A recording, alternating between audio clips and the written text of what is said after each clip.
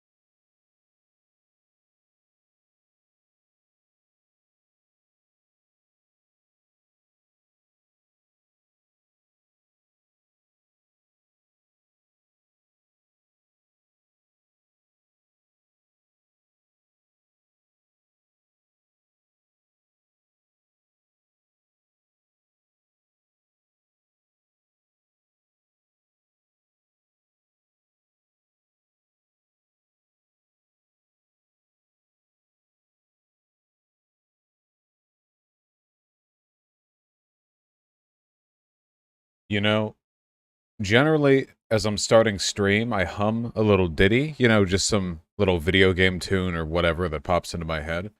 Um, but having listened to Hamilton, now the only thing in my head is Hamilton songs, and it is taking a superhuman, nay, biblical level of control to not sing a Hamilton song, or, attempt to sing a Hamilton song, uh, as I start. I will spare you. I will spare myself. Um, Especially since being aggressively white, I would only really be able to sing the King George songs. Take my part and all that. What's up? Ah, yes. A stark reminder that I do indeed now have short hair. Hello, OBS preview window. Wild. How y'all doing? Yes, we're starting a bit early because soon we're actually going to be having a conversation with a PhD in international relations on international relations. So that'll be fun. That'll be good. We'll see how we do there. Yes, the battle of the Brain Lords. Vosh looks hotter without the ponytail. I think that seems to be the consensus. I think. Hamilton is such trash. In a sense, I agree, of course. I think it's very well-constructed trash. Man, I had a quite a late night last night. It wasn't Final Fantasy XIV, actually. I think my obsession with it is fading somewhat. Have any of you played the game Control? I've really been enjoying it. What? I refunded it? Oh, what a shame. You're basically like, you're like a lady with superpowers and a magic gun, suffering from visions, wandering around the SCP facility. But it's been overtaken by one of the contained creatures. Yeah, you're the new head of the SCP, basically. It's pretty good. What game was it? Control. It's also very pretty game. I was under the impression it was a AA game. Like, it wasn't a AAA product, but the game looks really good. So that's nice, It's not everything, but that's good. Wasn't Control made by the people who made Alan Wake? Was it? Oh, that makes so much sense. Oh my god, they made Alan Wake? They found out how to do fun combat. That's crazy. We love to see personal growth, don't we? Alan Wake is literally in the game. Spoilers! Hold on. Mouse and keyboard? Of course mouse and keyboard. It's a shooter. Well, there's shooting elements. Yes. How y'all doing? We've got some stuff to go over. Not this discourse. No, we're avoiding the discourse. We've got some stuff to go over. Hold on. I got a bunch of emails today from people who wanted to debate, and I basically sent all of them the same reply, like, hey, come on tonight them, and I haven't gotten a response from any of them. God, I'm an impulsive, or at least impatient person. If you're gonna go for it, you gotta go for it. Be ready. If you send me an email, okay, you need to have notifications turned on. No showers, no baths, be ready. Besides, not showering or bathing puts you in the perfect gamer headspace to defeat me in a debate. Excuse me. Yes, I want to see Jacob Geller's video. Yes. Anyway, we're going to talk to the PhD. After that, we've got loads of content to talk about. Also, we're doing just a little bit, of a drama moratorium, okay? Let me see if I can find an analogy for this. Let me see if I can find kind of a rapt comparison that I can bring about.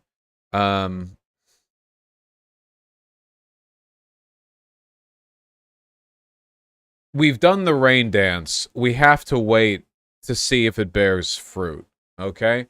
What happens right now, Noah Samson is what we call a, what do they call it? Quantum cringe state, where, whether or not, his actions can be split into a cringer-based timeline, depend on, observation and time. So, yes, the Schrodinger's cringe, exactly. simultaneously cringe and not cringe. So we'll see, you know. But until any evidence or information comes out, of course, we have to, you know, wait. So let's refrain from piling on while we wait. Did you watch his stream with President Sunday? I've seen bits of it. President Sunday is also affected by this mind virus that makes him think that Professor Flowers wasn't talking about ethnic cleansing of white people. Generally, President Sunday, thank you. I think is a very intelligent, well-reasoned person whose input I respect, but I don't know. It's the virus is going around. I don't know. Yes, Professor President. Look, it's tough for me. Okay, I misspeak enough as it is. Professor Sunday, right. All your clip channels are pulling up Flowers advocating for it, Vosh, so that's nice. Well, yeah. Of course, Tequila Sunset, though past a point, the charitability is something which, if applied in excess, becomes dishonesty, right? I mean, like, you know Nick Fuentes dog whistles, right? I mean, if anyone's being charitable enough towards those to play them down, then at that point, it's either delusion or it's, you're covering bases. I don't think that, of course, the Professor Flowers situation is even remotely comparable to Nick Fuentes tier shit, but, obviously charitability has to be meted out in a proportionate level. Otherwise, yeah, you know. you know. Okay, wait, hold on. Let's have the conversation. Loba, I'm sorry your boyfriend broke up with you yesterday, and I love you. But not in that way. You'll have to find someone else. But you take your time. All right, let's have a convo.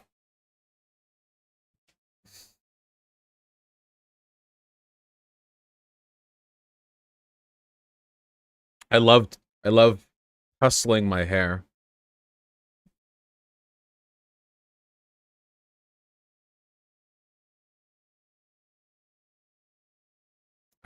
Which of these accounts was it? Hold on.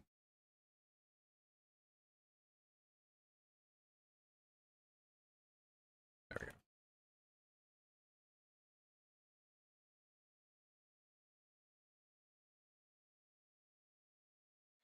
I have to say, this is probably the first time that a guy has cut his long hair and had a more traditional short hairstyle, and that made him look gayer, you know? Like, isn't that wild, you know? Normally, cut your hair short, boy, you know, that's like, oh, well, now you look like a man, but, now I look like even more of a faggot. I didn't look like much of one at all before. I'd say right now I'm at like a 3 out of 10.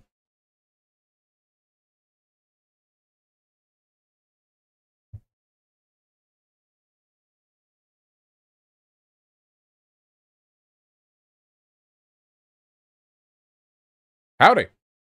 Hi, can you hear me okay? Yeah, as a matter of fact, I am. Sorry. Okay, perfect. Okay, yeah, thank you very much for having me on. Yeah, the pleasure is mine. Tell us who you are and how we should refer to you as. Yeah, sure. So, Mm-hmm. Mm-hmm. okay, I'm a PhD.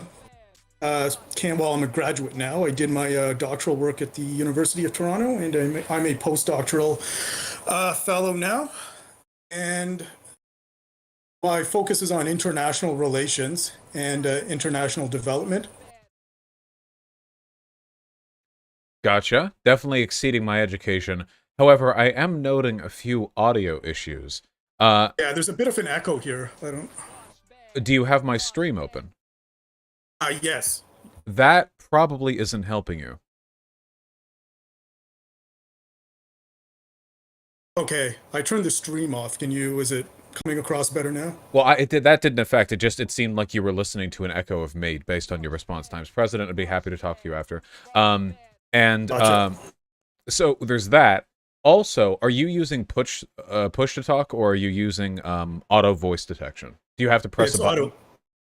No, I can go to push to talk though, if that's better. No, I think it's fine either way. It's not picking you up when you're silent. However, there is some distortion in the background. Are you using the application for Discord, or are you using the desktop webpage?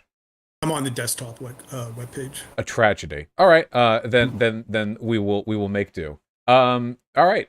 Hit me up. What contentions do you have with my talking points? Sure. So we discussed this a little bit privately over email, and I've listened to, I think, at this point, most of your recent videos on the topic, and I listened to your debates with Kolinsky and with the Jacobin writer, both of which I enjoyed immensely, by the way. So I think there's three propositions that you put forward that I would actually disagree with. So it seemed like you were drawing a few inferences. Number one, you seem to think that Russian imperialism is, uniquely nefarious or detrimental when it comes to the impact on populations in that region or anywhere. You seem to believe that, NATO's modus operandi or its rationale for existence is really to act as a deterrent to future Russian aggression, and that it's mainly a defensive organization.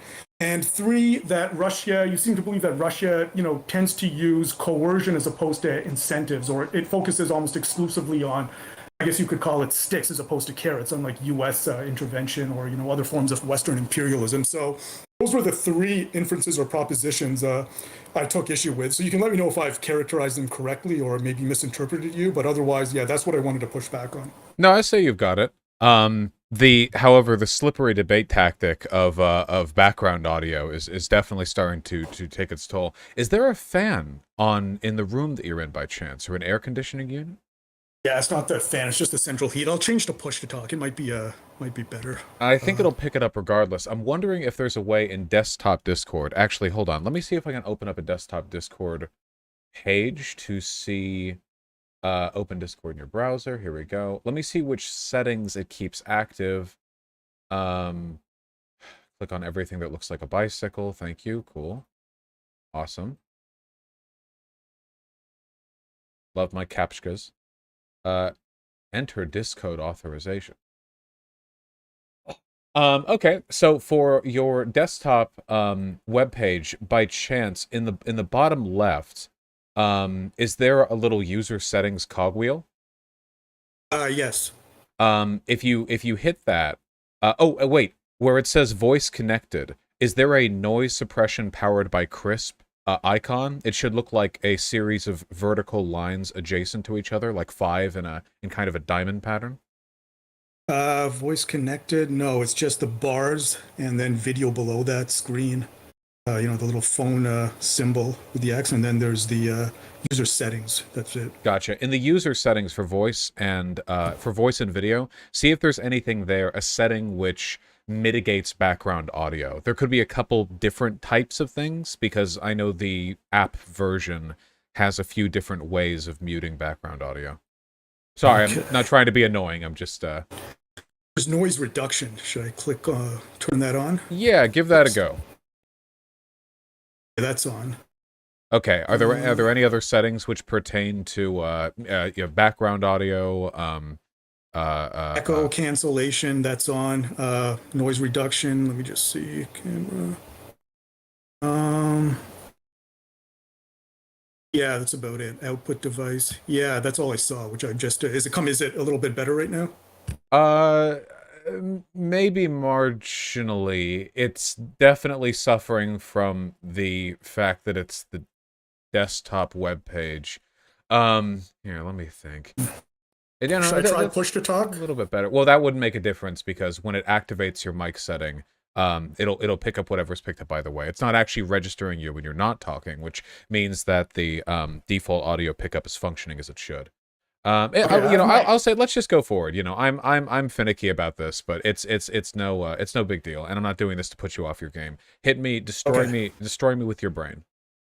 Okay, yeah. So I laid out, those are the three propositions I have an issue with. So I guess I was curious as to, the first proposition, your belief that Russian, imperialism or aggression in that region is, uniquely nefarious, or that they don't use a combination of incentives and, coercion is something, I was just wondering if you could, expand on that. Because if you look at Russian, at least the way I read or evaluate the situation, if you look at Russian actions in that region, it actually is not evident to me that Putin, despite being, obviously a horrendous autocrat, is not actually looking to engage in unilateral aggression in that region outside of very specific circumstances, if he can avoid it.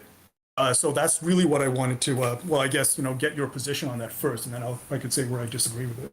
Well, it seems like he keeps doing it anyway. I don't know how this is him avoiding it unless he can't avoid it when he's the one who keeps going out of his way to do it.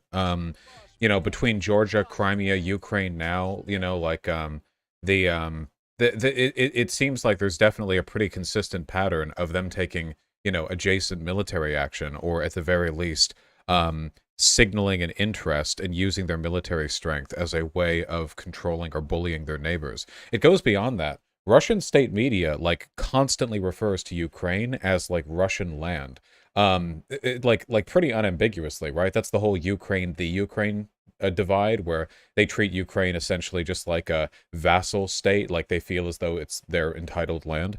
Additionally, there have been so many, and I didn't take the time to compile all these beforehand, but there is so much evidence of Russia using, I guess you'd call, dirty diplomacy tactics to try to bully its neighbors into submission, from trying to dictate the diplomatic policies their neighbors take with the West as a way of, striking fear into their hearts, to attempted coups, funding separatist groups, terror attacks, false flags done against themselves to justify action against them, which they have a long habit of doing. It's stuff like that. It definitely seems like Russia has a plan, which is to rebuild geopolitical hegemony in its space of the world. And it enacts that plan not through forming really strong economic ties, because it can't really do, because it's a poor country, but through bullying their neighbors with a disproportionately large military. I don't think the United States really does this. When we engage in behavior like that, it's usually in countries that are outside the imperial core. We engage in this behavior with the imperial periphery. If there's a country with natural resources we want to exploit, then we engage in this behavior with them in order to make them supplicant to American business interests. But I think there's a big difference, at least in terms of outcomes, between engaging in behavior like that and just literally invading your neighbor and annexing territory, which is a much older and I think much more dangerous kind of aggression. Okay, yeah. So regarding those points, it's true they certainly have acted that way in the cases that you mentioned, right? And the issue I have there is, I'm sure, as a sociology, major and a sociologist, you understand there's dangers of selecting on the dependent variable, which is what happens when you just look at the areas where they actually have outright, intervened in militarily. But there are other areas or other countries in that particular region where Russia has, in fact, he's tried to use incentives or economic diplomacy by constructing a Eurasian economic zone, and he's done this, in Belarus. He's done this in Kazakhstan. He's, done this with Armenia, and it's actually in his interest. But Belarus, if we take one example, over here, Belarus at one point cut off Russian crude because they were having a feud in terms of the prices that were being charged. They diversified by then switching to U.S. imports and European imports, and there was a bit of an economic battle between Russia and Belarus at that point, where Putin cut off oil supplies periodically. Then he increased the oil. Then he started it again, and Belarus has continued to import from Europe and the United States, and they have not actually. They've continued to diversify, and you haven't seen an invasion in. Of Belarus. Kazakhstan has the largest oil, reserves in the Caspian Sea area.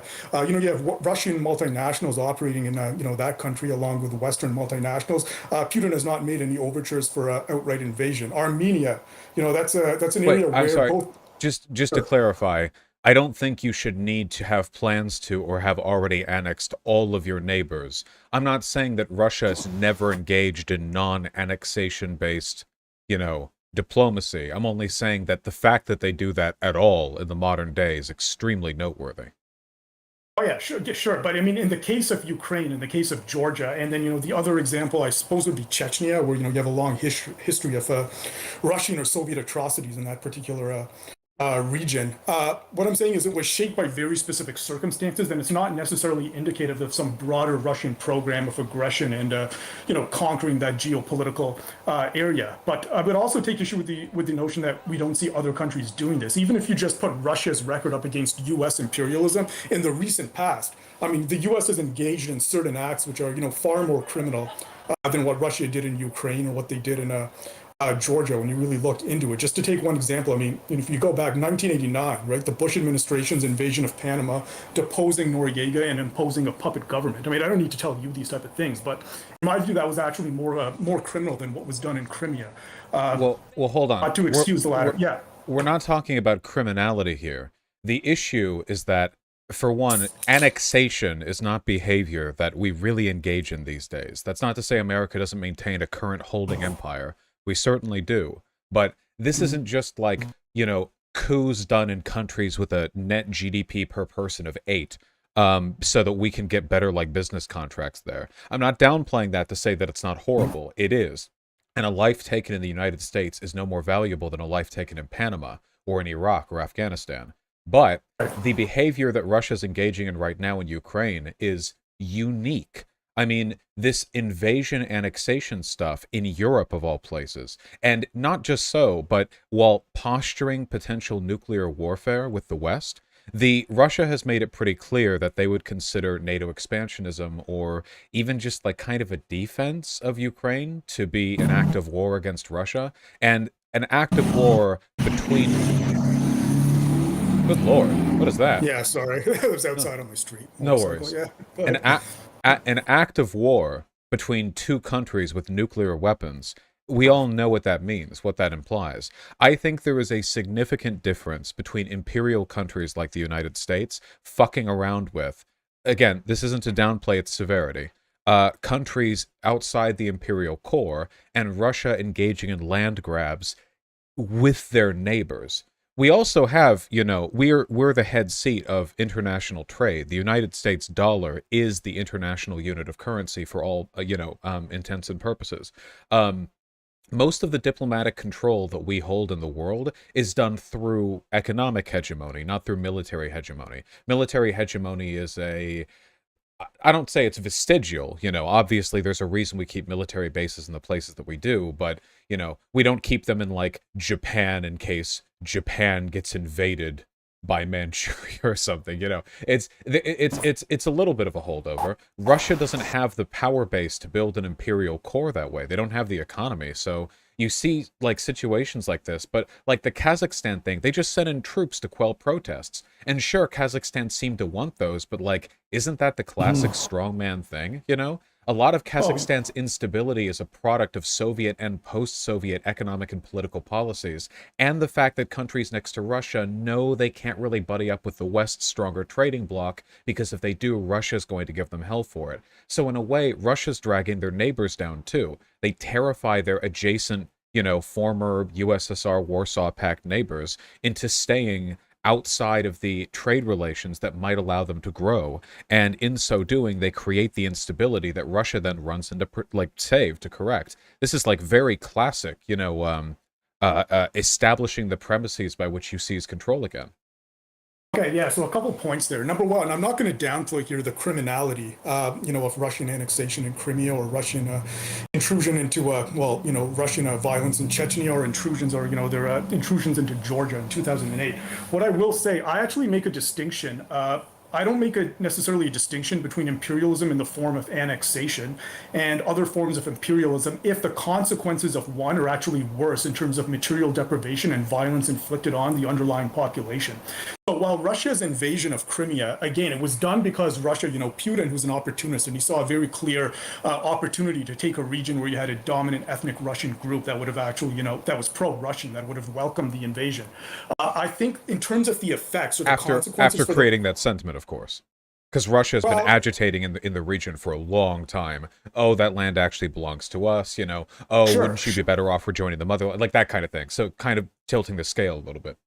A little bit, but there was also some type of an autonomous underlying, support for that type of, a pro-Russian sentiment, even, like that predated that because of, the history between Ukraine or between Crimea and Russia. And also then we can look at what happened with the ousting of, Viktor Yanukovych, which, I'm not against in any way supporting his rule, but in terms of the initial election that brought him to power, all international observers say that election was relatively free for that particular region. But what I would just say in terms of Russian actions in Crimea, if the act of annexation actually has a less detrimental effect on the population than some other form of imperialism, for example, U.S. intervention through other means by supporting paramilitaries and corrupt governments in Colombia as using the drug war as a pretext, or militarizing the drug war in Mexico, etc., which has led to the uprooting and killing, violent repression of tens of thousands of peasants at this point. I mean, as a consequentialist, I think you're a utilitarian. I think you could appreciate that point as well. That simply because it's an annexation, we don't necessarily. They have funded secessionist groups. They're doing that in East Ukraine right now. They're doing the thing that we do. They're cribbing our style. Sure, but I'm talking. Yeah, sure, but I'm talking about the the impact of the actual intervention. You seem to be taking the position that annexation on its own is uniquely nefarious and uniquely something that sets Russian imperialism apart from other imperial Yes. powers. I'm saying, yeah, okay. So what I'm saying is that, and I think you would appreciate this as a consequentialist, if one model of imperialism, for example, the U.S. model in Central America and Latin America, has more nefarious or detrimental effects on the underlying population in terms of violence inflicted, for example, on marginalized communities, on peasant groups, and if the material deprivation as a result from that model of imperialism is worse than the model which involves direct annexation, like in Crimea. And I think, empirically we can show this. The effect on the Crimean population from Russian annexation, while criminal, doesn't come close to the deprivation and the violence inflicted on Colombian and Mexican peasants as a result of U.S. imperialism. Then I'm not necessarily, in the camp where I would say Russian actions are, necessarily, more detrimental or somehow more nefarious than the U.S. model. That's not to excuse the criminality of that invasion, because I don't, according to, based on international, law, clearly it's something that should be condemned. But I wouldn't automatically say Russia is, separate from the United States or other imperial powers for that reason. Well, the problem is that we're jumping across levels of severity, time periods, types of outcomes. There's a reason why the Cold War went down the way that it did, I think that an invasion of Vietnam that kills 500,000 is probably morally much more defensible, not at all, mind you, but still more, than an invasion of East Germany from West Germany, which would have killed 50,000. The reason being the potential for the end of the world. Russia's playing a really dangerous game right now. They're essentially denying their neighbors the ability to enter NATO. And if they don't enter NATO, that means they're a fair playground for Russia to invade. And then Russia moves westward until their borders match NATO's, and then the same problem, it emerges twice. Okay, yeah, so that's actually another, the proposition I would take issue with. I don't think there's any evidence that if you actually got rid of NATO, I'm not suggesting that, the countries that are a part of NATO should, have their membership revoked. But what I'm saying is that even absence that membership, there's no evidence that, Putin, he came to power, as I mentioned, with by forging an alliance with oligarchs and by renationalizing strategic Russian industries. It's based on a form of, patronage and, crony capitalism domestically in Russia, which is what he uses to shore up his political and his social and his economic power. But there's no evidence that he's actually interested in expanding westward in that type of a fashion. On the contrary, he's doing it right now. He right now has troops on his western border. Yeah, and so if you look at whether or not he invades, I don't know if you're familiar with the journalist Patrick Coburn, but he's spoken. Are you familiar with him at all? Even so, wait. Journalist? I can't predict the future. He might not invade, but even if he didn't, the fact that he's threatening invasion of Ukraine, a country that he's already annexed and a point of moving westward, that is already an indication of imperial intent moving west. So in terms of Ukraine, first of all, so again, going back to what I think will actually happen, it's true he might do it. And if that happens, there's a number of solutions that I think should be on the table. But Patrick Coburn, who's an investigative journalist who has spoken to a former Ukrainian general, some on the ground now, saying this is all bluster in terms of Putin's strategy. He gains everything by putting forward the perception of invasion without actually carrying out the invasion. So wait, this is irrelevant. You can't say that you don't have imperial. So wait, if it's a bluster, what would the bluster be other than to signal imperial intent westward? Either they conquer East Ukraine, all of Ukraine, or they don't want Ukraine to join NATO, because if Ukraine does join NATO, which they want to, the people of Ukraine want to join NATO, that would mean that Russia would no longer be able to freely fuck with Ukraine without risking nuclear war. That is the main incentive. He doesn't want actually NATO encroachment, in why other areas. Why doesn't he want that? Because he doesn't. So Ukraine wants to be part of NATO.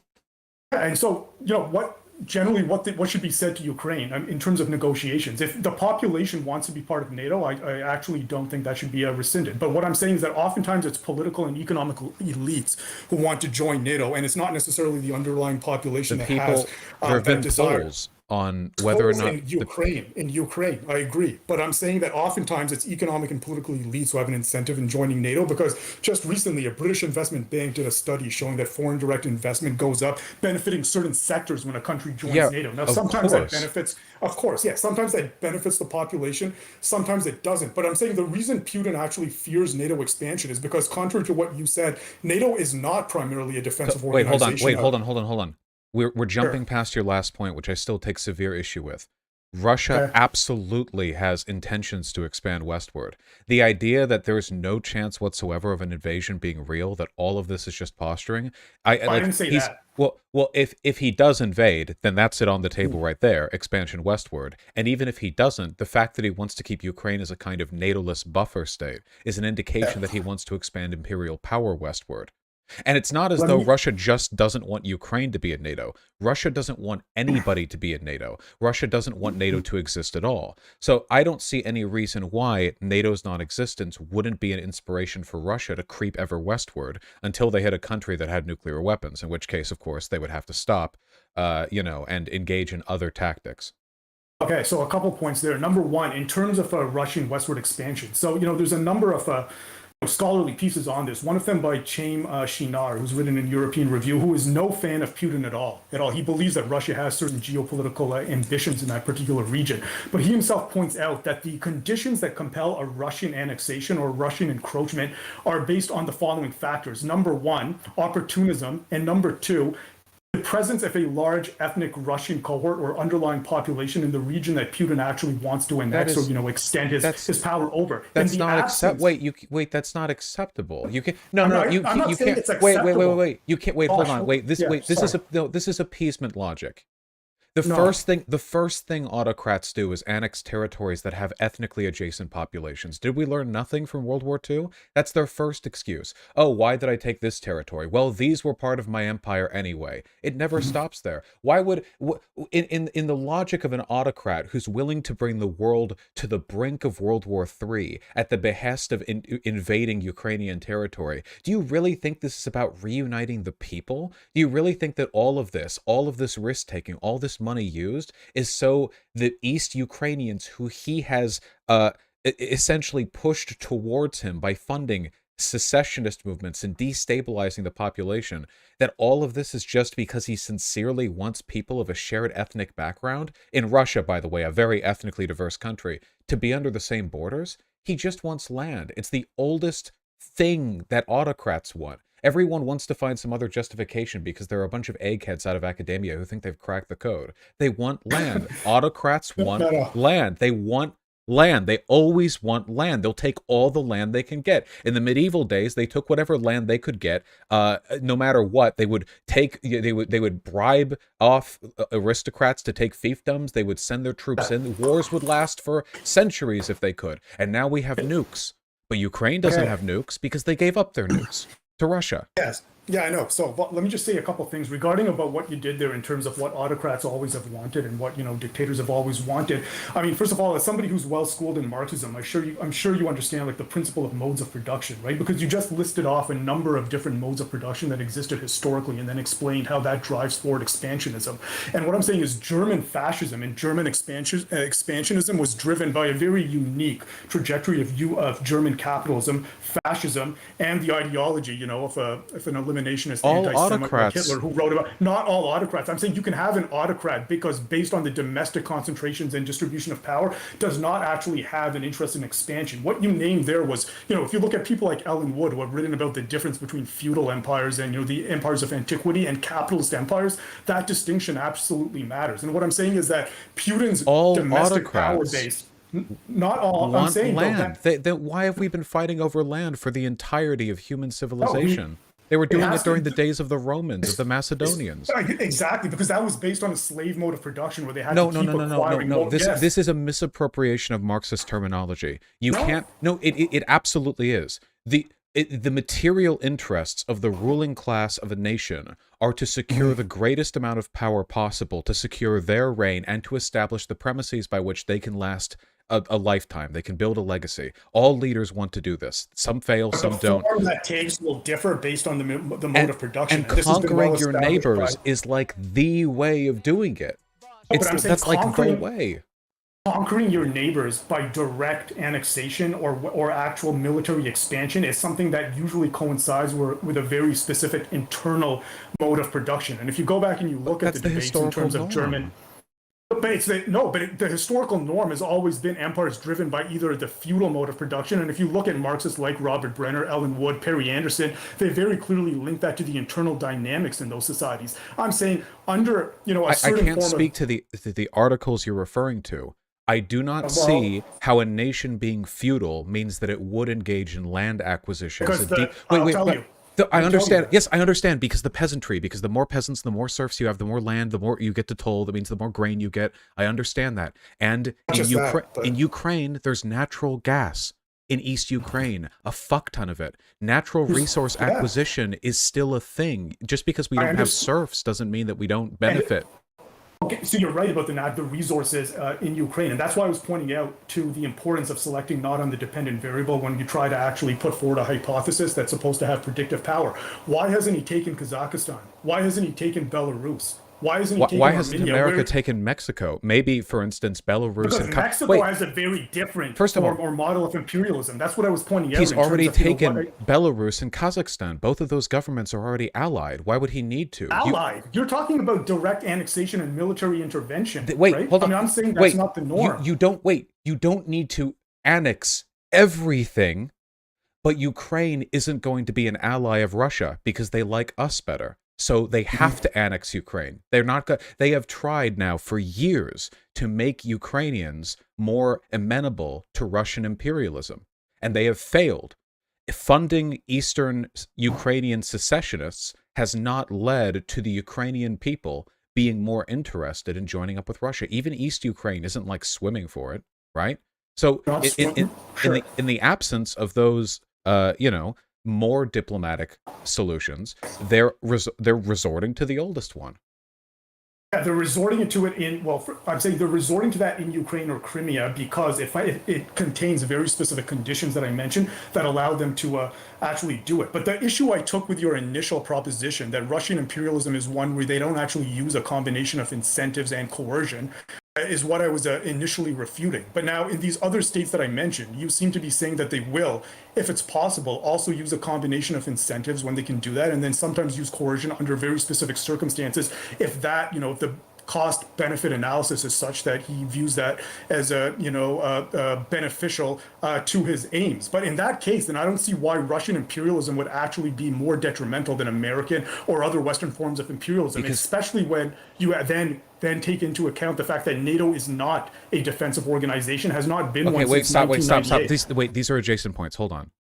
I never said Russia doesn't have allies. Obviously, Belarus and Kazakhstan are close to Russia. They don't really have a choice considering how hard Russia goes against any neighbors they have that end up siding with NATO. Kazakhstan in particular is pretty fucked because it doesn't really have the ties to China to fall into their geopolitical sphere, and they're not even in Europe, so they don't really have a chance of any kind of Western support. We wouldn't even be able to move troops there without taking the very long way around. So Kazakhstan never had any choice otherwise. We all know the history of Belarus, and we understand the collusion which has taken place between Belarus's government and Russia's. We know Belarus is not a democracy, and that the will of the people is not being fairly represented there or in Russia. To be fair, it's not being well represented in Ukraine either. Better than Belarus, but not great. Now, Russia, the idea that Russia just like ever so like just only just ethnic, adjacencies, we've seen this. This is a classic excuse that imperialists engage in as a way of annexing neighboring territories until they run up against the territories that are too unfavorable towards them to annex. So Germany could just annex the Sudetenland and Austria because they got along well enough. There wasn't really that much of a fuss. That wasn't going to fly with Poland. So now he has to contrive some excuse to attack Poland, something he framed as a defensive measure, by the way, as did the Soviet Union in Poland. They both did that. Now, with Ukraine, like we understand what they're engaging in brinksmanship over this. They're threatening nuclear war effectively by suggesting that Ukraine's will to be a part of NATO is actually Western aggression against them. I think this is categorically different. And if you don't think that they wouldn't do the same thing to Estonia, Latvia, Lithuania if it weren't for NATO, or if they wouldn't resume, of course they would. Why wouldn't they? No, because what they want to do, what Putin wants to do, is construct a Eurasian economic zone, right? It's no different from bilateral investment and trade treaties. Then why invade? No, he has. So that's what, in certain circumstances where there's been conflicts between his attempt to construct a Eurasian economic zone, and there's been pushback from the leaders in these other countries that I've named, he hasn't actually invaded. In Ukraine, you had a very specific set of circumstances that actually coincided, with his opportunism and his and the overthrow of Yanukovych, which then created very specific conditions for him to then march into the Crimea. But what I'm saying, you seem to be taking the position that if NATO stopped expanding, all these other countries within that region would be under threat of invasion. Yes, and I'm saying there's unequivocally, 100%, without a shadow of a doubt. If I could somehow travel into an alternate universe where NATO never expanded, I would kill myself if I didn't look at the map in 2021 to find that Russia's borders now extended to the edges of Germany. Okay, I would shoot myself dead right then at the moment. Of course they would. All they've wanted to do since the end of the Cold War is re-establish the old borders of their empire. It's a position that actually isn't in line with what most IR scholars are saying about Russia's geopolitical ambitions, and it's a position that isn't borne out by Russia's behavior with other states currently. There's no. Do they have big YouTube channels? No, that's why. No, but that's why I think it's important to actually look at what's being stated in some of the relevant literature right now. Even the most anti-Putin, and I'm anti-Putin. So I know you've debated a lot of people who are pro-Russian, I would consider framing Putin's intentions as merely a product of ethnic similarity to be a form of apologism. I don't think that has anything to do with it. I just think ethnic similarities are a geopolitical weak point that he can ply on as a way of integrating a population more effectively. But I don't think he actually gives a shit about the ethnic groups or whatever. It's not apologism, right? It's just not apologetics, because I'm just actually looking at what the geopolitical reality is, and that's what I think I'm doing. Well, you can't say it's not I'm just being realistic. Well, I think I'm being realistic. No, because I'm saying that if your hypothesis was correct, for it to be robust and have explanatory power, there are certain observable implications we would expect to see, which have not materialized. And the fact that those observable implications have East not Ukraine funding, Crimea, Czechia. The situation in Georgia and the situation in Ukraine were driven by very specific on the ground that seem to keep happening, right? So, it seems to keep. Wait, in 20 years we've had 4 invasions. That's not keep happening? Do you know the situation in Georgia, what happened there? Because if you look do you not think that was an extension of Russia flexing military power as a way to expand its geopolitical interests? it was criminal and it was disproportionate. Oh yeah, of course they wanted to actually, further their geopolitical interests, but it's not a situation of them just actually seeing, furthering their naked ambitions to expand militarily and Wait, how conquer other not? territories. It was because what happened in the case of Georgia was South Ossetia wanted to actually secede from Georgia. The Georgian president at the time, his name escapes me, but he believed he had gotten a green light from the Bush administration to go in and actually crush that secessionist movement in South Ossetia. He misread the Bush administration. They didn't give protection when Russia then just actually went in using the pretense to protect Russian troops or peacekeepers in South Ossetia and It to seems put like down ethnic to repel the similarities. Georgian invasion. It seems like ethnic similarities are a really convenient, like fulcrum that Putin keeps leveraging as a way of engaging in imperialism against his allies. There wasn't a significant ethnic component in South Ossetia, and that's why some scholars say he didn't actually annex that territory at the time. He simply moved in to repel the Georgian military from actually preventing secession. And the United States, which appears to have given, some ambivalent gestures to the Georgian president that they would support them with military arms, decided not to do that in the end under the Bush administration. But it's a more complicated situation than Putin just, trying to invade is what I'm saying. And I'm saying the observable implications. No, it wasn't just trying to invade. You keep implying that my position is just that Putin is just literally wants to paint the map red and like everything will just be his borders or whatever. I think that he will use his military and other forms of hard diplomacy, like, funding secessionist groups or whatever, engaging in coups, which plans have been found for him to do this several times, in order to rebuild his geopolitical space. If he was just interested in a trading sphere, he wouldn't need to be threatening invasion. America doesn't need its troops, for example, to maintain the trading sphere that we have in West Europe. We have not recently threatened France with invasion, to my knowledge, though I wouldn't mind if we did. What he has to do, because Russia is economically pathetically weak compared to its other metrics, is that it has to bully its neighboring countries into playing the game. It has to say, hey, basically, like, if you try to, like, even look at the West, like, we're going to fuck you up. Russia's done this over and over, and this isn't like me reading into them. They've said this. They've explicitly said for decades now that the countries in their adjacency interested in what, like, that it's Western imperialism for them to want to be part of NATO. It's Western imperialism for them to trade with us. Russia's been explicit about this. Without their ability to incentivize allyship with a strong economy, the way that we can with West Europe, what they have to do is bully these guys until they have no other option. Yeah, so what you've just described there is a conventional model of imperialism, and that was the position I was actually taking. You know what? Everything you just described there is something the United States has done throughout the 1980s, even the 1990s in Central and Latin America. They did it in the Balkans. They did it in the Middle East. Yeah, but we don't annex territory. We don't. That's what. You just said annexation isn't the main metric you're looking at. But they're doing it. They're doing it at all. They've done that in the case of Crimea. They didn't do it in South Ossetia. I'm not saying they do it all the time. The fact that they do it at all, and they're threatening nuclear war. When was the last time America threatened nuclear war? Did we do it when we invaded Panama? Were we saying like, hey, funding like Panama like defense groups, it will be considered an act of war, which we will use the totality of our nuclear weapon. Like Russia does this. I don't fuck around with this nuclear war stuff. Okay, Ukraine is next to Poland. All right, we can't do this. The Russian brinksmanship. Listen, I'll be honest with you. Okay, if they were going for Georgia, like number 2, Bugul, actually Turkey is ours. If they were going for Kazakhstan or whatever, like that's really bad, and I would oppose that. But I think there's a huge difference between advancing military borders up against nuclear armed NATO nations and just like bullying neighbors where that's not a potential consequence. In a consequentialist sense, like the nuclear war is the ultimate bad end state here, and Russia keeps threatening it. They keep bringing us closer to it. The only reason NATO exists at all these days is because countries next to Russia are fucking terrified of Russia and they want to be part of NATO. That's not the case. So, scholars like Glenn Deason, who's a professor in Norway, I believe, he's written and talked about this extensively. Since 1998, NATO actually repositioned itself as an offensive organization. The bombing of Yugoslavia, against which was a Russia, criminal bombing.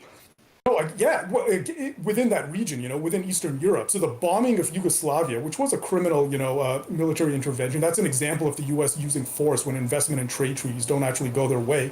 But that was actually timed and coordinated by Albright to actually intersect with the anniversary of NATO's existence because they needed a Wait, hold on. rationale. You were being very charitable to Russia's intentions in Georgia, and your reading of the NATO bombing of Yugoslavia is that's what happens when you don't play ball with our trading. But I'm pretty sure Absolutely. I'm pretty sure the Yugoslavian bombing by NATO had more going on there than the justifications that Russia used to invade Georgia. But I'm saying NATO doesn't exist to posture like military engagement against Russia. Russia's a nuclear power. NATO can't do No, shit against it. NATO. I know it's NATO actually exists now. It was repositioned as an offensive organization, as Glenn Deason and others have pointed out, in order to actually project its own power in Eastern Europe. The bombing of the Balkans was deliberately coordinated, right, to coincide with the anniversary of NATO's existence because they needed another rationale for its existence in the aftermath of the dissolution of the Soviet Union and the end of the Cold War. It is not a defensive organization, and it is not just it doesn't exist to act as a deterrent. And if you're actually legitimately concerned about preventing nuclear war, and I believe you are, you're sincere in that, as am I, then what you should actually be focusing on is preventing NATO from continuing its expansion. It's not about. All right, no, wait, hold on. I gotta push you hard on this. I gotta push you hard on this. Okay, hold on. First of all, the Yugoslavia stuff is complicated, and I don't fully agree with the rationale that went into it, but like an ethnic cleansing was taking place. Something like 1.5 million Albanians were being displaced. The idea that like this was exclusively some offensive thing. Obviously, look, okay, I don't believe in any free lunches, all right? I don't think that like we intervene there out of the kindness that we feel towards Albanians, okay? Obviously, any military engagement we engage in is going to be a product of our geopolitical interests being made manifest through power. I don't disagree with that. I think that's the case with every country ever. However, with how much nuance you're willing to pull on Georgia, an instance of Russia cracking down with overwhelming military force in a way which perfectly coincided with their interests, I would say the bombing of Yugoslavia by NATO in response to an ethnic cleansing which affected millions of people was relatively light touch. Again, in a vacuum, bad and worth criticizing. In the context of a convo where you're being nuanced with Georgia, let's be nuanced with it. Additionally, like that doesn't. Hold on a the second, bombing of Yugoslavia doesn't mean this is an offensive. Yeah, yeah. It is. I don't like to posture. I actually wrote my master's major research paper on the dissolution and bombing of Yugoslavia. I've delved into the literature and the scholarship on that. It was not done to stop ethnic cleansing, and atrocities were taking place from all sides by the Serbs, by the Croatians, this is my point with by Georgia. the KLA. Yeah, but I'm just telling the bombing was specifically done because there was an impediment at this point for the U.S. Or for Western penetration of capital within that particular region, and all of the actual industries that were bombed during that air campaign happened to be state-owned industries in Serbia. But leaving that aside, it was an act of aggression. It was a criminal bombing, and it was deliberately timed and coordinated to reposition NATO as an offensive organization, as Deason and others have pointed out. So there's good reason for Russia to actually fear expand. Now, it doesn't mean that NATO's planning a military invasion of Russia, because this came up with in the debate with Kalinsky. I agree with you. I don't believe any Russian leader, including Putin, believes that NATO is actually primed to invade Russia, or that NATO is actually going to plan any kind of military aggression into Russia, nor are NATO officials, working that angle either. But there's other reasons to have problems with ongoing NATO encroachment and expansion within that particular region. The excuses that Russia uses are bullshit. They're completely made up. They're completely disingenuous. Again, like the issue that I have again here is like you were willing to play like quite a bit of nuance with regards to the Georgia thing, which I think is way less justifiable than the Yugoslavian bombings. You keep acting as though I'm defending whole cloth the NATO bombing of Yugoslavia, when all I'm saying is I don't appreciate its framing relative to the charitability and nuance with which you're presenting the invasion of Georgia, especially since the vast majority of the damage done in the whole Albanian, Yugoslav, Kosovo, da-di-da-di-da, was a product of, the ethnic cleansing going on, not the bombing itself. Whereas in the case of the bombing itself was far more damaging and detrimental to the populations than the actual ethnic cleansing, which only actually increased after the bombing took place. And it was not, if you actually look at what was that was the ethnic cleansing. Wait, no. No. I'm saying there was ethnic cleansing the Serbs were being ethnically cleansed from Croatia well before the intervention. That didn't actually compel U.S. interventionism. I'm not saying we were acting like out of the kindness of our heart. Wait, hold on. You keep replying to arguments that I'm not making, and it's getting a little bit frustrating, okay? Okay, go on. I'm Make not your saying argument. that our involvement there was kind-hearted, that it was done out of the kindness of our hearts, or anything like that. However, like, tens of thousands of Albanians died and hundreds of thousands fled their homes. I think the estimated bombing death count from us was between 5 and 1,500. That's not good. People died, that's not good, but more people died and were displaced as a product of Russian involvement in Georgia, or at the very least displaced. I know a lot of people were displaced due to their involvement. I'm not sure what the death numbers were. I'd have to look. The death numbers for the bombing of Yugoslavia as a result of NATO bombing was estimated at over 2,000 at the time, so it wasn't actually just a few hundred. The Yugoslav estimate is 2,000 plus, whereas other estimates have put it between 1,000 and 500. So I said between 500 and 1,500 because ultimately there's no way for us to fully know. Either way, tens of thousands of Albanians were killed. The overwhelming majority of death and terror done there was in the ethnic cleansing that was taking place. So all of this parsing aside, I don't think this means that Russia's concerns about NATO are justified. I'm not saying, when I say NATO is a defensive organization, I don't mean they're incapable of using military force against other nations. I'm saying that the presence they take with regards to Russia is they protect countries from being fucked with by Russia. NATO in Latvia and Estonia or whatever, like this isn't to front against Russia. This is to protect them, you know?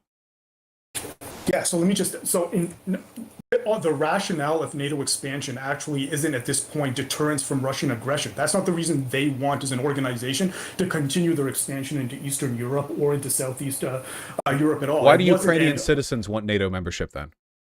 They want the leaders, the economic and the political elites of a large number of countries want NATO membership because sometimes it often brings certain economic benefits like increases in foreign direct investment.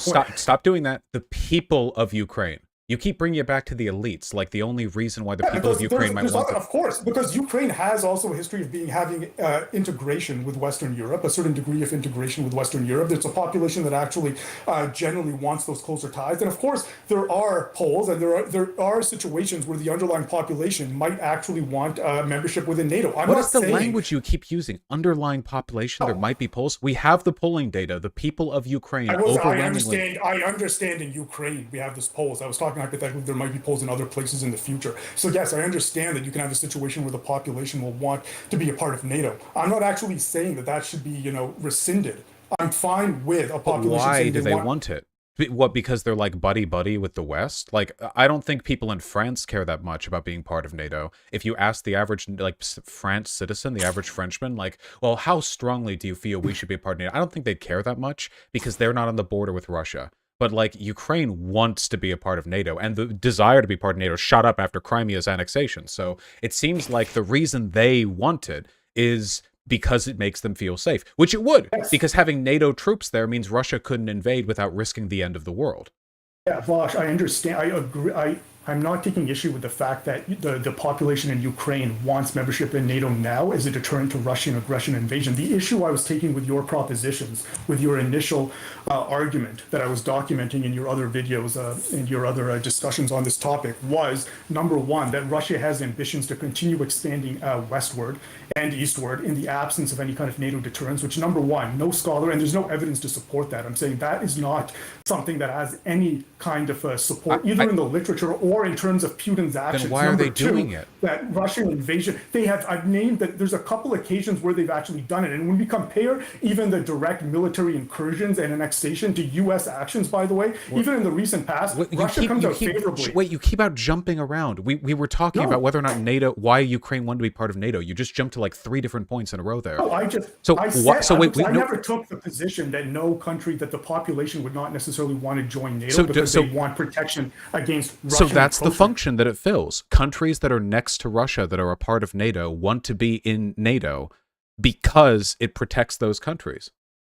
In the case of Ukraine, yes. In terms of NATO as an organization wanting to continue expanding within that region, no, that's not the rationale they have. They don't actually want an issue. They don't actually have a motivation to expand for the purpose of furthering protection, military protection from Russian aggression. They have other geopolitical and economic interests. Yes, of course they do. But of course. But Estonia, Latvia, Lithuania, Ukraine, what have you, Mhm. these countries want to be a part of NATO because it protects them. You keep, again, the argument you're responding to right now is one in which I say NATO's only intention is to protect people, and they're very good, and they have no ulterior motives, and they definitely don't participate in furthering Western hegemony. Of course they do. I'm not denying that. I don't really care if the alternative is Russian hegemony, which seems to be worse in this case, certainly in the context of Eastern Europe. This is the difference, okay? Countries that want NATO there and NATO arrives, they like NATO being there, okay? Countries that don't want Russia there often end up getting Russia there anyway. So in terms of how NATO is positioned at the border of Russia, Estonia, what have you, possibly Ukraine, how is that bad? Shouldn't they have a right to defend themselves? They should, in the face of overt Russian aggression and actual evidence that Russian plans, military incursions and naked aggression. If you use those, so just hold on. We should let each other talk a little bit, if you don't mind. Like, I'll let you continue, but if you just give me 15 seconds, that'll be good, and then I'll let you go. So what I'm saying is that the position you seem to be taking initially was that there was something unique about Russian imperialism compared to other models of imperialism. I'm saying that's not the case. Number two, I'm saying there is no evidence that in the absence of NATO, Russia would actually accelerate any type of non-existent plan to nakedly intervene militarily and annex territories to the west of it. And there's no evidence to support that. Even under the scholars who have written the most damning critiques of Putin do not say that's one of his ambitions. Except at all. Ukraine? And there's no, and so we went over why it happened in Ukraine. We understand what happened with Viktor Yanukovych, right? Do you understand what was behind that coup and what caused him to fall from a power? It was opportunism. That's it was the a criminal point. Wait, act. that's the point. Russia creates its opportunistic opportunities by funding secessionist groups, paying for disinfo, producing media, spreading lies. That's what they do. That's what all countries do if they could. Russia's just better at it. No, I would take serious issue with that. If you look at U.S. intervention in Latin and Central America, this is something that the U.S. has excelled at in that particular region. We aren't especially. annexing our neighbors. We just went over that. If you're talking about annexation that's taking place in Crimea, annexation didn't actually take place in Georgia or South Ossetia. I didn't say they annexed everything, only that they do it at all. Putin has said himself he thinks that Ukraine should be part of Russia. You realize taking Ukraine would be like a 400-mile stretch westward, right? It would put them up to Poland. They would be next to Hungary. So let me ask you something, though. So this goes back to something. How is that not expansion westward? No, if that we're talking about further expansion. You said if NATO didn't exist, they would continue expanding westward. I'm saying there's no evidence to support that's the case, and it's not supported anywhere. Here's what I was asking. Currently planning to annex one of the world's largest countries is current evidence of that. You can't like talk your way around this. Having hundreds of thousands of troops at the border in an effort to prepare for an invasion of one of the largest countries in Europe, which would move them westward, is plans for them to move westward. You can't argue your way around that. That is a thing that they're doing. Yes, well, again, this is an empirical issue, and it's an issue about whether or not they actually plan for an outward for a direct invasion. Putin himself has said that he thinks Ukraine should be part of Russia. Wait, what do you need? The leader of the country says that he wants them to be part of them.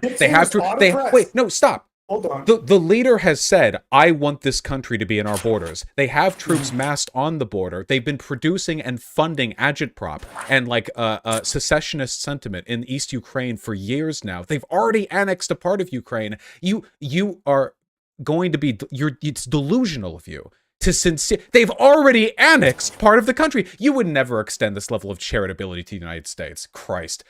This is the issue that I have. So many people, it's just such a clear bias in favor of Russia. You would, and I know this because you're left-leaning, the idea that any person would be left-leaning and go oh, America doesn't have intention of, moving westward, they just spent decades and millions of dollars using their intel agencies to fund secessionist groups and also annexed a part of the territory, and also they've explicitly said they feel like it should be part of the country. Come on! Putin said that! Listen, with the United States, even with their public proclamations, I often will say that what they're actually planning to do differs from, what their actual Your claim is that Russia does not intend to move westward, but now they're doing everything. And I said a very specific. There's no NATO in Ukraine.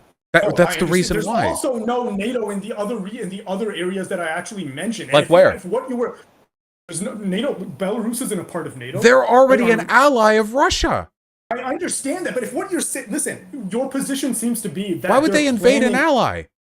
Oh, you seem to say your entire position in your other videos that I listened to was that they don't use a combination, and Belarus is actually. I have never said annexation is literally the only diplomatic tool they have. Again, you keep responding to arguments that aren't there.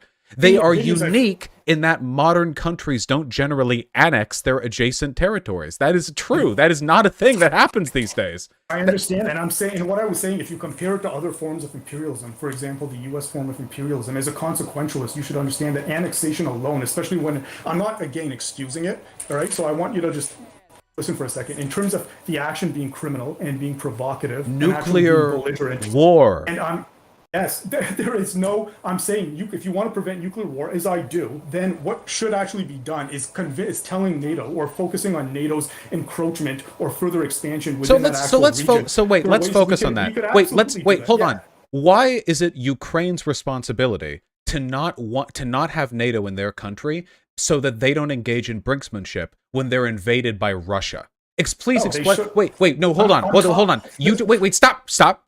You just put the burden of proof, you just put the potential blame on the countries Russia is invading.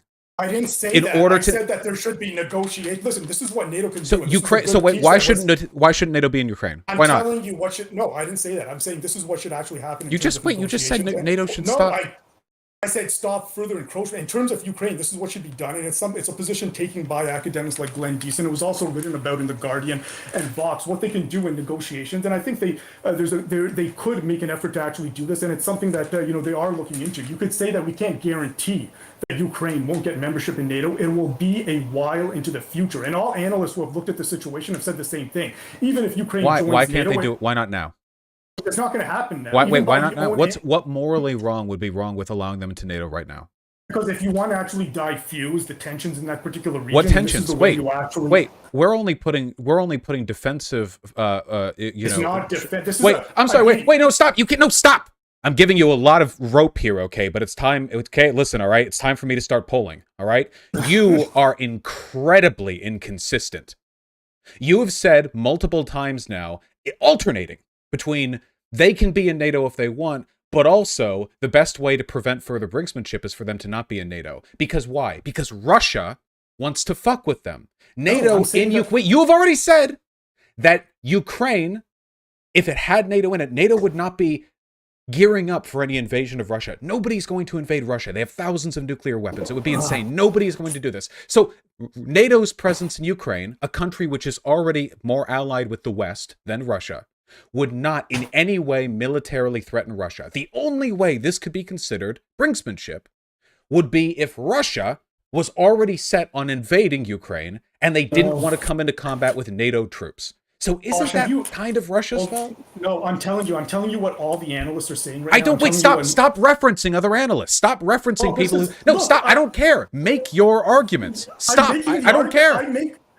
I'm making my argument, but I usually try to substantiate my argument by looking at citing people's names is not substantiating. That's an appeal to authority. No, it's not. I'm not saying it's true in virtue of this. I'm saying you have to substantiate your positions by sometimes relying on what the actual scholarship. That's not how you substantiate an argument. Just randomly citing a bunch of names and articles that I can't check live is only an appeal to authority. I don't know if you're citing what they're saying correctly. I actually sent you that article, if you recall, prior to this. I don't know if you actually looked it over, but I'm saying that oftentimes what you base your position on is just your impression of the situation, because quite frankly, I've watched your content. I enjoy it. I like you in terms of how you debate and how you interact with people, but you don't give the impression of somebody who's actually looked over in detail. If you have read their articles, then provide their arguments, not their names.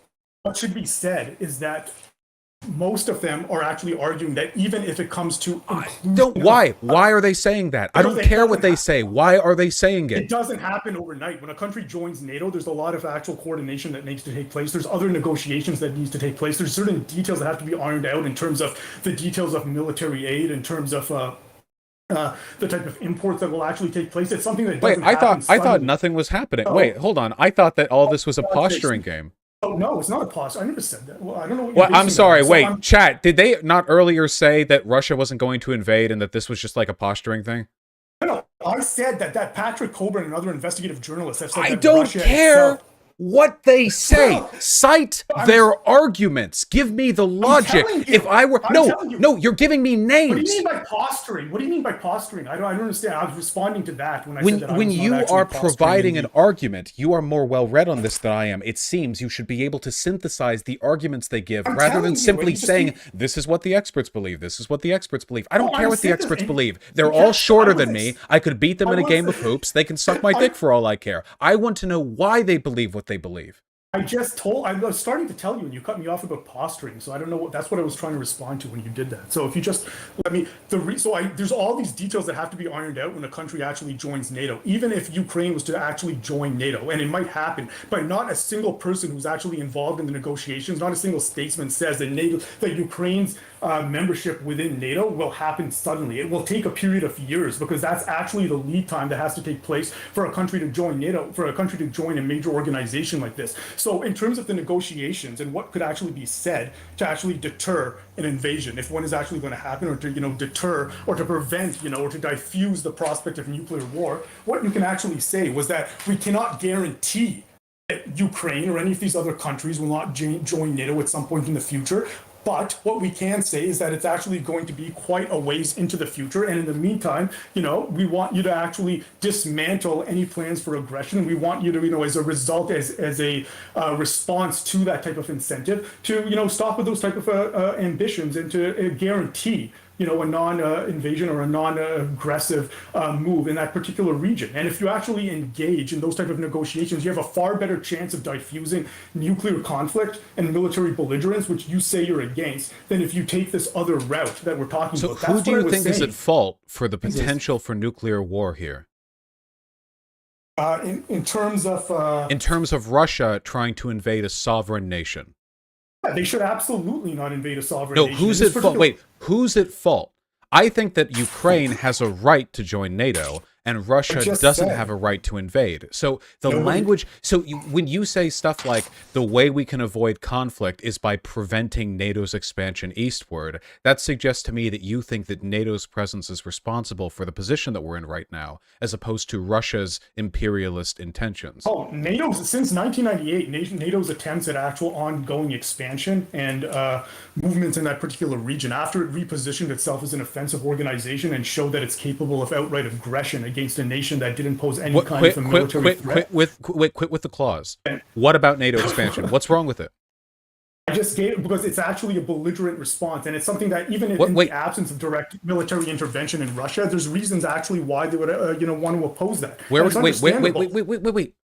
You think Russia doesn't like NATO only because they repositioned this? Wait, hold on. First of all, Russia and the Soviet Union disliked NATO before the Ukrainian bombings. So the idea that it was them repositioning themselves as an aggressive organization which led to them opposing them is ridiculously wrong. And additionally, I don't know what the relationship between I don't know what the relationship is between these things. So where should NATO have stopped? Why can't NATO expand? What's wrong with NATO expansion? In the abstract. NATO claimed in the abstract. So NATO claimed that they were actually going to stop after the Cold War, the dissolution of the Soviet Union. They initially said they weren't going to continue expanding eastward. Stop moving to other points. First of all, they never promised that. It's not in the treaty. You're free to read it. Answer the question. What's wrong with NATO? I don't care what diplomats say. Get it in the treaty next time, Gorbachev, the fucking idiot. Listen, what's wrong with NATO expanding into East Europe when the people in those countries want to be a part of NATO? The reason Russia would oppose NATO encroachment in that I'm asking you, what is wrong with it morally? I'm telling you. Because oftentimes what NATO has done, and they did this in the Balkans by balkanizing the former Yugoslavia, is that when NATO actually can encroach on a particular region, even in the absence of outright military intervention, which is not the threat here, in terms of how is morally wrong with NATO expanding into countries that want... I don't care what Russia thinks. I'm asking you, unless you are the Russian state, in which case that would explain a lot of this convo. What is wrong with them entering countries that want to have NATO in them? Nothing. If the population actually takes a vote and they actually want to be a member of NATO, I'm saying that's actually on a moral, in the abstract, that's fine. What I am actually saying is that in terms of pragmatics, you asked what could be done. And I said, this is what's actually on the table in terms of negotiations and what could be done to diffuse the military conflict. What I will say is that oftentimes when NATO moves into a particular region, or when you have an expansion, right, of a US economic interest within a particular region in Eastern Europe or in the Balkans or in Latin America, it tends to lead to other forms of imperialism and intervention, which often have detrimental effects on the underlying population.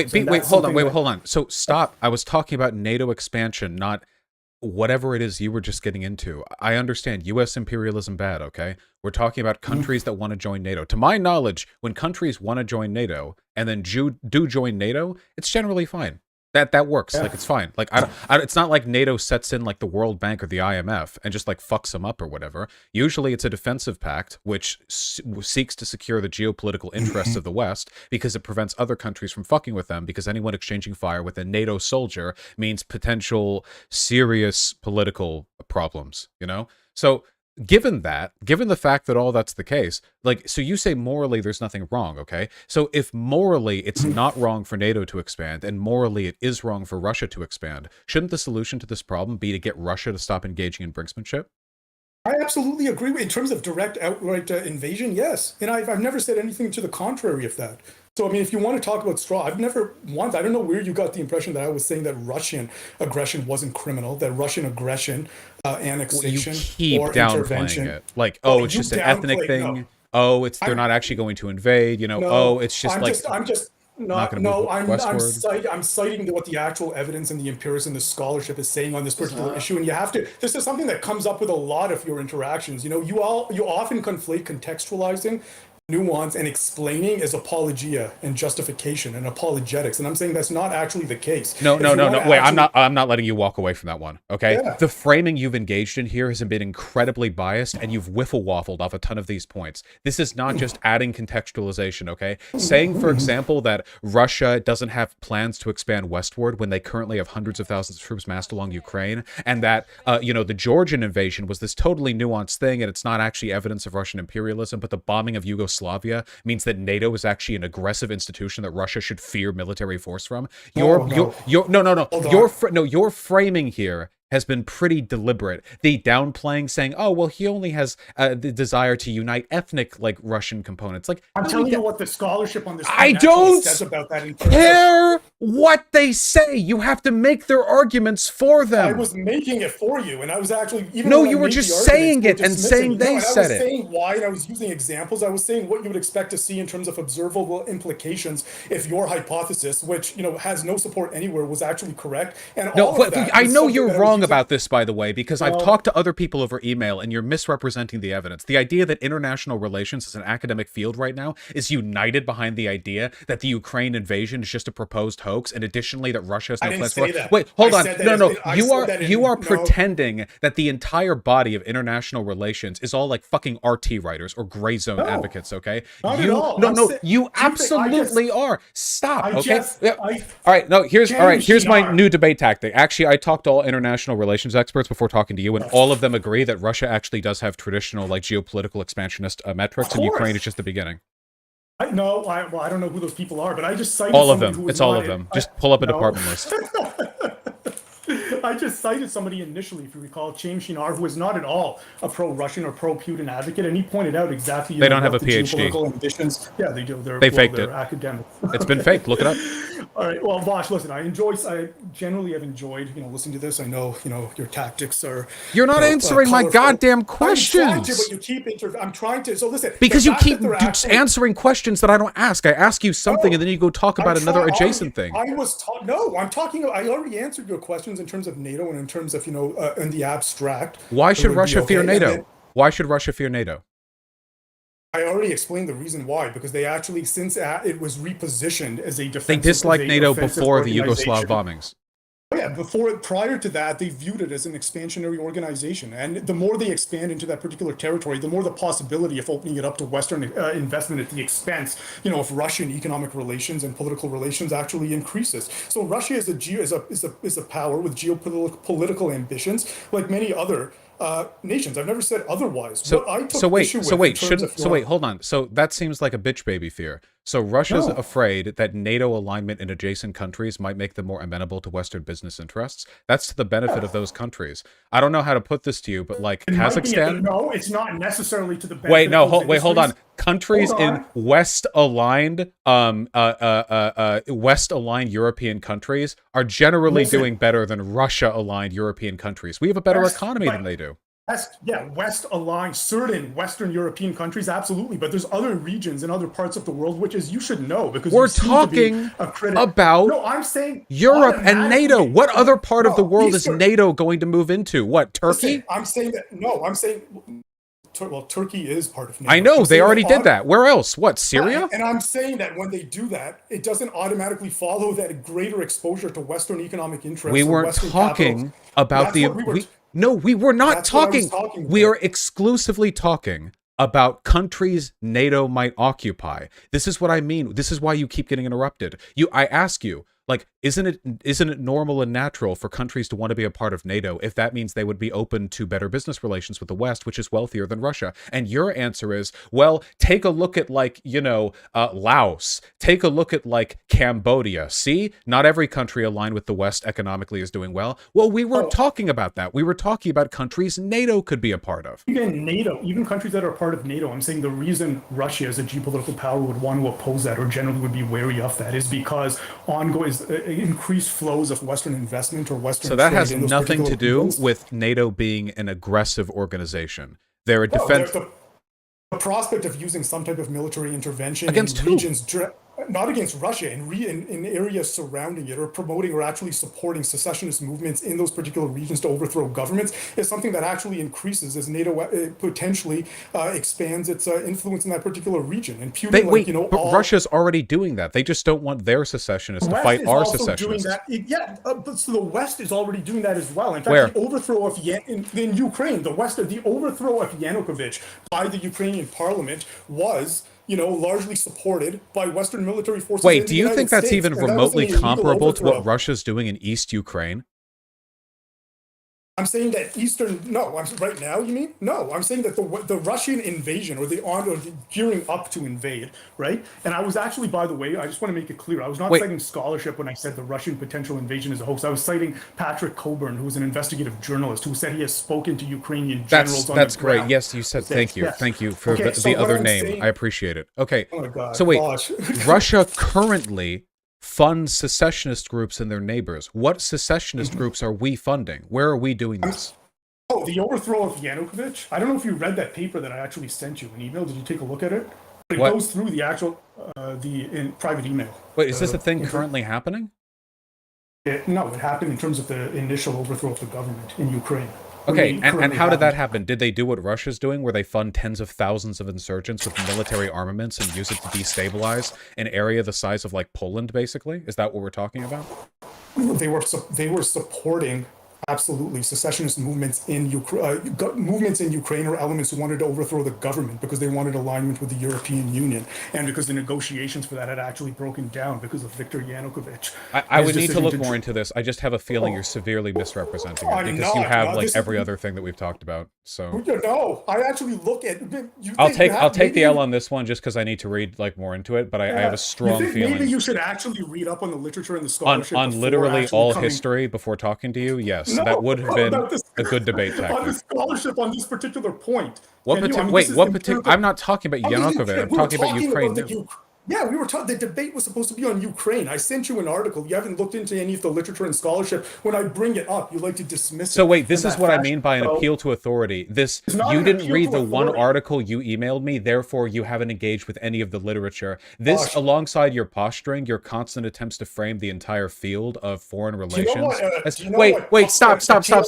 You have failed. That's not an appeal to authority, my friend. When you only cite names and you don't give the arguments behind them, when you're so so concerned a dozen times in this conversation with saying, well, here's what everyone here thinks, and here's what everyone here thinks, without actually giving the arguments why. This isn't theoretical physics, you know. It's not as though I'm incapable of understanding the terminology that you would apply. The names are brought up as a way of enforcing a perceived hegemony of opinion. But so far, every time you would express a point here while talking to me, they seem pretty easy to tear into. So this gives me the impression that you're misrepresenting other people or being selective. Absolutely not. And in fact, it's an appeal to evidence, not an appeal to authority. You're conflating citing names is an evidence. Wait, you realize citing names. Wait, the scientific method for citing the names of people who you think agree with you? I cited the name. I cited the article I sent you. Then I started to go into the actual argument being made in that article, which you then just missed because you said you haven't looked into it. Wait, hold on. The only thing I've said that to is the Yanukovych thing with Ukraine back in 2010 or whatever. With regards to all the other instances where you've brought up other articles or other people or whatever, at no point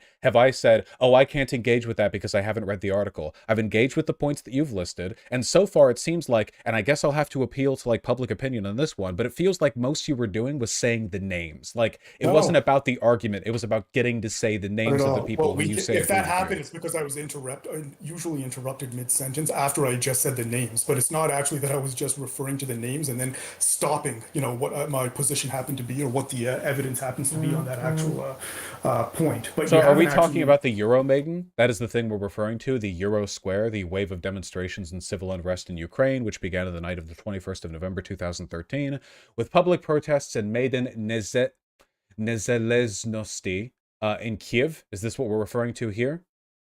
Those were the protests, that initially started after he withdrew from negotiations with the European Union or the Economic Association with the European Union. Yanukovych, his car was then actually shot at, and there's evidence that the United States was supporting the right sector in Ukraine at the time that the government, he fled to Moscow because Parliament deposed his government without actually following the normal procedures that are used when that process is put in motion. So I'm saying you're talking about Russia stoking secessionist tendencies, stoking conflict in the region. The West and the United States was doing that as well. And Yanukovych, when he actually made this decision to instead join the Eurasian Economic Union as opposed to the Economic Union, the Economic Association of the European Union, he was a democratically elected government, and he was elected according to international observers in a very fair fashion. I'm so confident that you're just straight-facedly lying to me right now. I need to look. Maybe you should read the peer-reviewed articles I sent you before saying that. Oh my. It's so obvious that the posturing of education is the only framework by which you're comfortable in your arguments here. Well, I can, if you want, you can sit here and I will read the whole wiki article and then I will read the thing that you sent me so that I have some base of info. It's only like 10,000 before the debate, Josh. You think maybe that would have been We're talking about Russia's invasion of Ukraine. Why would I read the whole Wikipedia article in a peer-reviewed historical... I said the peer-reviewed article. I'm not talking about Wikipedia. Well, you should also read a Wikipedia article on something, right? It gives you a good basis of information. Sure. Yeah, they can be useful. Absolutely. All right. Okay. So it seems like you're a little afraid of being found out here. Like maybe it's not fair to compare Russia literally just directly funding full-on militias of tens of thousands of people to what I'm going to assume is an instance of the West kind of backing protests against a leader who they didn't like. They backed the right sector, a group of neo-fascists and open anti-Semites, as is documented in that piece. These are not savory characters the West was supporting in Ukraine. Wait, again, you did it again. Did I say savory characters? No, did I even imply that?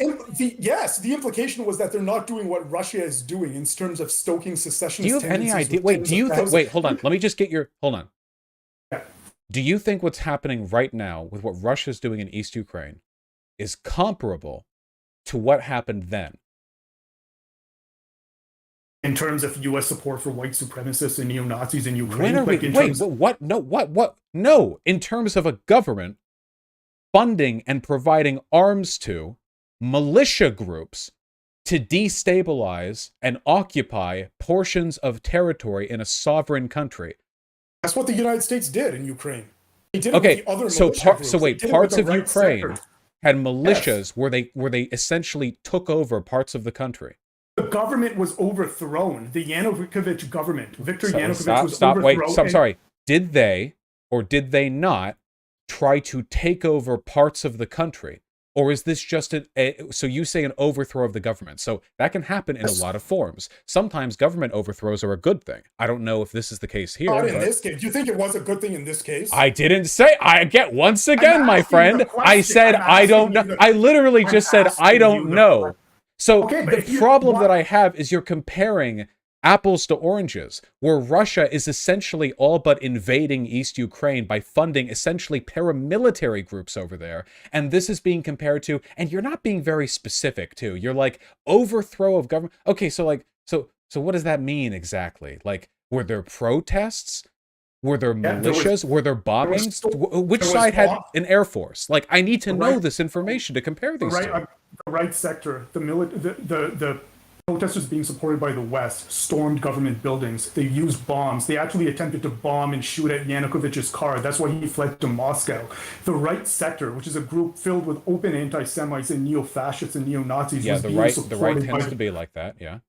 Yes, okay. It was being supported openly by the United States and by Western governments at this time. And so absolutely, in this particular case, they were supporting not just protesters against the government of Yanukovych, who was democratically elected. They were also backing movements, violent movements that were attempting to overthrow the government, which is why he fled. It was at that point. So how did we help them? By supplying arms, by stoking, their general. The European Union came out with public pronouncements saying that they were supporting the protesters and the organizations that were protesting against the Yanukovych government, and they never condemned even the violent protests that took place. Now, you compare that to what was taking place in Armenia 6 years later. It's very clear that the United States was actually supporting, and the Western governments were supporting, violent elements in that particular country. So it wasn't just a case. So I don't really care about the denouncements. Like, that's pretty light shit compared to what we're talking about here. So I want to hear about the funding military groups. That's what I'm interested in. So was this a democratically elected leader, this Viktor Yanukovych? Yes, he was. At the time that he was elected, right? International monitors have actually said it was generally a fair election. Okay, so I like democracy. That seems cool. Okay. I think that's great. So you said we funded arms. Which institution did this? Did NATO do this? Was it the United Kingdom, France, what framework was this done? It was evidence that the United States government or the military was actually supplying arms to those particular sectors or those particular elements in the Ukraine at the time. Okay, gotcha. Okay. So let me see. Viktor Yanukovych, second round, percentage of total national vote. It seems like, from what I'm looking at here, based on the percentages of people who voted in favor of him, that this is a candidate, given the fact also that he would have moved to Russia afterwards. This was kind of a Russian-aligned candidate. This is the feeling that I'm getting here.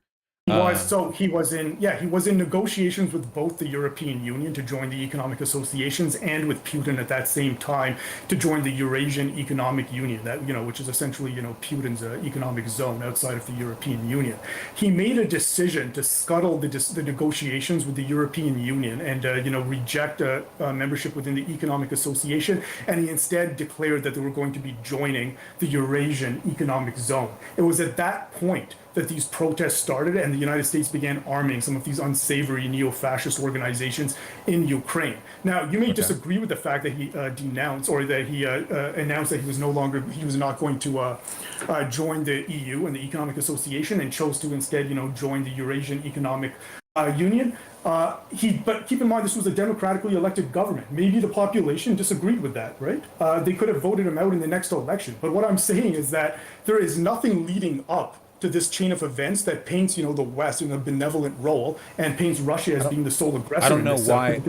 I have at no point attempted to frame us as the benevolent people in this exchange or Russia as the bad guys, because you are the one who brought this particular thing up.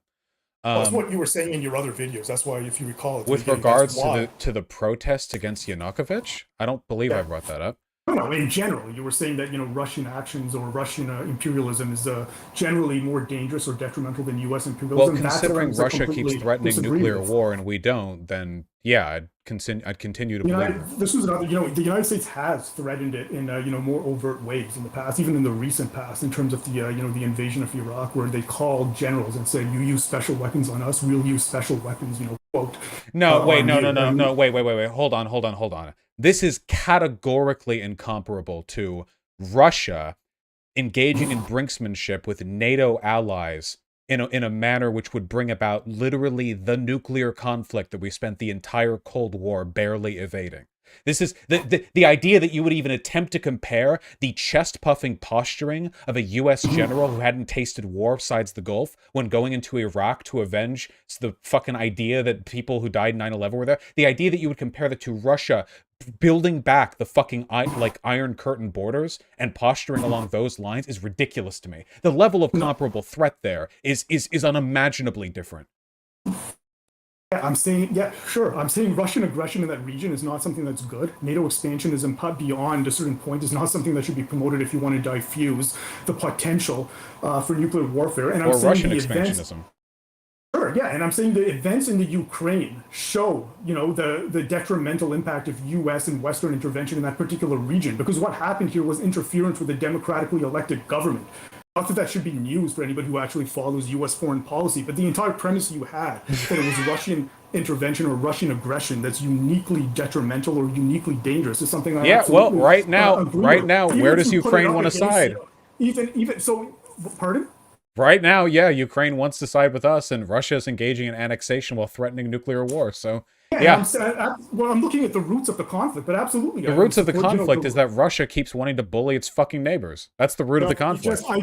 Listen, that's partially true, and it's partially an oversimplification. You agree that these countries have a right to have NATO. I did say that, and I also said that the United States should not be backing, the overthrow of democratically elected governments, which was clearly the case in the Ukraine, and this is why, the Russia has. But I wasn't but again, that's another case of you responding to a point that I never made. At no point have I defended this. You brought this up.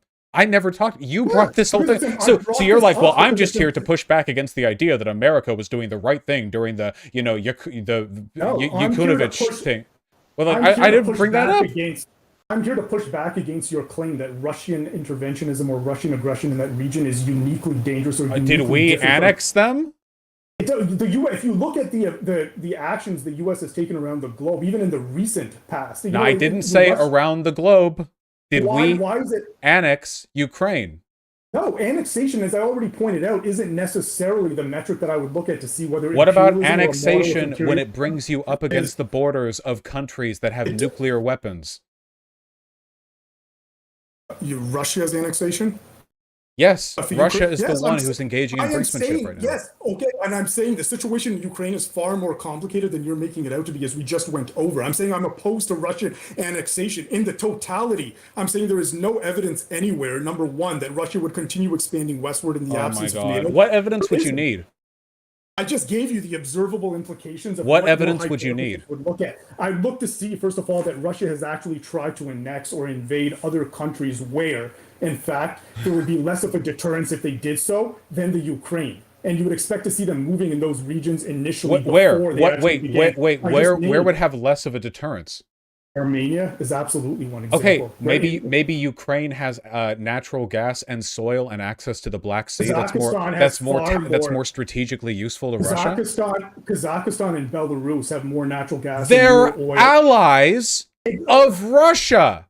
And I'm saying that. No. You can't pretend. Wait, hold on. You can't pretend to have a PhD in this subject when you're making claims like this. You keep doing this. Well, why haven't they annexed all their neighboring territory, including their allies? Why don't they expend hundreds of thousands of lives and hundreds of millions of dollars killing people in order to conquer territory they already have almost exclusive political control over? I don't know. Maybe they found another way.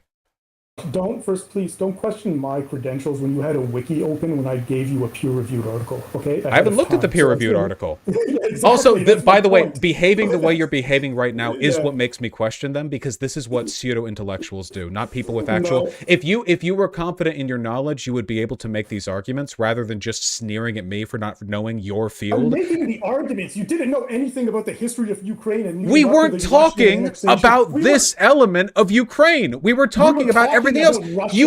You compared the invasion of Georgia to the bombing of Yugoslavia and then acted as though it wasn't the ethnic cleansing that led to the majority of the harm that was going forth there. You're saying right now Russia doesn't intend to expand westward, and the reason why you know is because they haven't invaded Belarus, which they're already allies with, before invading Ukraine. Come on, dude. there were disagreements between Belarus and Russia that actually exceeded and were far more serious than the disagreements They that are emerged between. allies. Why would they invade an ally? No, I'm saying, listen to me, listen. I'm saying there were actual disagreements between the president of Belarus and Putin that actually exceeded any of the disagreements taking place between Yanukovych and Putin, and between Yanukovych and the Economic Union, the European Union, and the Economic Association. I don't care.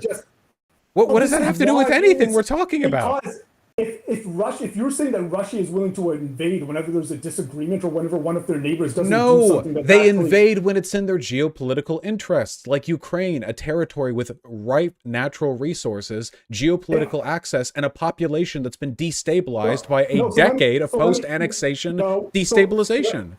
Let me ask you this. So then when Belarus actually decided to diversify their purchases away from Russian crude and go to Europe and the United States, and there was ongoing tense negotiations between Putin and the president of Belarus, and it broke down. According to your model, why didn't Putin invade? Do you think America is an imperialist country?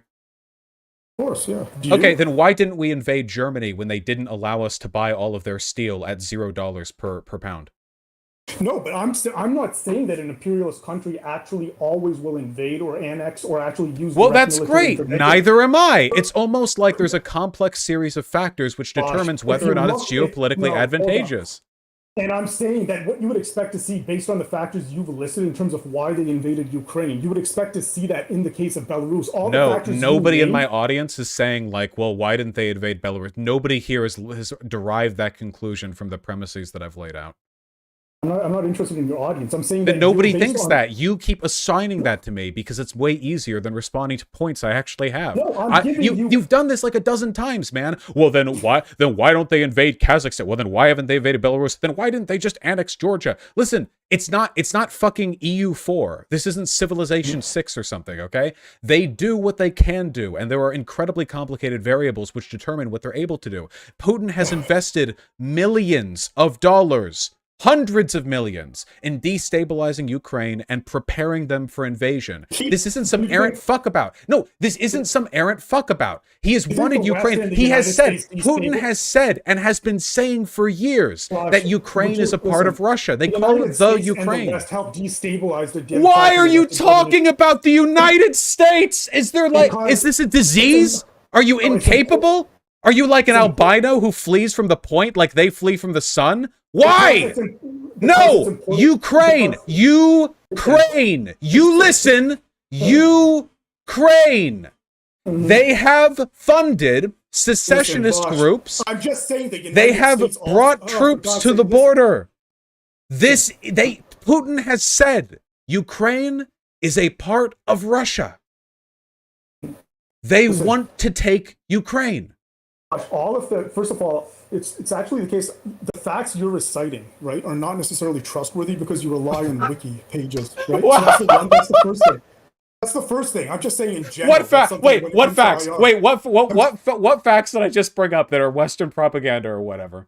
No, I didn't say they're Western propaganda. I'm saying then where is the disinfo coming from? Because I sent you a peer-reviewed. Oh my God, we're not talking about Yanukovych. We're talking about Russia, Ukraine now. That's all part of the Russian movement. What about what I just said is incorrect? What about what I just said is incorrect? But I disagree with you in general. Is this idea that number one, in the absence of NATO, Russia No, stop. What did I say that was incorrect? You just alluded to the article you sent me on a separate event while talking about a different. You can't focus on the topic. You're incapable. No, listen to me. Listen. Russia, Ukraine. Well, Russia, Ukraine. What did I get incorrect? On that, you can't move to another thing. What there? Russia, Ukraine. I'm saying it's not just as simple as stating Russia has destabilized Ukraine. I'm saying Western intervention, U.S. intervention. That's the diff. That's what I'm saying is the issue. That's what actually needs to be focused on. So the idea that it's hold on. Well, okay, listen. The people of Ukraine are currently focusing on Russian invasion, not about like U.S. interventionism in a protest from a decade ago. Sure. So let's listen to Ukrainian people. Let's listen to the Ukrainians, okay? And let's talk about what they care about right now, as evidenced by polling, all right?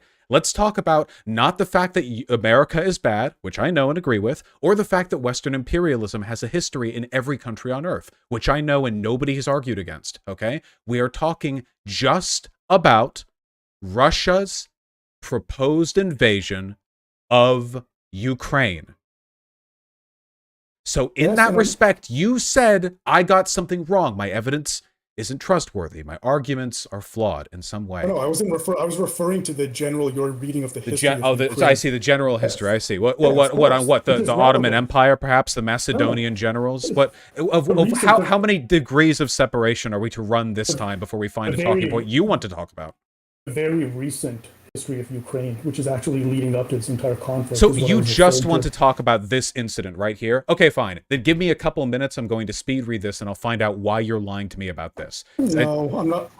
Just give me a few minutes. You can talk to chat. You can talk to chat, okay? They can all hear you. I won't mute you or anything like that. I'm just going to read this, okay? You seem, because you don't want to talk about anything else. You know, you want to talk about... talk about other things. I've agreed that Russia shouldn't invade. You clearly don't want to talk about anything other than the one thing that you've realized I don't know everything about. No, that's not. Give me something else you want to talk about and see where we disagree. How about the Russian invasion of Ukraine? How many times do I have to say that I'm opposed to the Russian potential invasion of Ukraine? But then, and that so being opposed to it isn't sufficient to me. Being opposed to it isn't sufficient. Okay? You're saying that they would have no intentions of engaging in any further expansion if NATO were to be pulled back. I have no idea how you can arrive at that conclusion. If the government, if Yanukovych hadn't been overthrown, which was the No, you just said you wanted to talk about another thing, and the first words out of your mouth were the government of Yanukovych. I get the context.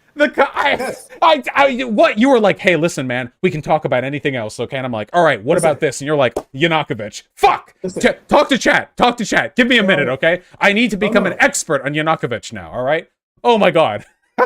Gosh, listen to me. I'm saying that this current situation wouldn't exist if it wasn't for those pre-existing chain of events. That's what I was pointing out. Well, you know, if Alexander the Great didn't storm all the way down across the Mediterranean, and I'm saying that in the absence of that chain of events, there is no evidence that Russia would want to continue expanding westward in an alternate history. Shut up. Talk to chat. I'm reading. Jesus. You see, if only a different set of things. I don't care. If only we had time travel technology. We could go back to 10 years ago and change. Here, hold on. Let's go. Violence escalated after the 16th of January when Yanukovych signed the Bondarenko-Olenek laws, also known as the anti-protest laws. Yikes. Also known as the dictatorship laws. What are you reading exactly? It's about this guy called Yanukovych. Have you heard of him? What article are you reading? You're not reading you're reading something else. Right? Yeah, you're right. I like to read Wikipedia articles on subjects before getting a more specific basis of information. Because oftentimes, specific academic articles only talk about a very narrow slice of a broader subject, and getting a general understanding of the broader subject is really useful for learning more specific stuff. So, wait, did he not pass the Bondarenko-Olenek laws? I don't have this open. Hold on. If only you'd done your due diligence. I don't read Wikipedia as due diligence. Is this a Wikipedia exclusive? Is this not covered elsewhere? Is it like an Xbox exclusive? It doesn't. I cited more scholarly sources. You want to go to Wikipedia. Buddy, if you're in scholarly academic articles, then you should know what Wikipedia covers, shouldn't you? Like this should be like the basic stuff. Like this would be like getting mad at me for looking up, like using a calculator to do arithmetic and like mocking me for doing it because it's not like calculus. Like you should know if you do math. Yeah. If students have actually cited Wikipedia in one of the essays, it's not about citing Wikipedia. You cite the sources listed at the bottom of Wikipedia. You're admitting right now that you're talking with great confidence and you don't know the basic history of this. I don't look at Wikipedia when I want to do research. I'm sorry. Once more, do you think this info exists outside of Wikipedia? Do you think this is like a Wikipedia exclusive? Do you think that? Answer that for me. No, I would have to go to the sources, but you're not doing that. You're just reading Wikipedia. Okay, so wait, hold on. I want a definitive answer from you, okay? Did the anti-protest laws in Ukraine, do you think this is a real thing that happened, or it's like something that Wikipedia made up? Oh, I'm sure it happened. Okay. Well, then, I'm just looking into it. It seems a little sussy-wussy. All right.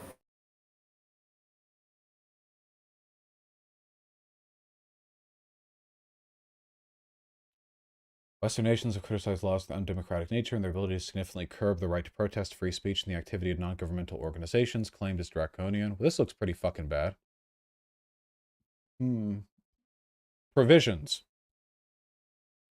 Criminalizing extremist activity, simplifying the process of removing parliamentary immunity, extending and applying amnesty to those who commit crimes against protesters. Ooh.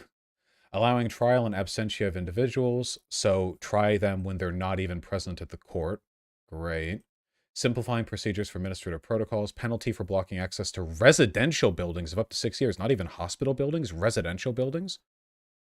Holy shit. Drivers of motorcades of more than 5 cars, if they cause traffic jams, face the loss of their driver's license and vehicle for up to 2 years. Oh my god. Okay, these laws are wild. Holy shit. Jeez Christ. Okay, well, alright, hold on. Verkhovna Rada lawmakers repealed 9 of the 12 restrictive laws by a show of hands without debate.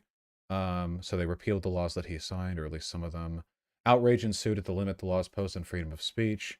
In a striking concession aimed at diffusing civil uprising, President Yanukovych offered to install opposition leaders in top posts, but they swiftly rebuffed the offer to the delight of thousands. So it seems like the protesters here were met with some pretty extreme authoritarian measures from the government in a way that can't really be blamed by the West, or like can't really be blamed on the West. Ukraine appeared to be on the brink of civil war. 28 protesters have been killed, including 7 policemen and a civilian bystander. 335 injured. Reports of corruption and cronyism. Eastern European politician. No surprise here. Yanukovych, whatever, fled the largest state. Over here. He was extremely wealthy. A private zoo, a fleet of cars, and a large boat. Okay, pretty standard post-Soviet stuff. Accusations of police abuse and vote rigging. Cool. Yanukovych had been accused by Amnesty International of using the Berkut to threaten, attack, and torture Ukrainian protesters. Well, this all makes the president here seem pretty fucking bad. I'm not gonna lie. Yeah, sure. He was corrupt. I'm not. Yeah. Okay, so let me take a look. So like Western backed. No, this is a different thing. Okay, hold on. All right. Well, I guess I'll take a look at your article here. Hold on. Okay. Gmail. Sent.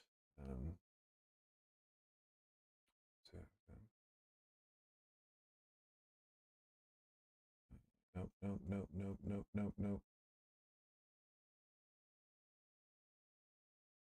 Okay, here we go. I found your email chain. Article on international security. Okay, open with Google Docs. Please work.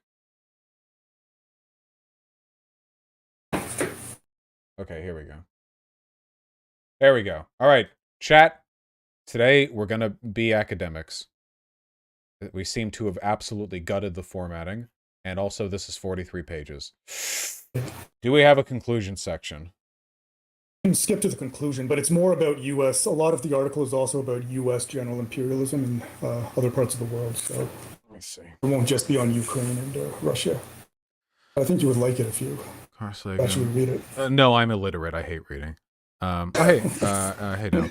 Extraordinary claims. Carl Sagan famously insisted to require extraordinary evidence. The claim that spreading democracy has been the central mission of the U.S. foreign policy is an extraordinary claim. Okay, I've never believed that spreading democracy has been a claim of U.S. foreign policy.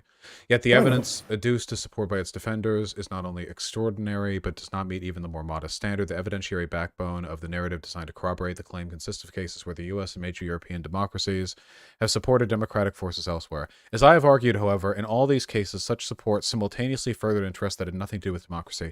Okay, so this looks like it's about a number of things. If I read the specific section on the Yanukovych thing, and the only thing that it says is actually U.S. or Western involvement here was to their own benefit and not because we're super duper nice and charitable, I'm going to flip my shit. I hope you know that. Given that I have never at any point believed that the United States lifts a finger for anything other than self-interest. Let me see. Okay, so the conclusion here... Okay, hold on. The consensus, however, is undermined by current evidence of an additional motive for supporting the Ukrainian movement, curtailing Russian influence in Ukraine. The relevance of... Oh, God, this is opposed to us having influence in Ukraine now. This is in okay, hold on. Such a case did exist. Only a few years prior to the Ukrainian events, a mass movement had challenged the corrupt and autocratic Josh, if I may, Uh-huh. I may just, if we try to find, I'm hoping we can find some common ground here, because I probably. Oh, no, hold on, wait, no, hold on. Don't bid for peace now. Don't bid for peace now, my friend. So if you're going to read the whole paper while I'm just asking, so look, no, hold on. Let's just see if we can, because you said, when I said I oppose the Russian potential invasion, right? You said that's not enough. So why don't we just explore that a little bit? Like, what would you want my position to be to say that's reasonable? Trying to. I'll let you know soon, okay? Wait, how do you... Yanukovych here. Yanukovych, yeah. Okay, here we go. Okay, oh, it's right at the beginning. I love it when things are nice and easy like that. It continues for 15 pages. Okay, that's fine. Okay, hold on. Let me just activate Giga mode, okay? 1 second, I've got this.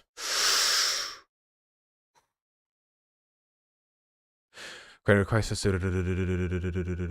The United States was in solidarity with the protesters immediately. Western governments put coordinated pressure on Ukraine. Democratic removal. Particularly realists criticize the action of Western governments. Clearly provoked Russia and their behavior by political delusions. Mass movement for Armenia.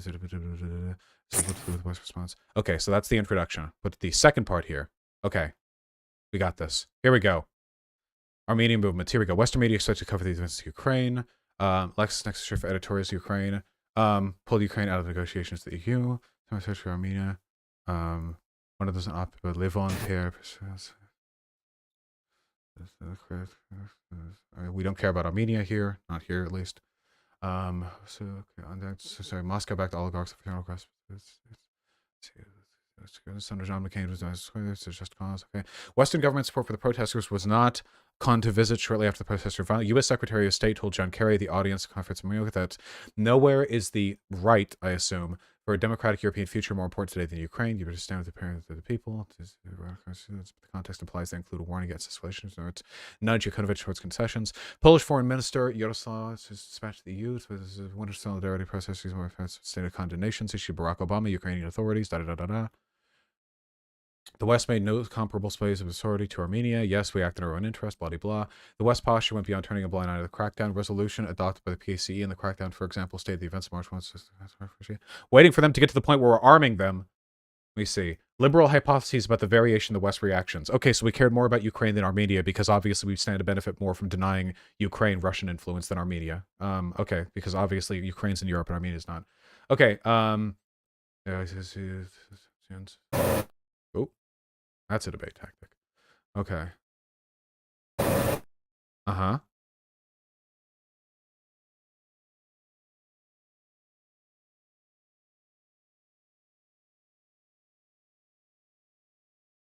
Okay, wait. At what part in this article do they talk about... Hold on. Gotta stop stroking my beard. Dismiss the idea there was a struggle between democracy and authoritarianism in Armenia. Okay, this is Armenia. Hold on. See, it's you seem to be having some microphone bzz noises. Sorry. Are you perhaps shaving? Nope. It's just Okay, it might be the heating system. I'm almost here. I can feel it. I can feel the crescendo. The music is building.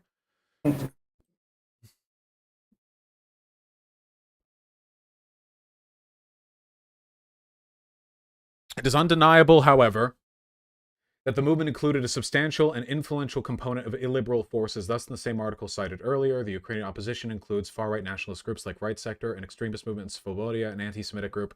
Okay, so obviously in any protests against a corrupt government that's aligned with Putin, some of those groups are going to be like far-right nationalist groups that hate Russia because they're Nazis or whatever.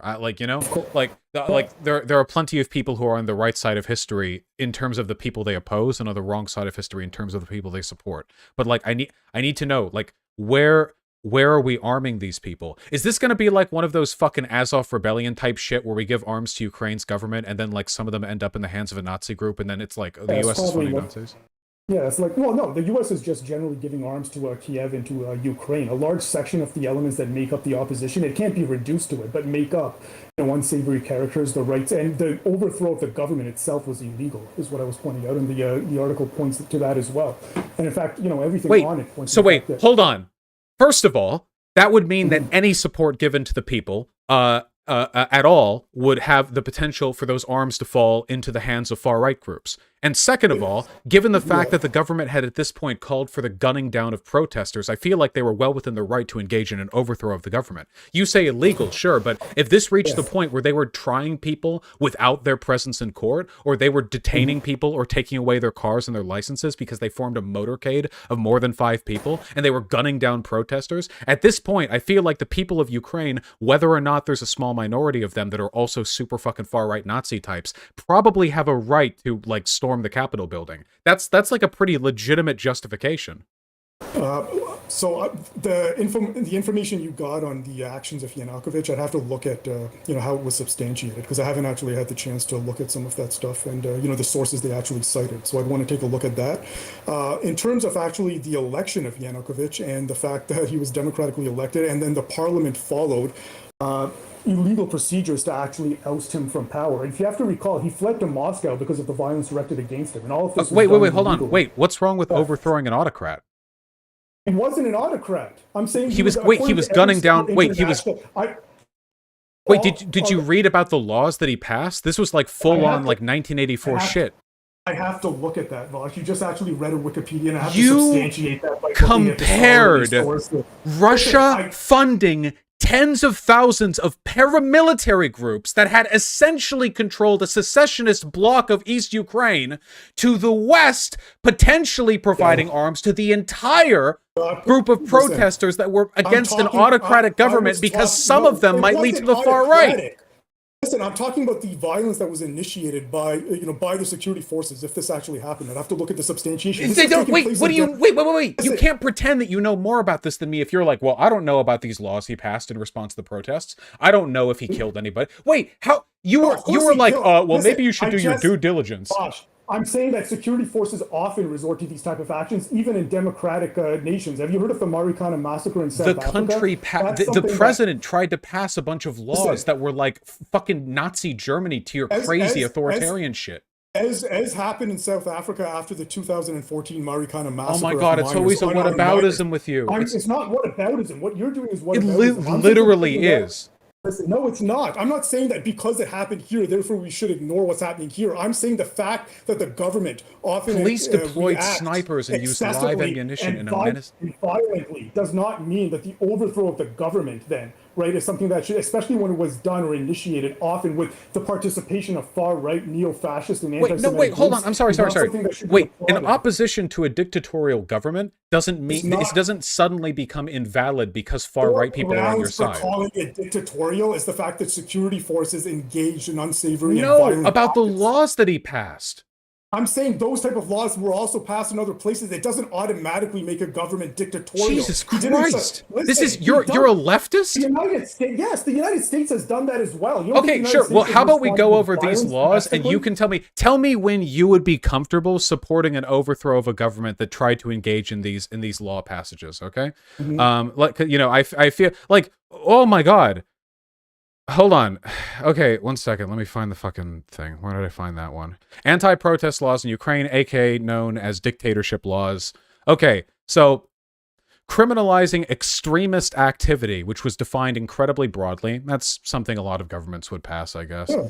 Simplifying the process of removing parliamentary immunity during criminal proceedings to a majority vote in the parliament. A prior review is no longer required. Again, that seems like a fairly standard thing governments would pass during times of crisis. I'm not saying these are good. I'm saying it doesn't automatically render a democratic government authoritarian any more than COINTELPRO didn't automatically. Okay, wait. When do you have these are COINTELPRO is not the same as fucking 1984ing your entire population. What do you think would justify like a legitimate attempt to overthrow like a leader? I have to take. What's the Wikipedia page you're looking at? Is it Wikipedia Ukraine protests? Anti-protest laws in Ukraine. Wikipedia anti-protest laws. Mandated licensing of internet providers, internet censorship, a broad definition of extremist activities which disallow NGOs and churches from engaging in support of the civil protests, an anti-mask law so nobody can cover their face from cameras, up to 15 days in jail for the unauthorized installation of tents, stages, and sound equipment. Dude, if there was a president who tried to panic force through all of these laws, just like protests are happening and then fucking try to whoosh, just instantly delete like all the civil rights their people had, this seems like a pretty legitimate reason to rise up against your government. No, Bosch, you know where else this was done? By the Sandinistas in the 1980s when the U.S. No, why do you say? Why is it always somebody else? Can we? Because I'm telling you, this doesn't automatically make a government autocratic, and it's not. This isn't autocratic. No, it doesn't make. I said these type of tactics don't automatically, by security forces, they don't automatically make a government autocratic. This is essentially the illegalization of civil protest. Yeah, and I'm saying this has been done whenever a government faces this type of insurrection. We didn't. America didn't. Not America. Places where America was supporting, right, violent paramilitaries. And then it can be bad there too. Why do you keep comparing it to some other shit? I'm talking about whether or not the people in Ukraine had a good reason to rise up against their far-right dictatorial leader.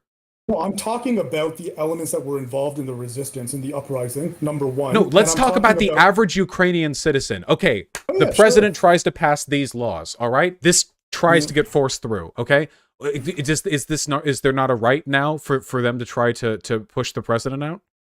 Yeah, they can absolutely protest. But again, at this point, elections hadn't been suspended right into the future. They can absolutely protest. And my point was that these laws would have denied them the ability to protest, and they were already gunning down protesters. They did engage, and I have to look at this. Hold on, this Wikipedia that I'm doing. So wait. I thought we were leftists in favor of like the people's rights here. Do they not have a right to like rise up against this? Yeah, they do, absolutely. I'm talking about actually the elements, in Ukraine, which tended to be responsible for the violent acts of against the government. And if you compared the West backing protests against this to Russia arming paramilitary groups that have essentially engaged in soft secession in East Ukraine. I'm saying paramilitary groups were also being supported, and they got some of the arms coming into Kiev from the United States, from Western governments. It's not just. I absolutely. So where in your thing does it say that, by the way? Because while I was reading your thing, I didn't see any of that. I was just seeing like geopolitical reasons why they supported Ukraine protesters over the Armenian protesters. Where here does it say that? I don't know. I have to look at that. It says that. No. Because you keep running back to it. Where? What? Give me something I can control F. That article that I sent you wasn't about actually the U.S. Army, those specific groups. What the fuck are you doing? Where? Listen, Bosch, listen. Where? What evidence? Tell me. Enlighten me, please. Where's the arming? That's the thing you keep bringing this to. I've read all of this. Where? I haven't read all of it. I seriously did. I read every single word. Where? Okay. Where? I'm talking about the United States sending arms to Ukraine. Is there any term I can search? Anything I can look up? After Ukraine, yeah. Ukraine has received several batches of U.S. weapons.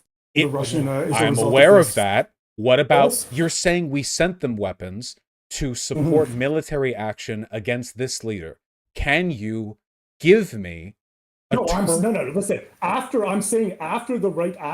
those elements actually overthrew the government, after he had to actually flee to Moscow, the United States stepped up arming of the Ukrainian. So you were lying. You were lying. I'm not lying. You explicitly said we gave them arms to overthrow their president. What, we did it after? I'm saying the government was overthrown illegally, right? And the US I don't care. Wait, law? What are you, a fucking liberal? Jesus Christ! What? Law! All right, Vaj. Where? What armaments? The U.S. has armed Ukraine. No shit! Good! I hope we give them nukes. They shouldn't have taken them away. I don't care. You said you were comparing Russia funding tens of thousands of paramilitary troops in East Ukraine to the overthrow of this, and now it turns out all we did was support the protesters? You're comparing funding paramilitary groups to supporting the protesters? No, I'm saying You did. Russia You was funded- explicitly did that. You're not gaslighting me for an Listen. 87th time. Chat! Jesus Christ. Did he not No, explicitly do that multiple times as I dug my I'm not way through all denying this that. information, only now to arrive invariably at the fact that no, that didn't happen. You could at least have the decency to lie about it. All right. Shut up! I hung up. Holy shit! Jesus Christ, the gaslighting. Oh my fucking God. Jesus Christ, thank God I have high self-esteem. Oh my God, what a piece of shit. I don't know if this is just floundering or whatever, but holy fucking Christ. Jesus. He's lying about Ukraine. Like, guys, I'm fully aware that, like, everything he said was either a lie or misrepresented. But, like, looking through this, like, well, okay, well, did we? Because I was thinking, like, well, that doesn't seem right. At first, the claim was we funded far-right Nazi groups in Ukraine to overthrow their leader. And then it was we funded their protesters, some of which went to far-right groups who were on their side, and then they overthrew the government. And then it turned into, well, actually, like, they just overthrew their government, and, like, we like, supported them. We, like... Yeah, illegally? Illegally. God. Yes, Max Blumenthal is cited in this article.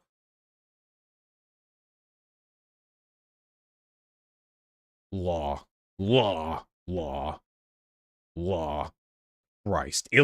Dude, don't you know this revolution is illegal? It's against Putin's law. Fuck me, dude. Holy shit.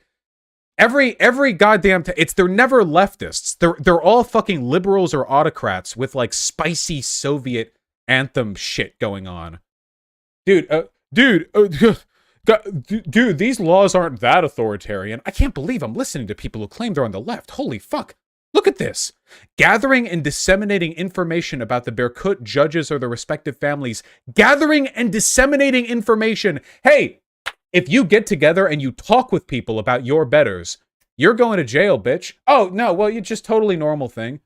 You know, as fucking bad as the United States is, you know, and don't get me wrong, we did a lot of fucked up stuff, but like, holy shit. Guys, I want to be perfectly clear. If Biden attempted to pass even half these laws in response to anything the right did with anti-vax protests, or anything the left ever did with BLM, or just anything anyone did, if Biden ever for any reason attempted to do this, okay, I would, like, you've no fucking idea how hard I would support people out there on the ground at the fucking White House, okay? You've no goddamn idea. Holy shit.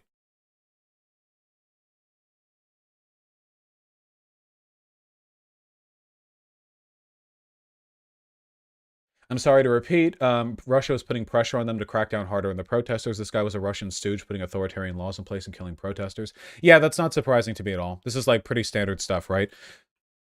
Putin allies win elections after like a lot of suppression and like voter suppression and like a lot of weird sussy shit goes on, and then they like crack down and so on. As Moscow encouraged Yanukovych to crack down harder on the unrest and threatened to withhold crucial financial aid unless he did. They threatened to fucking sanction their country basically if they didn't kill more protesters. Oh my God. Oh my God. Every time I have one of these conversations, I emerge more of an American imperialist, okay? We gotta stop having these convos for my fucking sake before I emerge as a goddamn Henry Kissinger. Holy shit. Every time I talk with people who disagree with me, except for the last guy we talked to, the guy who wrote for the Jacobin, he was cool. But apart from that, whenever we have these conversations, they just fucking lie. They lie to me. They just lie to my fucking face.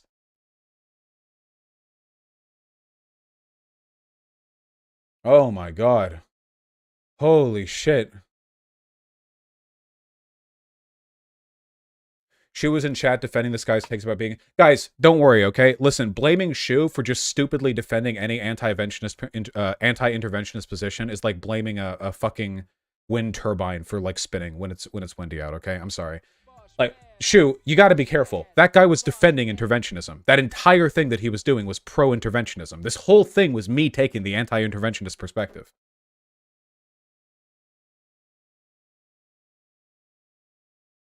Like, explicitly. Law. The law. The law. Christ.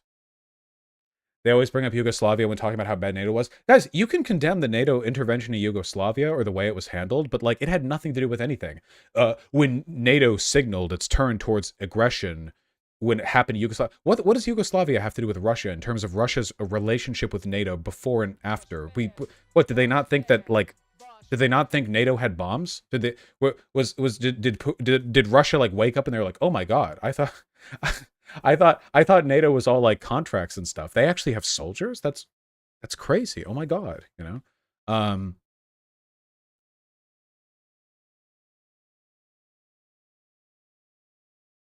All right.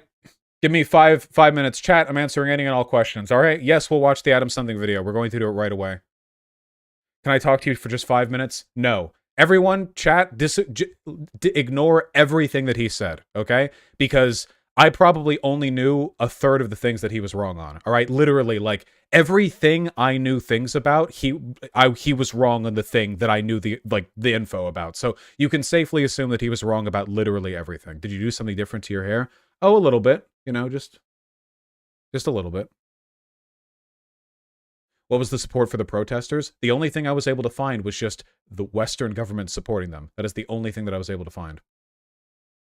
Like, okay, good, I support them. Go for it. This is an illegal. You're illegally deposing your authoritarian government.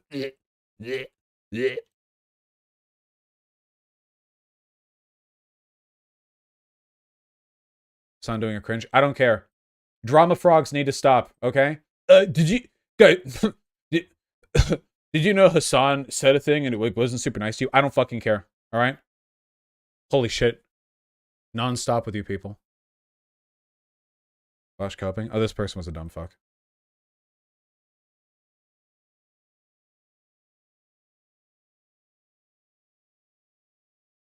Dude, the thing that's weird is, like, that guy was super, like, good faith over email. Fuck.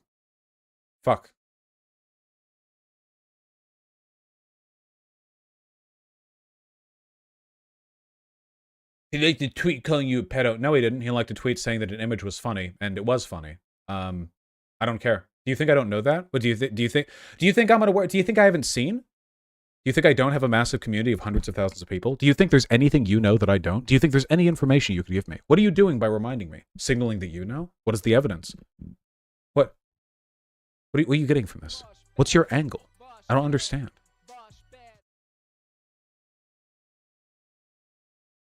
Oh yeah, President Sunday. Give me 10 minutes. Just so you know, Euromaidan is pronounced Euro Maidan. I will never care, and I will never pronounce it that way, and I don't care. How's your Tinder game going? I haven't updated my pictures. I'll get there. Oh yeah, I was saying this before. This is going to seem like... no, maybe this is airing too much. No. It's just funny little. Have you seen JXC's new video? No, I know that she's doing some beef thing with Hassan right now. I don't know. You think you're becoming more alpha of a leftist debater? I think that's a cringe archetype. Sigma is the new thing. Okay? You shouting law was the funniest shit in a while. I just don't... He just lied. He lied. He was like mocking me. Maybe you should have done your due diligence. You know, maybe you should have read up on the thing I gave you. You know, maybe if you'd read up, then you would know that, like, you know, what Russia's doing in Ukraine isn't different from what we did. We funded far-right Nazi groups to overthrow their government. I was like, well, I don't think I've heard about that. I'm looking through it, and his tone, remember how his tone softened when I started to actually look through his article? And then I looked through everything pertaining to the Ukraine situation, and nothing there mentioned any arms funding. And then I was like, well, okay, so where is that? And then he was like, well, actually, no, that happened later. Man. The frustrating thing is that I know there's nothing I could have done to make that conclusion arrive faster, because he would have just lied unless I had evidence that it wasn't the case, you know? Like, if I had said, so you're explicitly saying that we funded arms going to far-right groups to overthrow that leader, he would have been like, yeah, for sure. And then, like, I'd read through it, and he would have just lied that way, you know? Yeah, there's nothing that I could have been done. Absolutely nothing that I could have done. Did you need to yell? Damn, dude, like, fuck, yeah. Erica gets kind of hot, not gonna lie. Yeah. Can we verify where the article came from? The article, Selective Wilsonianism by Arman Grigoryan. Selective Wilsonianism, material interests, and the West's support for democracy. By the way, inside of the article, it seemed mostly fine. It was just like a critique of the idea that the West does what it does to support democracy, which I have never, I do not believe that. Was it his article? I don't know. I didn't ask.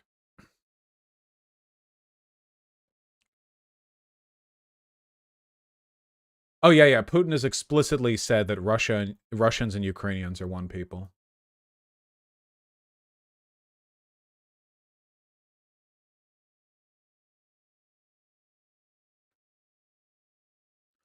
I might be in the wrong on this, but the U.S. never directly aided the right sector / Azov, just Ukraine in general. There's some varying stuff on that. I think we temporarily had a ban on funds going towards them. I don't know how that parsed out. I think it got retracted later. It doesn't really make a difference because ultimately the Azov battalion thing is a massive whataboutism. If you're like, regardless of the political demographics in a country, like this is a situation where Russia is poising to invade Ukraine. In this instance, Russia's in the wrong. Ukraine is just defending itself. If the government of Ukraine was like super mega duper ultra super duper far right, like 100% Nazi, like full end to end, then I guess if you could argue that it would be like a liberation thing, then you could go for that. But like, let's not lie, all right?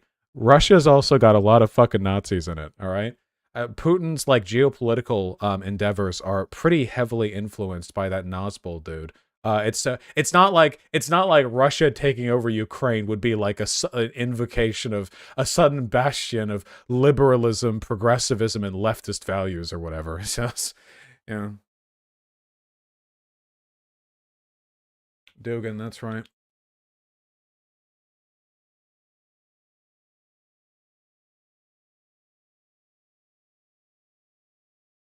Yeah, having Wikipedia knowledge in a subject will generally elevate you above almost anyone who seeks to disagree. It's pretty much all you need. Fuck, we have to talk with President President Sunday. Yeah, we have to talk. Oh, it's about Professor Flowers shit. All right, give me 5 minutes. Give me 5 minutes, then we'll do it. And yeah, I'd be down to talk to JXC in the future too. I love having convos. Listen, I'll just say what I was thinking. Okay, listen. Okay, so I've been getting on my Tinder game because I can. You know, why not? It's a free country.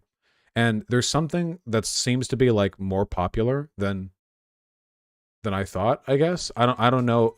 I guess my impression was just that this was fairly unpopular, but like I matched with a lot of you know, a lot of gays and transes. I matched with everyone, right? You know, if you're pan, you're just swiping, you know, it's a lot of people who you could, you know, prospectively, I imagine, you know, have anal sex with. Generally, it's how I imagine. But anyway, like a surprising number of people, far more than I thought, very, very unprompted, by the way, I want to make mention of this, are just like okay with ass to mouth. I thought this was something, I guess the impression that I've been given from cultural discourse was that this was something that was just, you know, not super common, but it just seems like something a lot of people bring up unprompted. So maybe it's, I don't know. Right now, I feel the way other people feel when I say that everyone should be comfortable eating ass. You guys remember when I've said, like, it's 2020 or whatever, like, everyone can eat ass now? And there were people in the chat being like, no, that's gross. And, like, you know, you can do what you want, right? And I was thinking in my head, like, you know, okay, but, like, you know, it's 2020. Like, people are eating ass, whatever. Now I'm on the opposite side of that, I feel. Now I'm on the other side of things. So I guess this is really the language of the oppressor coming back home to roost. You know what I mean? It's very much, you know. Listen, okay. First they came for the people who wouldn't eat ass. But as I ate ass, you know, I didn't say anything. But then they came for the people who weren't that into ass to mouth, you know. And well, by then no one was left to speak up for me.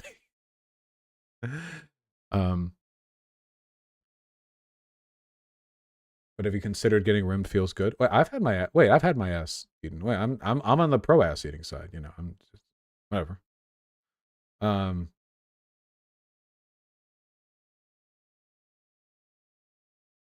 What does it even feel like? All right, okay. We'll listen. We'll leave the heavy stuff till towards the end of the stream. Okay. We'll pad that out towards the end while we're reading donos. You know, that can be like more of a later thing. I think I walked in at a weird time. Yeah, maybe. Oh, Lizard's moving around. Can you see her moving?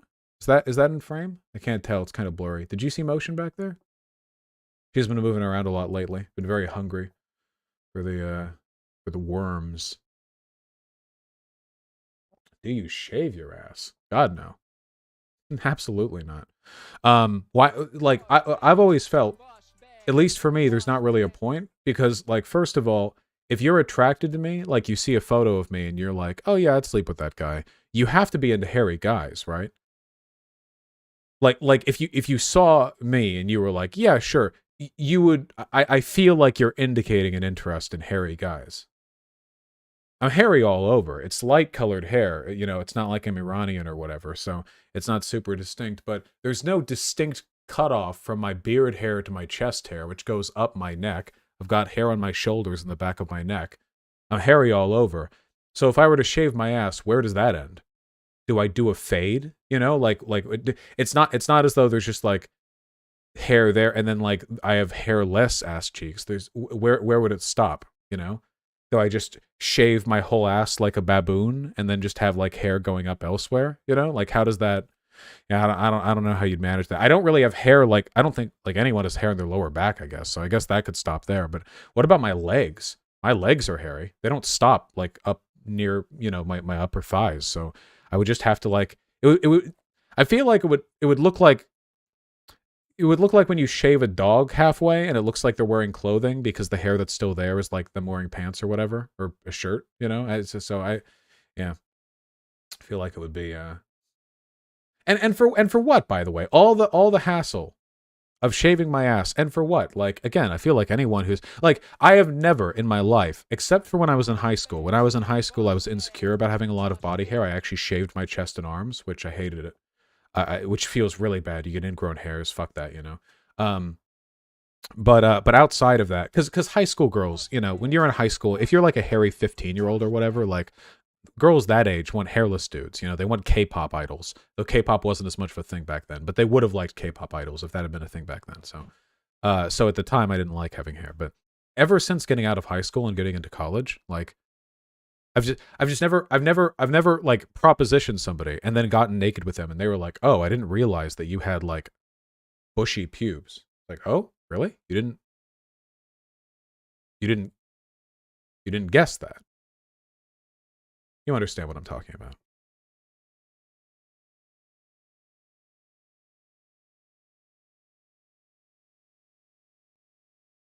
You shave the neck beard off. What? I would have hair all here if I didn't shave my neck. You kidding me? Oh, yeah, you see this lineup? What do you mean? What are you talking about? Yeah. There'd be hair all over there. You can see the darks, the stubble.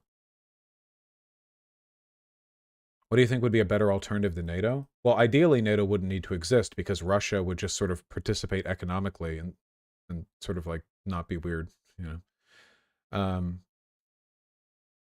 Yes, Chester's pancake. That's definitely a potential difficulty. Just shave around the asshole. I don't want your dingleberries in my mouth. Okay, I'm just gonna say this, and then we're going to move on. I don't know if you're speaking out of personal experience, or if this is just something you've heard. There is, let me be clear here, or at least should be, no relationship whatsoever, zero, no correlation at all, between hygiene and having body hair. Absolutely none, okay? It's not as though when you're in the shower and you're like washing your arm, that a person with a hairy arm gets less clean than a person with a hairless arm. Likewise, if you're wiping your ass after shitting, I do not understand how there could be any relationship whatsoever between having hair around your asshole and wiping your like first of all, there isn't hair on your asshole. It's around your asshole. The asshole itself doesn't have hair. It doesn't. Unless you guys are doing some weird shit I'm not aware of. It's around the asshole. So there's that. And second of all, I don't know what process by which you could clean your ass, which would be vulnerable to being made less effective due to the presence of hair.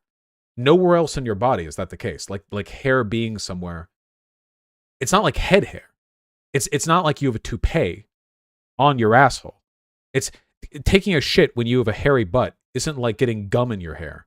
Like it doesn't work like that. It's no relationship, you know. So yeah, it shouldn't happen. None of this should happen. Okay.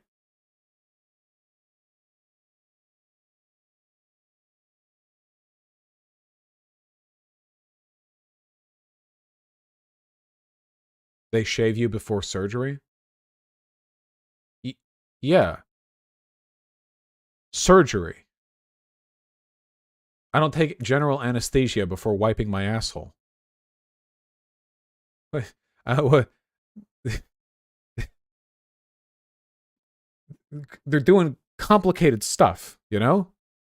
With lasers and razors. I don't... Hairy ass cope.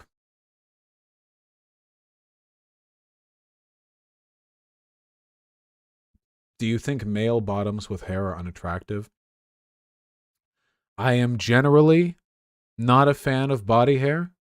I generally tend to go for more feminine or ambiguous looking people, but I've had sex with pretty masculine guys.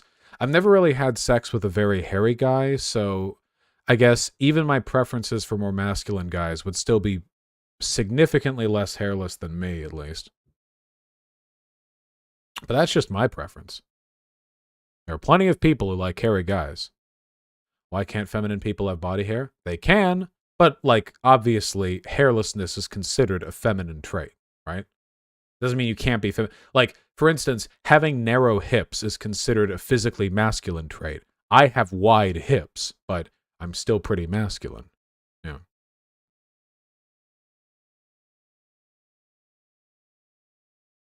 Yes, fembosh. Why do you even let us ask you questions? You know it's going to lead to sex because we're all virgins. Oh, well, to be fair, I brought this up with the ass-to-mouth thing, which, again, still surprising to me. Like, you know, suppose, I don't know if there's been some innovative enema technology that everyone's raving about that I'm simply not aware of, or if everyone's just, you know, feeling especially confident in their diet. Yeah, I don't know. It's beyond me. Sing the King George songs, please. No, thank you. Did you grow up with Persians? Yeah, Beverly Hills is a fuck ton of Persians. Actually, wait, hold on. Beverly Hills Wikipedia. I think they're actually like the majority ethnic group there. It's pretty wild. Let me see. Is there a demographic breakdown on the Wikipedia page? Demographics. Yeah, here we go. Okay, it says 82.4% white, but that is including... Oh yeah, here we go. The largest ethnic community are Persians, who make up 26%, over 26% of the population of Beverly Hills. Over 26% of Persians. That's pretty wild. No, they're Caucasian. Yeah, no, they're white. I'm not saying they're not. I'm just saying that within that of an ethnic group, you know.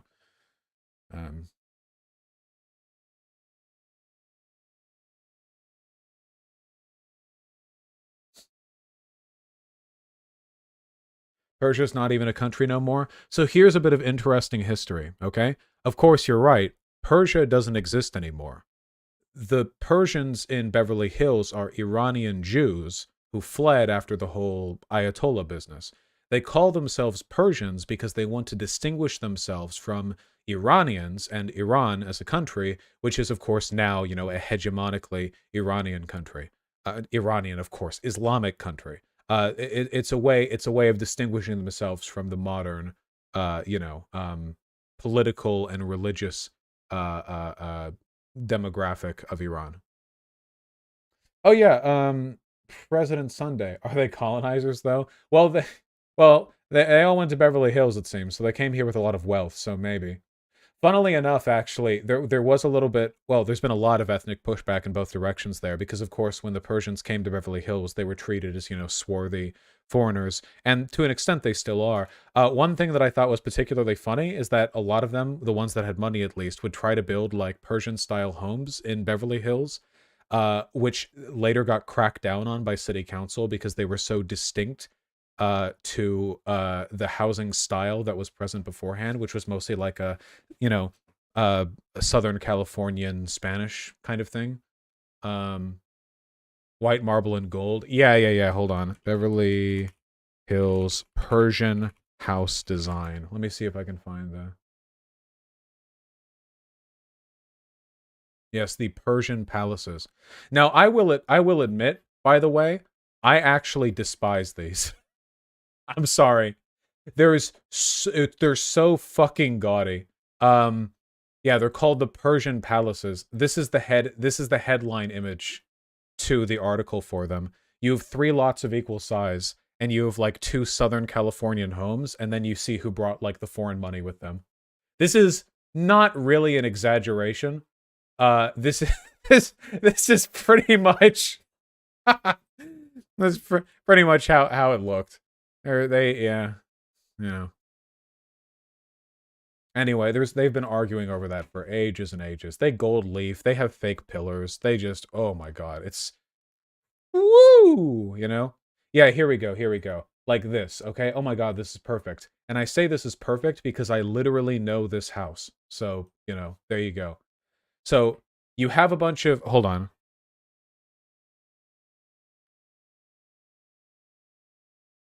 Wait, hold on. Noah took down the video? Huh.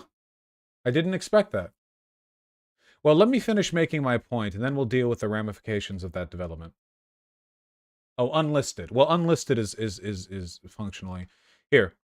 This is the point that I'm trying to get at, okay?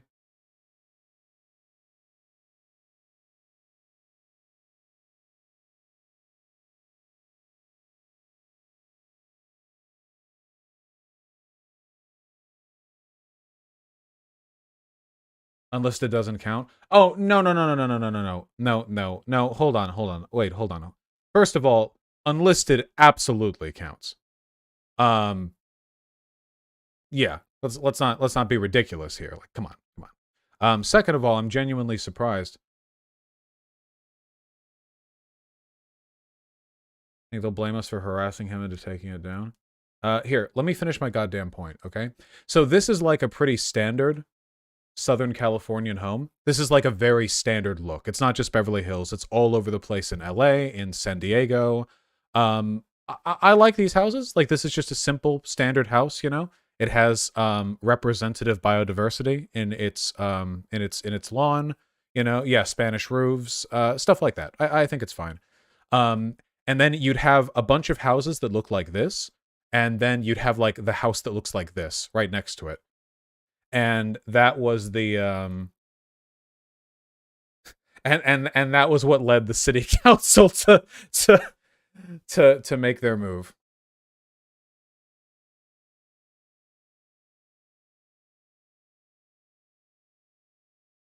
Well, hold on, President Sunday. There are sure to be will you pay Noah the money? Yeah, of course. I don't even remember what I promised. To be honest, it was kind of a stupid promise to make anyway, because optically it just makes it look like I'm paying somebody to take down stuff that makes me look bad. So I regret making the promise, but obviously, having made it, you have to stand by that, right?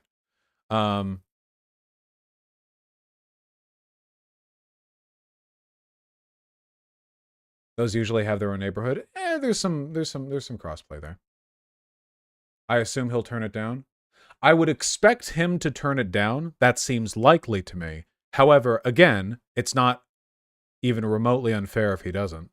It does make me look bad, though. It was meant to be kind of like a mafioso chest beating thing, which I only did because I've been sort of compromised by this, I guess I get brought into these cycles where I expect to not be misrepresented, but then I am, and then I don't know if it's because people are being malicious or if because they're just misinformed, and the ambiguity frustrates me because I oscillate, but like every little bit of evidence to one or the other makes me oscillate because I want to believe one, but then I want to believe the other stuff, and that makes me a little bit more bipolar than I probably should be. But that's just an explanation, not an excuse.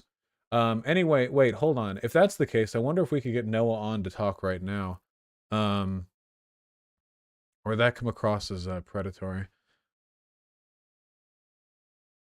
Oh, hold on.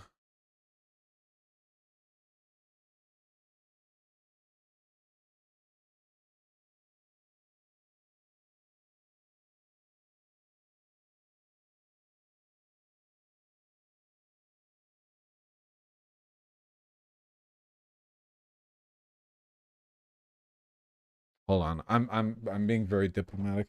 Talk to Sunday. Bring us both on. Oh yeah, that would be good, wouldn't it?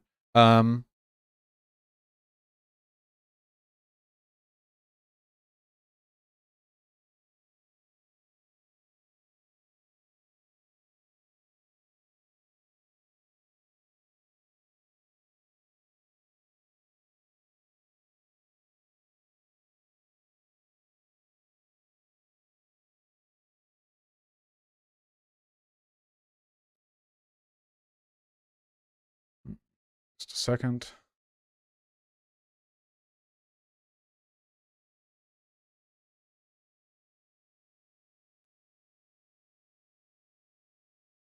All right, we'll see if we get a response there.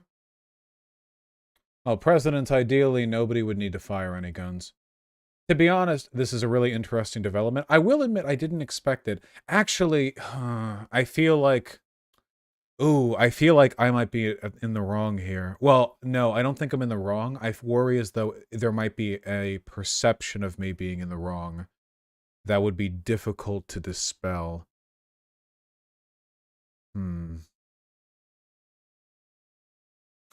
Unfortunate.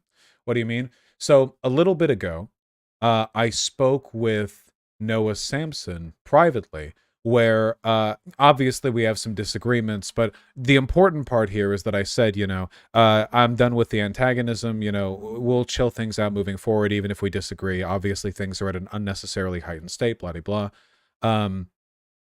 Which is fair, However, we hadn't yet released the video that got released this morning, which ended with me calling on him to take down the video and say that I would pay him to do so. Now, of course, I knew that video was still going to go out, but I felt as though me not putting that video out would be interpreted as a retraction that I could only amend by putting another segment out where I acknowledged it and said all the same things, except retracting the antagonistic tone towards the latter quarter of that earlier bit. But then I realized that would take a while to do, and I felt like by that point it would come across as me reigniting drama as opposed to, dispelling it. So, yeah, I think I'll chalk this one up to unfortunate timing. But something tells me the reason he would have taken the video down is as a product of the video that I put out. And my hope is that Samson wouldn't believe that video was something that was recorded afterwards.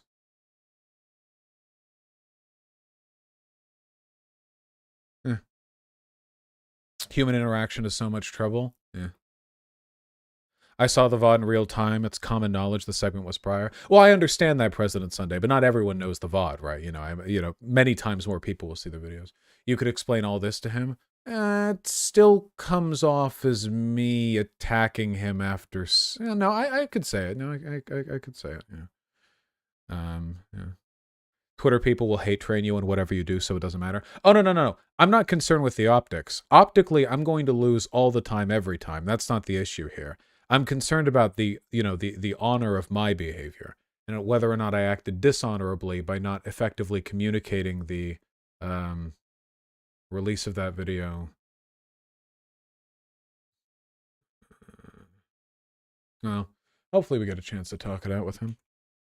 Drama. Always.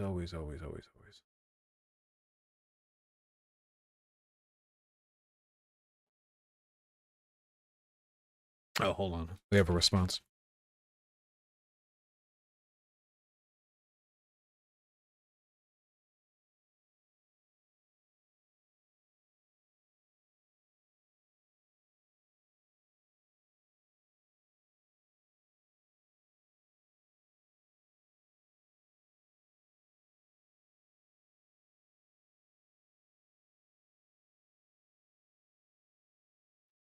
I hate interacting with people.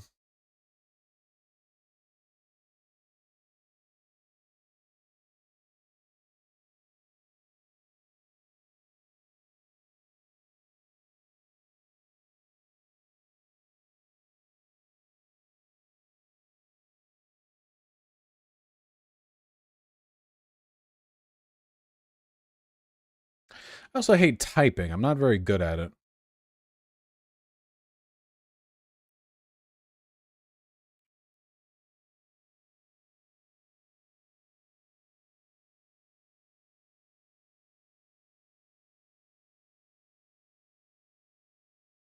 No will not be joining us this evening. Please do not interpret my lack of elaboration as the presence or the absence of drama. You must interpret it with the neutrality with which it was delivered. It's for the better. Well, I didn't want to argue with him. I wish we could reach some. It's just it's frustrating. It's very, very frustrating. You know, I lost nearly 1,000 subscribers over this. Don't get me wrong, you know, Noah Samson's video is pretty large. Its reach is expected. I just have to wonder which portion of my audience, you know, who follows me that would have endured everything else, but then stops here. Yeah, you have to wonder, at what point does your community become immune to that? I don't know. Probably new casual viewers? Yeah, maybe.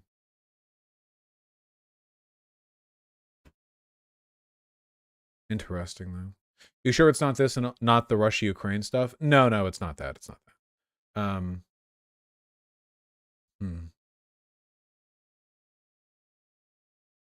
Denim's had criticisms of your FD signifier takes. To be perfectly honest, I don't really care. I've never seen any of FD signifier's videos. I only see cringe posted on Twitter. You know, if people want to prove to me they're worth fair and due consideration, they're free to. I feel like I've been given every possible opportunity by the online left who just assume the worst from other people. You know, it's been incentivized, if anything. Heard his Kanye video is good. You know, there are people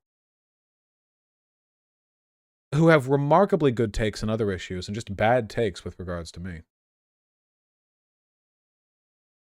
I have a very potent effect on other people in that respect. I think I recall FD Signifier as the guy who called Bo Burnham's inside fake liberal posturing. Oh, that's a little bit mean. I understand where the criticism is coming from, but I don't know if it's fake liberal posturing necessarily. I had issues with it, though. Yeah. So Vosh and signifiers engage with each other in the same way.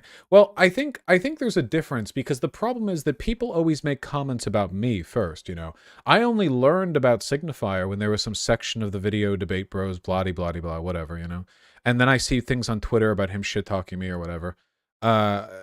Professor Flowers made a video about me. It's people come after me. You know, I'm given good reason to distrust people's takes and. Well, as we're going to see soon with President Sunday, even people whose opinions I do respect are infected by some kind of pollutant mind virus that makes them think Professor Flowers isn't an ethnic cleansing defender. So I have no idea. It's just some yeah. I love being able to fuck with my hair now. Oh, it's so satisfying.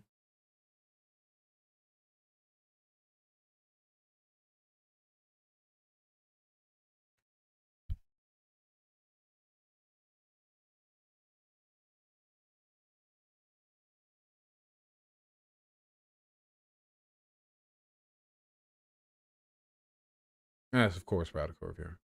Pretty sure he's outright said all white people are colonizers, though. Oh, is he? Well, of course, they all have to defend. I just don't understand this. The funny thing is that this perspective is usually being delivered by people who normally frame themselves as being very nuanced and arbiters of like academic specificity. So then like all of a sudden, all of the nuance and academic specificity in the universe just falls apart when you have to defend incorrect, incredibly reductive, unhelpful statements. It's insane. I have no idea. I have absolutely no idea why it's necessary to do that. When you hear white equals colonizer and get mad and offended, it's because you haven't internalized that being white isn't a real thing. I love the smugness here as well. It's like, well, if you don't think the term colonizer literally means when you are white, it's because you're not educated enough, sweaty. You know, it's like, well, okay, thank you. And don't recognize that global whiteness is only legitimized to serve whites. Did you guys hear that? You can't have an academic understanding of the term whiteness and the way in which it facilitates white supremacy. Unless you believe that the term colonizer means the term white. They have to mean the same thing. You have to believe the two terms are synonyms.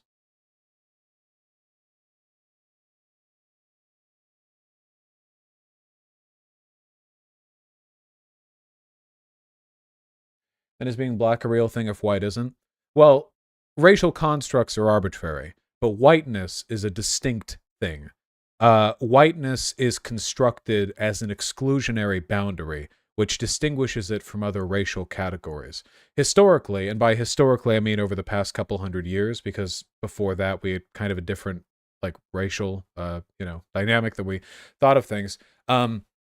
Whiteness has just broadly referred to the group which is distinct from the Orient broadly, not just referring to like China or whatever, but the other, the imagined other, the great outside, the whether it be literally the Orient or darkest Africa or, the whatever, other groups, essentially. And that's why the boundary for whiteness has expanded considerably. Usually, supremacist groups within whiteness define themselves in ways which expand or retract the boundaries of whiteness as a way of expressing desirable power groups, So, for example, the Nazis extended political power and delineated social distinctions by retracting the definition of whiteness to the meaningful one for them, Aryan, supremacy, and your proximity not to whiteness as it was generally understood, but to the Aryan race was what they used as a metric for determining who was deserving of political power. But we've done the opposite as well, where Italians and Irish people weren't really considered fully white, not really. But then as the Italians and Irish came to America and distinguished themselves from black people who had come up following the Confederacy's fall and the end of slavery, then they, by leaning into their whiteness, became part of the hegemonic group. You see, there can only be so many operative racial groups with distinct power dynamics within a society at a given point in time. In America, for example, you've generally had, 4 distinct categories where you have whites, whatever the hell that means, blacks, which of course, they used as a way of upholding the slave dynamic, sort of ethnics, which referred broadly to a wide span of people who weren't quite as socially, demarked as black people, but also weren't really white. And depending on the point in time, you could use this to describe people from Mexico, Irish people, Italian people, people from China. You can go in a bunch of directions with this. And of course, indigenous people, which were simultaneously thought of as subhuman, but also in some instances lauded for being a kind of progenitor of natural human form, which of course didn't save them from being genocided. So, do you all understand what I'm talking? Am I saying any of this for a reason? Am I just talking? No, whatever. Anyway, if you want some really interesting history on all of this, go look back at all the times that groups have distinguished individuals or members of certain ethnic groups as honorary whites, honorary Aryans, that happens quite often throughout history. Didn't they call the Japanese honorary Aryans, the Nazis? Of course, genetically, there's, the distinction between Germans and Japanese people is, you know, near as far as you can get within the very limited range of genetic differentiation in the human species. There was no scientific basis for their claim, not even a cultural one. The real reason they claimed they were is, of course, because it was a way of extending geopolitical acceptance to them, a way of giving them the in-group pass, which probably would have fell apart if they had actually conquered the world. They would have just started fighting between each other. But additionally, the relationship the Japanese people had to their neighbors was pretty similar to the relationship the Nazis had to their neighbors. That is to say, they were ruthless genocidal conquerors and imperialists. So there was a shared political will, if nothing else. At least a parallel political will. Yeah. Yeah, you know.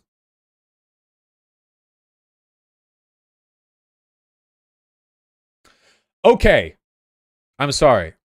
President Sunday, are you there?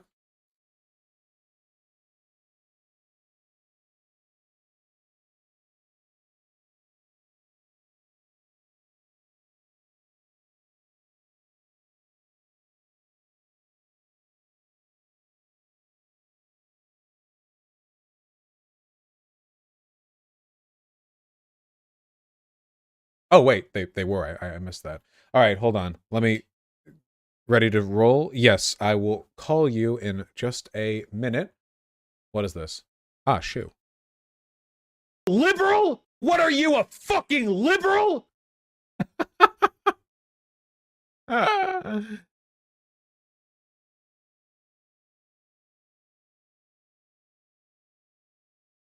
glad the mic didn't blow out for that, so we get to preserve the crisp audio. Jesus, Jazz Dog. I'm saying the government was overthrown illegally, right? And I don't get... Wait! Law? What are you, a fucking liberal? Law! Jesus Christ! Law! Jesus fucking liberal! Jesus Christ! Jesus fucking liberal! Shit! Good! I hope we get them nukes. They shouldn't have taken them away. I don't care. I'm saying the government was overthrown. That banged. Jazz Dog, you madman. You work too fast for your own good. Gonna beat yourself up working at those speeds. All right, lads, let's go. Try not to burn another bridge.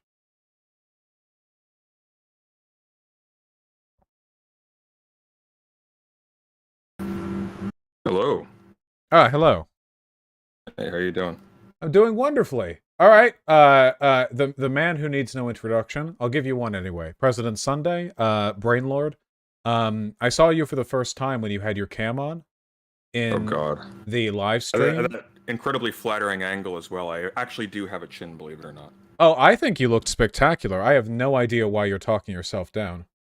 No, just lower expectations, so you know the effect is amplified. I trust you've had sufficient time to artificially deepen your voice so it's even an iota as deep as mine. Ha! Yes, I've been preparing, of course. You look. This again is like I'm going to need every possible advantage I can because you look Racist dog. remarkably studied in your in your webcam feed here. You know, with the sweater and the books and everything. Yeah, I do, don't I? I will give you this much reassurance, and completely unrelated to the extended meditation on analingus we were just treated to. I am considerably under the weather, so I will probably be a little bit scatterbrained and underprepared. Which means, of course, that every point you score is completely illegitimate. But oh yes, thank you. Yes, no, the pleasure is mine. I'll take my easy W's when I can. You were here, I imagine. I saw you for a good portion of that prior debate where I was being. I swear to God, dude, that guy was like that was one of my 8 X's because that fucker was gaslighting me all up and down the goddamn Crimea Strait. Holy shit, he was fucking. Be assured at the very least that my video condemning you for the genocide of my people in political science is not going to be out for a few months at least. I'm very, very backlogged as it is. So happy to have time to prepare. I do hear audio in the background though, quite a bit of it that wasn't present. Here, let me see if I can't fix the gain here. My audio is historically terrible. How are we now? Say something. Mommy my mamugo. It's still there. It's like, it sounds like a washing machine or some kind of, you know, like a It's odd. You had the fan same issue with AC. the. Oh, you know that might actually be my computer. Let me see if I turn the gain way down. And I'll It turn wasn't the- it wasn't present for the live stream that you did before. And the reason for that is because I figured out how to make OBS cancel out the background noise, and I have not figured that out with Discord yet. So bear with me just 1 second. I'm going to turn down the yes. input volume, and we'll see if that helps at all. Are you, please God, tell me you're using the Discord application and not the Discord desktop browser. I would love to be able to tell you that. What the fuck? 3 in a row? Jesus. Look, man, I'm a political scientist. I'm not a computer beard analingus scientist. It's free. There are noise suppression technologies. But then I have to download a thing. I have to You have to push buttons. I have to read download words. Yes. It's better. Look. This will make this segment unwatchable. This all works for you.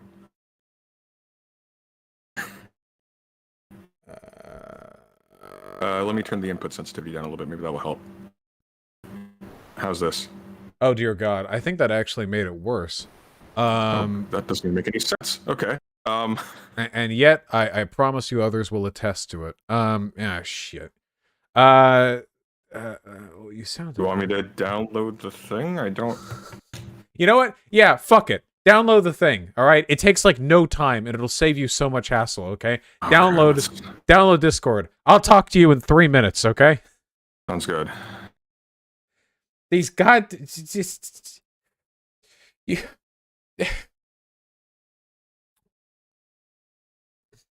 It's not like a really heavyweight app, you know? Here, let me pee.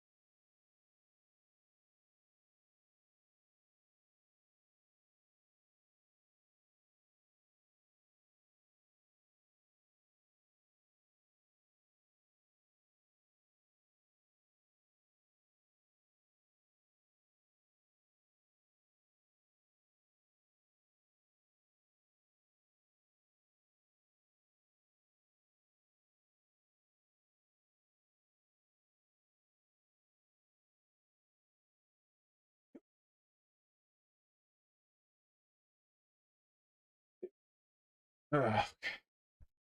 Hello.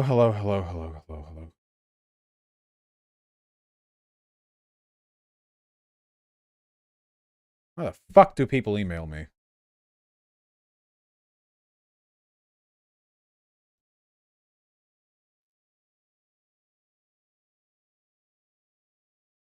You say it's impossible to legally overthrow a government. This tweet thread shows clear examples of times that might have happened.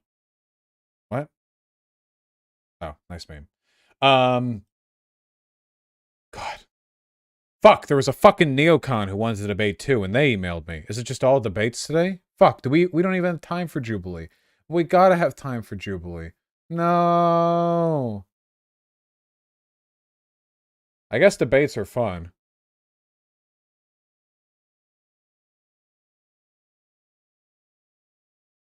Adam, something is more important? Oh yeah, but that's not even a segment that I can monetize. My poor editors.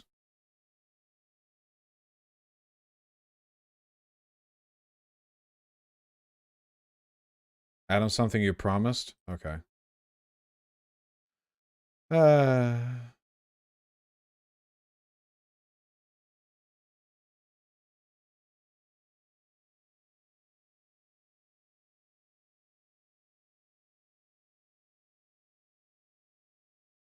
I'm so fucking frustrated, dude. God. I haven't been moved off my foreign policy takes at all.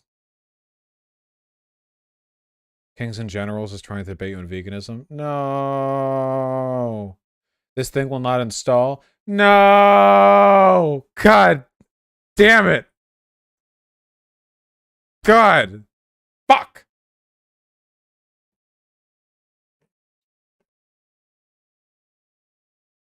No, President Sunday. Your audio Your audio has to be able to work because when you were talking with Noah Sampson, you sounded fine on his end. It couldn't have just been OBS. Okay, you're down. Okay, I love you. Thank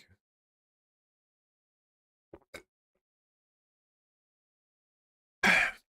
Whatever. If we go over, we go over. How you guys doing? How are we doing today, chat? Enjoying the endless, non-stop maelstrom of drama that I'm caught in?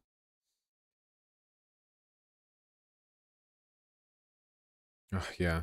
Oh, Radical Revere. I'm glad you were there as well.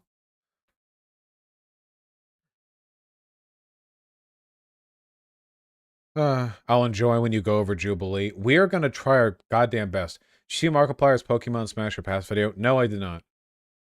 It's like a work of art how you keep getting involved. Well, a lot of it is just people keep coming to me with it, you know? Like, as is in this case, President Sunday wants to talk about Professor Flowers.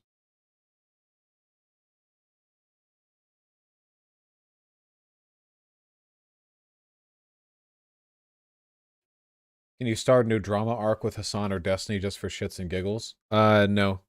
First of all, Hassan basically ignores all drama that comes out that isn't like with creators around his size or that isn't just some small irrelevant thing he can get really mad at for funsies. With Destiny's community, there can be no drama. Saying drama involves agitation. Suggesting that you could have drama with Destiny's community is like saying that you could, I don't know, agitate a maelstrom. You know what I mean? I don't think there's any way you could like fuss about with a maelstrom to make it more turbulent than it already is. It's kind of already, it's already at its maximum state of agitation. You know, I've said this before and I'll say it again. I really don't make an effort to get into drama. I just don't avoid it when it like comes a calling, you know? Like usually people make comments about me and I respond to it. But you could? Yeah, but like, what am I, a bitch? Are people just going to take shots at me? I want people to just take shots at me. Ready to give this a go in app? Oh, President Sunday. Oh, I got it right that time, not Professor Sunday. Ah, fucking headphones. Thank you. All right, I'm crossing my fingers. Fingies. Okay, how's this? Holy shit, it's like night and day. Oh my god, you sound so much better. Oh, good. I'm glad to hear that. I think the last time I spoke to you, I sounded like I was in a sewer. I don't know what the hell happened there. Well, now you sound like you're using a high-quality microphone. Which I am. That's why I was mad about it. Yeah, you're wasting a high-quality microphone in the fucking desktop Discord. Look, whatever. Fix now. All right. Hello, everyone. Hello. Please introduce yourself. Hi, I'm President Sunday. I'm a political scientist, by which I mean I have a bachelor's degree in political science and a minor in religious studies, and who the fuck cares? That's all you got to know, really. So I'm still like brain blasted by how long it took to even get to this point, to be totally honest with you. My apologies. I understand it's very late for you. Well, we're in the same time zone, but you know you've been streaming for a long period of time. I've just been sitting. Please tell chat your preferred please tell chat your preferred pronouns. I thought it was kind of obvious. It's President, El Presidente, or you know, God's a little overly on the nose, but I'll accept it. It'll really depend on how the convo goes. They'll call anyone a god if they make me look bad. You know, they want to join in the rapturous condemnation. Well, that's what I'm banking on, but it's pretty early, so I wanted to like keep things cordial. Hit it up. How do you want to proceed with this? I mean, you know my contention already, and I've lost steam with respect to maintaining it simply because of the monumental stupidity by every single person who has orbited it. So I don't know, man. Like, yeah, even if I agreed with you, I'd hate to be in your shoes because it's in your position, it's like everyone else is making a worse version of your argument, which cheapens your argument by proximity. Well, for what it's worth, I will not, or at least I will try not to let that affect me. I'll I'll provide the premises and you can provide the rebuttal, and then we can get right into it. That works. Okay. So, Professor Flowers is a person, and we talked, and it seems like she is of the opinion that and this is specifically in reference to South Africa. That's what we were talking about, but I believe this logic extends broadly. That if a group has been colonized historically and are then freed from their colonization, and this can happen in a myriad number of ways, but assuming they have the right to decide whether or not they want to live with their oppressors. So my reading of this is that people who were oppressed have a right to decide whether or not to either make their oppressors move away or to kill them. I think I'm going to jump in right there if that's all right, because I think that's a misreading right off the bat. I'm only providing my assertions here, but I'm happy to let you tear them through as much as you want when you're done, because I only want to talk my impression, I guess. You know? Okay, fair enough. All right. So in a vacuum, I don't necessarily think there's anything wrong with that, because when you talk about who your oppressor group is, that could potentially be a very narrow range of people directly responsible. For example, if a group of people who were oppressed have freed themselves from, say, slave masters, or from, like, a dictator or something, like, yeah, okay, chase them out of the country, violence, yeah, whatever, fine. The issue that I took is that the group Professor Flowers was saying they would have a right to so depose would be colonizers. And by colonizers, she seems to mean white people. And to give evidence to this, I would supply the many times where she's essentially explicitly said that she means white people by colonizers. So when added together, the full logic of this is Professor Flowers believes that if a group of people have historically been oppressed or colonized by white people, they then have the right, should they achieve political control, to choose to kill or to deport, which is an ethnic cleansing, white people in their country. And that is the reading that I have from what she had said. And you take issue with that interpretation and framing. It's tricky because in the context of the initial discussion, yes, I do. Following that, she made a follow-up video in which she accepted a framing that I think is parasitic off of the initial conversation and lost her own plot. So I'm not defending Professor Flowers here specifically. I'm defending the account given again in the original videos, which I had some verification on once I had her on stream to talk to me. So we're exclusively using evidence which I had to make my assertions in that conversation, and nothing provided afterwards. This is about the legitimacy of my extrapolations, not necessarily about what she actually believes. We're talking about someone I don't know Professor Flowers personally. I'm sure she's a perfectly nice person privately. I've had conversations with her. I don't think she's a bigot. I don't think she's a genocide denier. Nonetheless,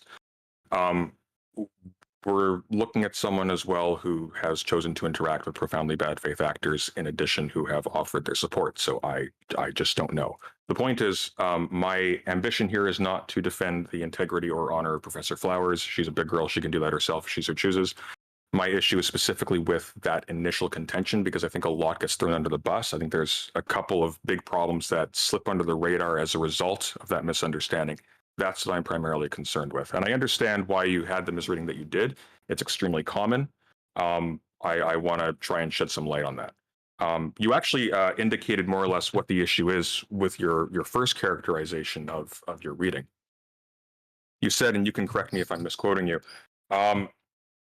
if an oppressed group has been liberated or has ascended to self-determination, Professor Flowers contends, you say, then they have the right to do what they will with their oppressors, however we construe that, whatever we construe that to mean.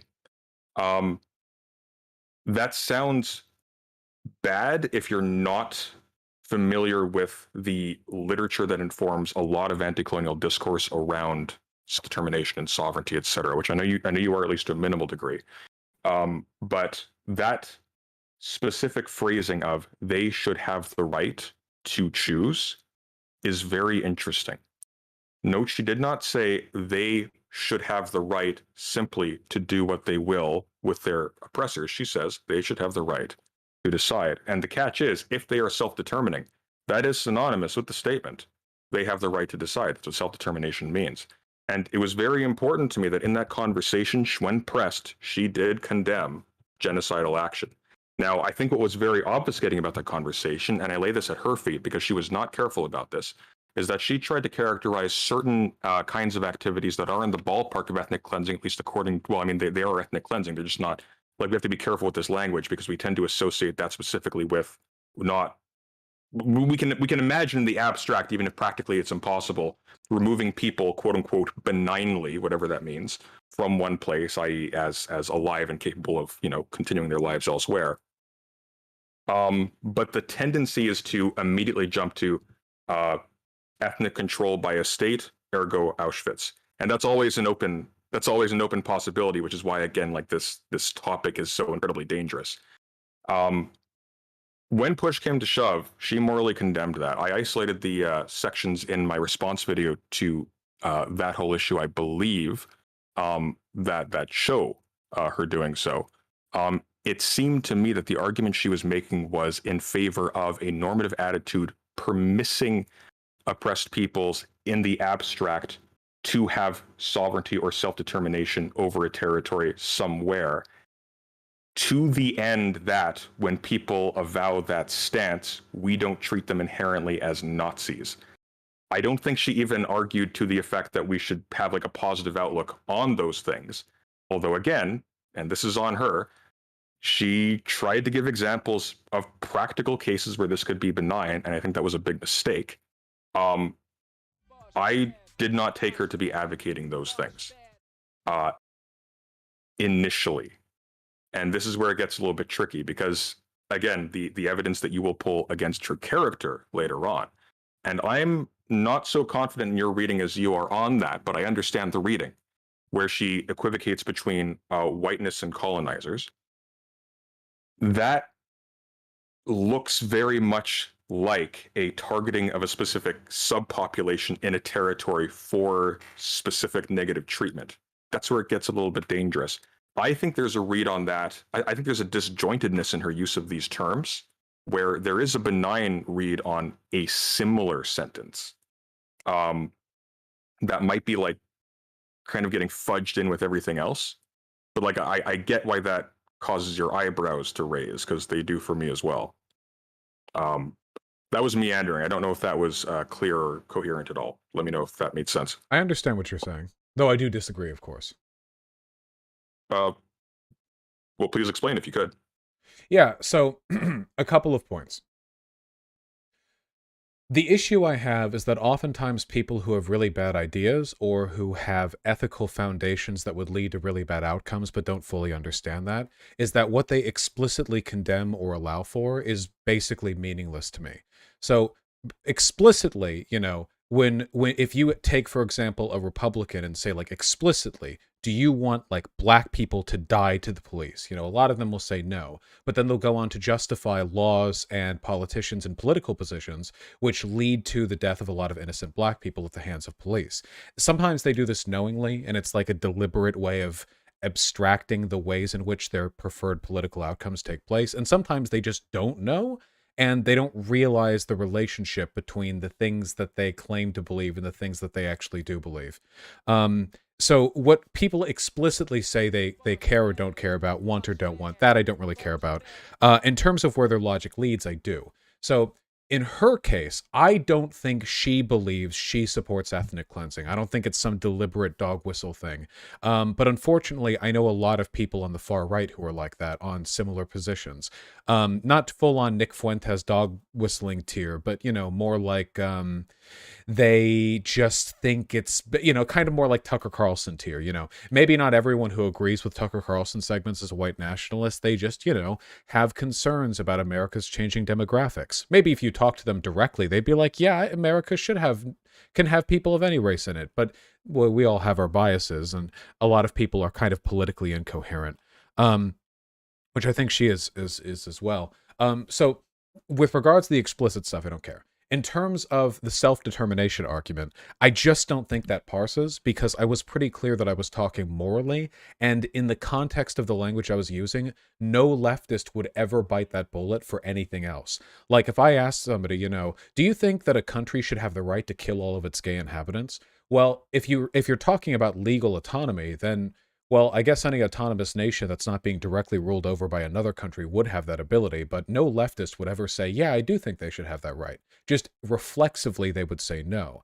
So this is an issue where charitability is kind of the name of the game, because if you want to be very charitable, you could assign a literalist, autonomy-driven reading, but it's not a reading supported by any of the language she used in that conversation, because I was never challenging the autonomy of these countries, and you would have to engage in a pretty big logical leap in order to, like, infer that I was, or that I'm suggesting the implementation of some autonomy removing device, like, as though my proposition is one in which I'm saying that South Africa, if it were to get rid of all of its white people, instead it should be, directly ruled over as a vassal state from the EU or some shit like that, right?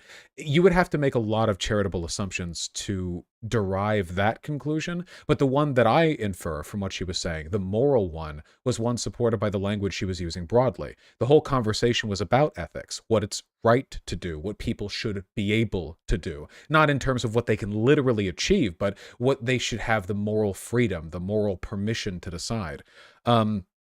And insofar as, we take that, a fairly, or I would say an unnecessarily charitable reading might arrive at the idea that this was just like a literalist, autonomy-driven thing, but I didn't get that from her. And to be fair, even though we're talking only about what was present in that debate, her subsequent language has further compounded to support my interpretation.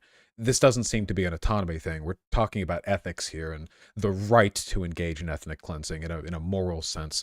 I've talked to a lot of far right people who signaled their bad political positions way less evidently than her, and nobody ever called me out in it. So, that at the end of the day, like, I don't know the contents of her mind, but in order for me to interpret what she was saying there charitably in a way that wasn't an affirmation of ethnic cleansing, I would have to be more charitable with her than I ever am for anyone else. I would have to be especially and specifically charitable. All right, so you justified hypothesizing as to the nefariousness of either her inner motives, or, to be more humble about it, the end results of the logic of her argumentation. That's the one that I think is more likely. Yeah, the end results of her logic, more so than anything. Yeah. So let me ask you this: you're a moral anti-realist. The question concerns ethics. What is the ceiling? What actually determines, what is ethical and what is not in this argument? I'm just curious. Your axioms. Yeah. Well, where do those come from? Well, they come from my my biases, my preconceptions. Oh, sure, but let's speak very broadly, to the extent that you can describe their origin point. I'm not going to say they're invalid or not. I am also a moral anti-realist myself. I just want to know roughly what is your conception, where they come from. I think that I have innate biases, which are a product of my psyche and of biological predispositions I have towards certain stimuli, which lead me to feel as though those things or things associated with those things should be maximized. And as a method of doing that, and by determining metrics by which I can do that, I adopt axiomatic beliefs, which I then use a normative ethical framework to apply to real world situations. Okay, so what I was actually fishing for, that didn't work, was... Sorry. No, it's all good. When we're talking about should they have the right in a normative sense, what is it specifically that we are targeting there? Who are we talking to? What is the upshot of that? The right to decide is the definition of self-determination. Whether it's over a territory is kind of trivial. It's always going to be over a territory. Otherwise, you're deciding over nothing. So when she says, if someone were to say more benignly, like if I were to say, I think oppressed peoples should be treated as suspending judgment as to what they do after the fact or what they do during. We can have smaller, more fine-grained judgments about those. But if I say they should be able to determine their own destiny within a space of their own, in the abstract, it could be on the moon, for God's sake, you probably wouldn't have much objection, or if you do, I'm curious as to what it would be. No, I would, but I would take issue with the idea that anybody uses this language in this way in a conversation that's about morals. For example, if I say like, does this person have a right to kill like a black child? Everyone would say no. Like that would be the universal answer. But in the abstract, the right to could refer to the autonomy which allows them to make that decision. The alternative to which would be either an incredibly severe and austere police state with plenty of surveillance, or a society that has enforces some kind of mind control, where people don't even have the autonomy to do evil things because they're physically kept from doing so. But if I ever said like, do you think someone should have the right to kill a black child? Nobody would ever go, yes, because the alternative would be a society in which you had mind control. You know, like nobody would ever leap to that. The autonomy argument is only one people leap to if it's being framed as a question of autonomy, you know, such as, do you think it is better for people to have the ability to do evil? In which case, we're clearly talking about potential autonomy and the consequences of retracting it. Or in the case of South Africa and the potential ethnic cleansing of racial minorities, which in a numerical sense white people are, not in a political sense, you know, you could say something to the effect of, well, do you believe that South Africa, even after apartheid, they should have the full rights and abilities of a sovereign government, even if that means they have the potential to do bad things? Which is a statement that I would agree with, because the alternative would be some kind of like, you know, yeah, some weird, you know, like subservient vassal state type business. But I just don't think that was the conversation that we were having, and her language Okay, see, didn't give me that impression. I think that actually was the conversation you were having, albeit she was doing so incredibly badly. And I think there were a few things kind of bleeding into there from other circles in which she engages. At this juncture, I mean, like we could go into that other thing. I had some mild disagreements about your assertion that we don't talk about rights in this way. I think we practically only talk about rights in this way. We only talk about rights when when somebody tries to apply something other than your own, you know, like your own, an appeal to your own preference to do something, or to not do something. You can't have an abortion. That's immoral. But I have a right. And what does that mean, for better or for worse? It means that you have a right secured by the state to do this. At the level of the state, it doesn't come from anywhere except the absence of any external impediment, because that's what sovereignty means. So what I took her to be saying, and again, can I say one thing though? Yeah, by all means. The difference, though, is that semantically, right to an abortion is literally the language we use to defend the laws over whether or not we have the ability to get an abortion, whereas the right to commit ethnic cleansing doesn't evoke an immediate semantic relationship to any existing legal or international framework which would prevent it. You know, when people talk about the right to do ethnic cleansing, they're not doing so in the context of or in reference to this vassalage that would be necessary to prevent it from. Mind you, by the way, I suppose I would be okay with some kind of international body that did make it so we didn't even have the right to do an ethnic cleansing. You know, we have international law to that effect, I suppose, and technically ethnic cleansing would be in violation of international law. So depending on how you want to parse it, technically nobody has the right. It just happens anyway. But outside of that, I guess, you know, technicality, the right to an abortion thing I think is unique because that is, it refers to a discourse we have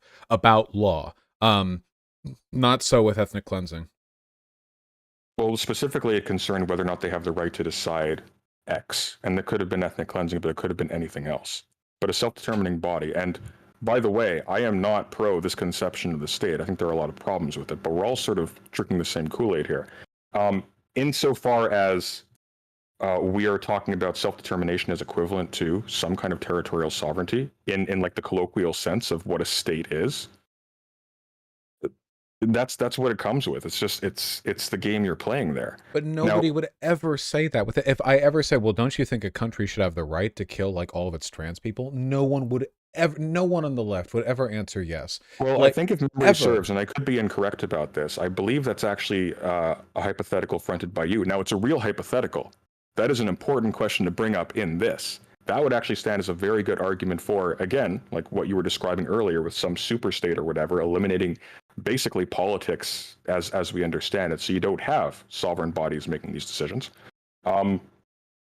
That's where that kind of argumentation leads you. But insofar as we are assuming the existence of,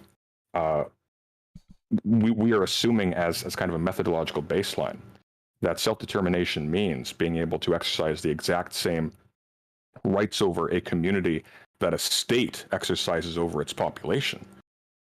I mean, this is one of the reasons why the modern state is a bad thing. It has an inherently genocidal logic to it. No, I completely agree with that. Don't get me wrong. Yeah. It's just, again, I can never disprove this argument because a hyper charitable interpretation of almost any statement can lead you to a fair reading. I just feel like the default logic associated with the language, do you believe morally they should be able to do X? And whether X is like kill a minority group or like genocide so-and-so, people will by default answer no. And I don't think that with whatever respect is due to Professor Flowers, I don't think she's, exceptionally bright. I don't think we're talking like brain god status here. I don't think she was 18 steps ahead of me. I just think that she wasn't. In her defense, I think she's very young. Well, I actually have no idea how old she is. This. I don't either. I'm just speculating. However old she might be, I genuinely have no idea. I don't even know if she's a professor. I don't know. It's just the issue I take, I guess, is that I don't think the position I think she has is that uncommon, really. A lot of people have really bad preconceptions that can be extrapolated into really damaging political systems that just kind of go unexamined. This is just a novel one for intra-left discourse because usually it's not a matter of, whether or not like the minority can genocide the whites. There's always a triviality associated, right? Like, we take anti-everyone else racism very seriously because it has actual social repercussions, but anti-white racism as a concept here in the States, in the left, is not treated with much seriousness. To be fair, it's not as serious, so that makes sense. But that doesn't mean it's not bad when it actually does happen. And it happens a lot. There are a lot of black families that are kind of against their kids marrying into like a white they don't want to like have interracial kids, or they have kind of latent essentialist anti-white beliefs. I feel like it's not that uncommon, and I don't think anyone would ever search for this much charitability if a white person had engaged in the reciprocal of this logic. I feel like, is there not a discomfort, right? Like the idea that Professor Flowers might. If you're not discomfortable by this topic at all, I think there's something wrong with your head. But I put the ball back into your court. Suppose, for argument's sake, using that specific language, we give Professor Flowers the power to carve out a circular area of somewhere in the United States wherein black people and only black people have a right of citizenship, and over which, whatever government structure they put into place, it has the full decision-making power to do whatever it will with any population in its territory. Mm-hmm. And then, you, righteous anti-genocide activist that you are, and I commend you for this, come in with a guard and you force them all out. You disband this weird little circular state. It gets absolved, and everything was exactly as it was before. Is it still the case, or is it not still the case, that some ethnically biased body nonetheless retains the decision-making power, i.e. the right, in political science parlance, to do what it will with any subgroup in its population? Is that not the case still? Well, it depends on what level and what degree of abstraction we're talking about. I mean, even literally, there is a body of people who can make the decision at any given moment, above which there is no higher authority to do this. Now we can characterize body at any level. If somebody asked me if they had the moral right to do something I considered immoral, my answer would be no. Because I wouldn't assume they were saying, do they have the moral right to act in accordance with their supreme jurisdiction over that region? I'm not asking if they would have the moral right. We're moral anti-realists, remember. We have well, nothing to refer to here except for our impulses. Well, hold on. Moral anti-realism doesn't mean that I don't have a consistent normative ethical position. I was saying moral right with Professor Flowers. Hang on. You're correct. However, it does mean that my eliminating you from existence stands as a sufficient moral rebuttal, because that's the only thing that makes that thing real, right? Well, I would say that those perceptions of what's morally good or bad would persist after my death. Simply that my interpretation would be the correct one. that you can't empirically determine what is or is not morally right. But as far as I and my action and my analysis are concerned, I can only ever act with my subjective perception of the axiomatic beliefs that I hold. Fair enough, but again, we're still talking fundamentally about behavioral attitudes that you hold, right, or something along those lines. I'm not in that earlier. Well, I'm area only of talking philosophy, about my way of making my axiomatic values happen. Sure. Okay, let me rephrase the question then. Do you think that denying that group in particular from having the right in these terms, and we can change the word right to decision. I think they actually mean the same thing ultimately. When we're talking about a right, we are ultimately talking to what is in the purview of an agent to do. Well, you're presupposing that because I said explicitly moral right with Professor Flowers like 40 times. At no point did I infer or suggest that I was referring to the autonomy or decision-making body of South Africa. In the latter part of your conversation, she actually did specifically say, in response, I can't remember if she said morally or not, but she said you can't do some things like that, like genocide. Well, I think in that case, she was further supporting my argument because rather than denounce it morally, she was simply saying that legally or, geopolitically, it wouldn't be possible. I took her to mean morally. I mean, legally or geopolitically, she was entirely in the right. That's one of the problems here. That's why the logic's dangerous, because it actually obtains. Well, if she was speaking morally, then why couldn't she have condemned it any time prior to that? Well, there's a couple of reasons I can imagine why she'd be reticent to. Let's take the Haitian Revolution, for example. As a result of that, massacres were allowed, or one massacre, my history is not good, but a massacre was allowed to take place afterwards of the French population, or the white French population, or however it's construed. People were picked out and killed on racial grounds. Mm-hmm. That was allowed to happen because of the revolution itself. Now, if you ask somebody, hey, should the Haitian people be allowed or should they have the right to make decisions? Because that was the language that I used, the moral right. Do they have a moral right to what?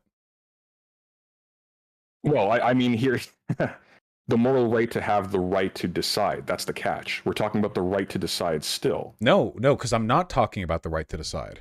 Everyone has the right to do anything by that logic. I'm not physically impeded from doing anything that my bones and my skin and my muscles can't allow me to do. Physically, I have the right to do any amount of mischief, mayhem, murder before the police stop me. And if I'm better and faster than the police, I can do even more. But we're not talking about that. I said moral right, and I always said it with her, too.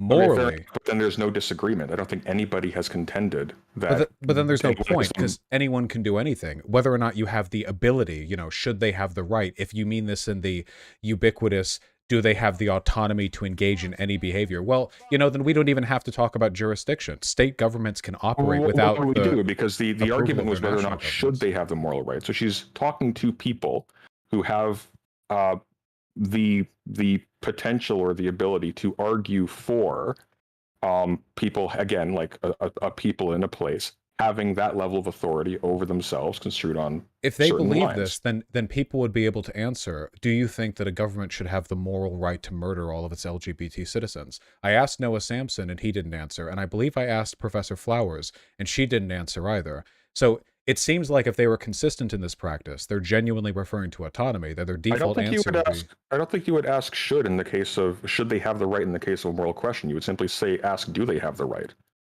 No, I said should they and do they have the right both to Professor Flowers. Keep in mind, the only reason that I used language like that rather than just should they is because I didn't think Professor Flowers was smart enough to understand the extrapolated outcomes of her position. Yeah, but I mean, you see the absurdity of even asking the question, should they have the right in a strictly moral sense? You're now asking should, according to what measure they have no, it's like should they permission to, like, it doesn't make up any sense. No, it does. Like, it seems redundant. Morally, you can think that something is potentially bad, but you can still believe a person should have the moral right to do it. So, for example, I think that smoking is bad. It just seems to hurt people. I don't like it that much. But morally, I think people should have the right to choose to smoke. So if a person asks me, do you think somebody should smoke? I would say no. But then if they asked me, do you think somebody should have the right to smoke? I would say yes. In that case, the right to allows for a distinction where I think there's an allowance where a person can do something, because even though I don't like it or think it's good, I think it's an acceptable thing for someone to do. Now, I don't think Professor Flowers thinks that killing all the whites in South Africa is good, but I do think she thinks it's something acceptable to do. As in, it isn't something she would advocate for explicitly, but it's something in the realm of, oh, well, it's up to them. And not in a autonomous sense, because in that case, anything and everything is up to everyone before the police stop them, but in a moral sense, where, even if she doesn't agree, the moral right for them to decide supersedes the disagreement she might have with the outcome that they bring about. She wouldn't condemn the process by which they arrived at that. But I would wholeheartedly condemn the process by which the Holocaust took place, even though the Holocaust is a natural extension of the national autonomy of Germany. I don't think that last part's a necessary conclusion, though. You could sustain that morally we have like some kind of impetus to allow people to have the decision to have that kind of power, and then in the event they misuse that power in certain ways we can't tolerate, we then justify to, or we are then fully justified in intervening violently. I don't see a contradiction But there. they can I still don't think do she it. Intervening violently doesn't mean they can't do it. You could argue that if we're talking autonomy, the only way you can actually interfere with someone's autonomy is with brain control chips, right? Just because it's illegal for them to do something, or they're going to be stopped or invaded, doesn't mean that they don't have the autonomy to do it. This is why I think the autonomy argument is reductive, because if you want to interpret it at its face, should they have the ability to do something? Everyone has the ability to do anything, and any state can do whatever they want. Invasion is just a deterrent, and so is arrest. Murder is just a deterrent, right? At the end of the day, you can do anything outside of direct mind control. So, well, no, I think murder is specifically legally or morally qualified killing. being killed by the cops, right? But no one's talking about mind control or brain chips. So outside of that, it seems pretty clear that we're talking about like what is permissible in a moral sense. Sure, but that's always going to be within the logic of an existing sovereign power already. We're talking about like existing norms of whatnot that are held in place again by fixed cultures with their own histories, yada yada yada. At the level of states, we can't really talk like that because there's literally nothing above states to cement those things in place. We're ultimately talking about what we will permit from our vantage, and I'm on board with you there. But I think that conjecturing that Professor Flowers finds mass killing of any kind acceptable, that's a conjecture. I don't think it's supported by what you said. I can see the danger in what she said leading to that kind of thing. I think it's a jump to say that that's actually what she's advocating for, or that's what she holds. I think you're making a bit of a leap there. I don't think it's really a leap. It's language she couldn't condemn. It's like no, again, since the autonomy argument is only really stopped by mind control, in no other circumstance, hey, like, do you think people should have the moral right to kill and rape their neighbor? Well, no one would say yes there, but it's like, well, you think they should be mind controlled to keep that? Well, no, people are talking like ethically, like what do they, you can think a thing that a person does is bad, but still think like it's up to them, that's just the logic I think she's engaging in here. I think personally she's uncomfortable with the idea of a white person, that would be me here, telling oppressed people what they can and can't do. I also think that she's racist against white people. Like, she just doesn't like white people very much. I don't think that's exceptional. Like, a lot of people are racist. Like, a lot of people think it's this big condemnation or like, some exceptional personal flaw. But if anything, being the left has taught me that probably on Earth, the number of people who are explicitly racially biased probably exceeds the number of people who are not. So, yeah, I don't know. It's just not that uncommon. Well, hang on. Like, the decision doesn't disappear, though, to do those things just because it is held by a white person as opposed to a new person, whether that's a black person or otherwise. That decision is still there. Someone still has the right to make that decision. She's only saying that decision should extend to other groups. But nobody talks about it that way. I think and by the way, they can do that right now. Black Africans in South Africa right now can kill the white people there if they want to. They're not being mind controlled. Right now, they have the right. They control the government. The government of South Africa is controlled, as if I am correct, by a black man at the moment. If they wanted to, they could absolutely. They have the ability. That already exists. Yeah, it does. It's not a prescription. It's just a description. Yeah, but no one talks like that. No, again, like I can't help but wonder what what bias is leading you to this level of charitability, because in all my time doing this, in all my conversations, nobody has ever responded to the question, morally, do you think they should be able to do this, with an answer which indicated they were referring explicitly to autonomy. I've never seen that happen, not once. No one would ever answer that way when we're talking about crimes. As soon as you interject "to be able," that's an invocation of autonomy right there. You're not saying morally can they do this. You're saying morally can they do this? Should they be able to do this? No, morally, should they be permitted? Should it be a thing which, even if you disagree with, they should? That's something else, because permission is something you can suspend. Yes, you can be an outside party, allowing someone to do what they want until it reaches a certain peak, and then you eliminate their sovereignty once you cannot tolerate it. But the only way to eliminate that sovereignty would be with brain control. The problem with your framing of this question is that the only other answer you could take, the only anti-autonomy position, would be one in which you use magic to control people. Because you can do, well, should people have the right to, i.e. the autonomy to X? As long as your body's capable of doing it, you can do it. And hell, maybe you don't even need your body. Maybe you can pay other people to do it. Like anything, everything. At that point, the question of, do you think morally you should be able to do X, isn't even a meaningful question. Say the right to an abortion, right? Do you think a person should morally be able to have an abortion? You can have an abortion even if it's illegal. Even then, the law is only a proxy for the real question, which is the ethics of an abortion. Whether or not you should be able to have an abortion morally is what's on the table. The law is just expected to follow the morals. But we're talking about the morals there, because law can't prevent you from having an abortion. Yeah, but slow down, cowboy. The ethics and the morals, these are going to surround things that are suspended in existence by political force.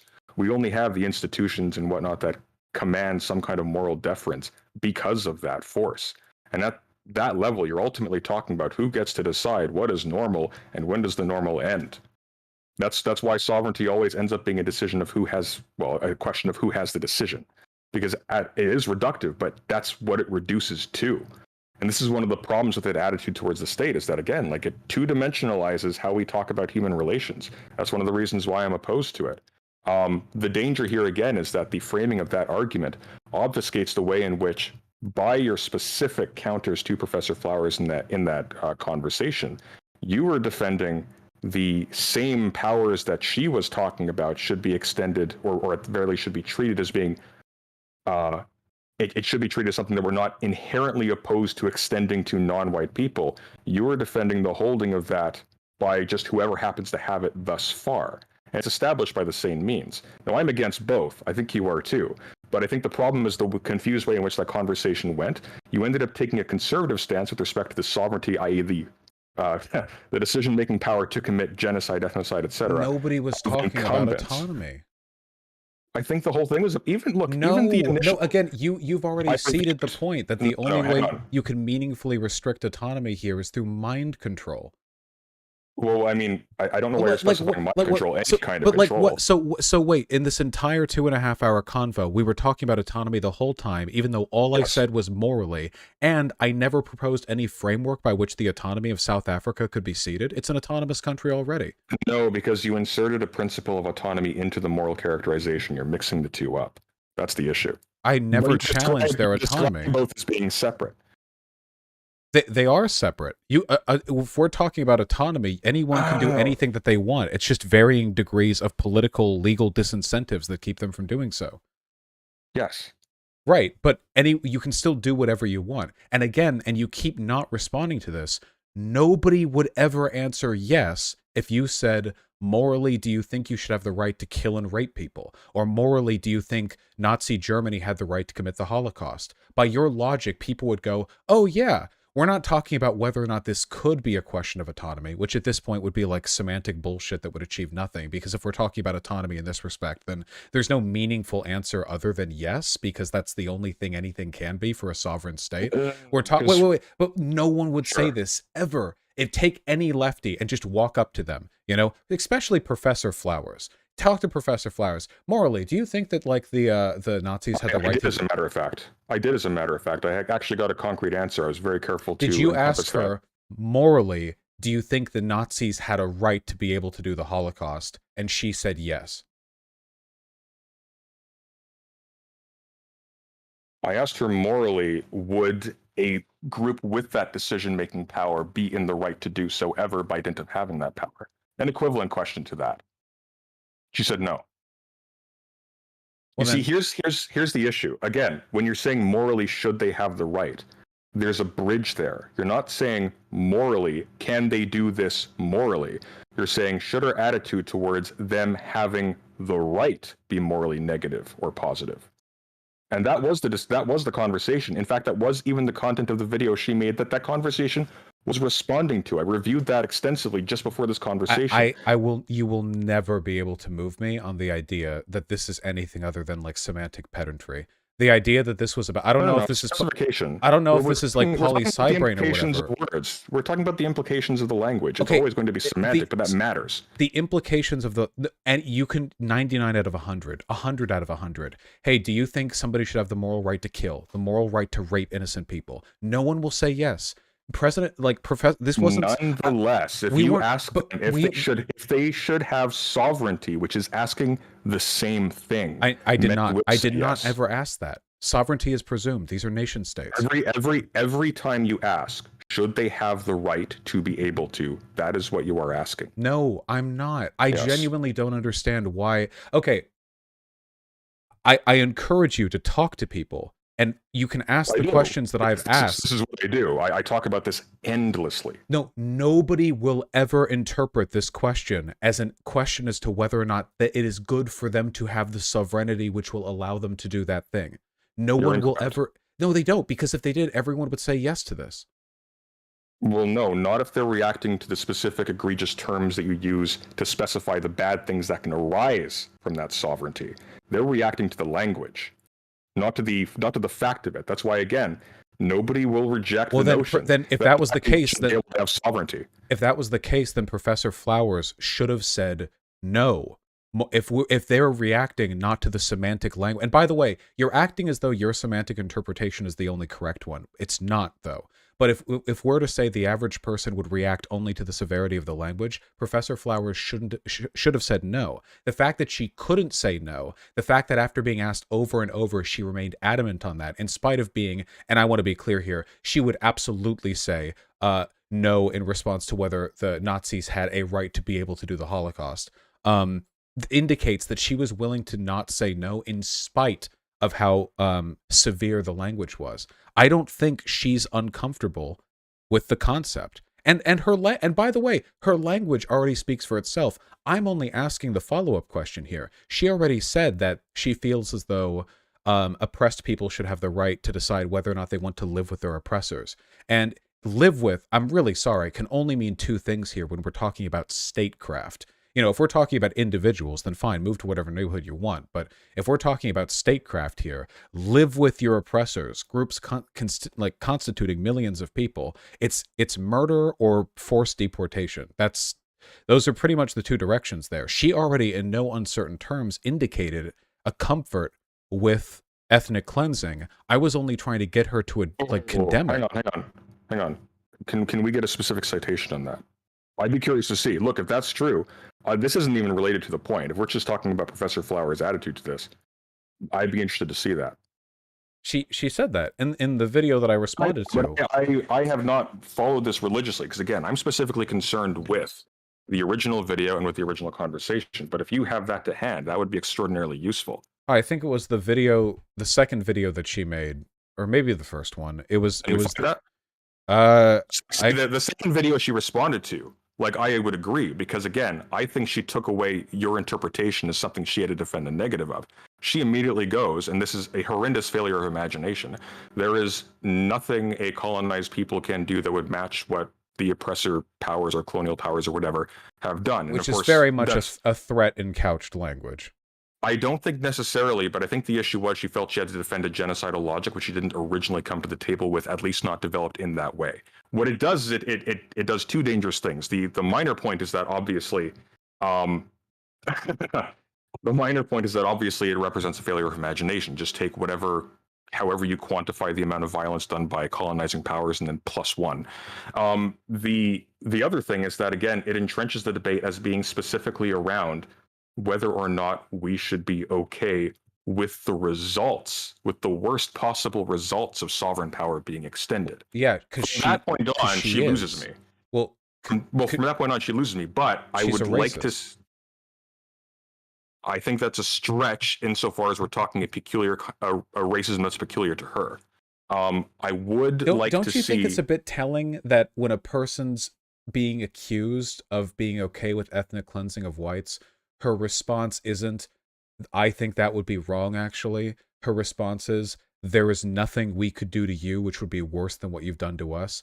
Like, the response to that is in the original conversation with you. I isolated that. right. Isn't that like very indicative? I mean, it's very clear what the messaging here is. Again, like, No, but would you engage in that this? response, though? She gave you that response. I'm not defending her character. I think she's flubbed this horribly.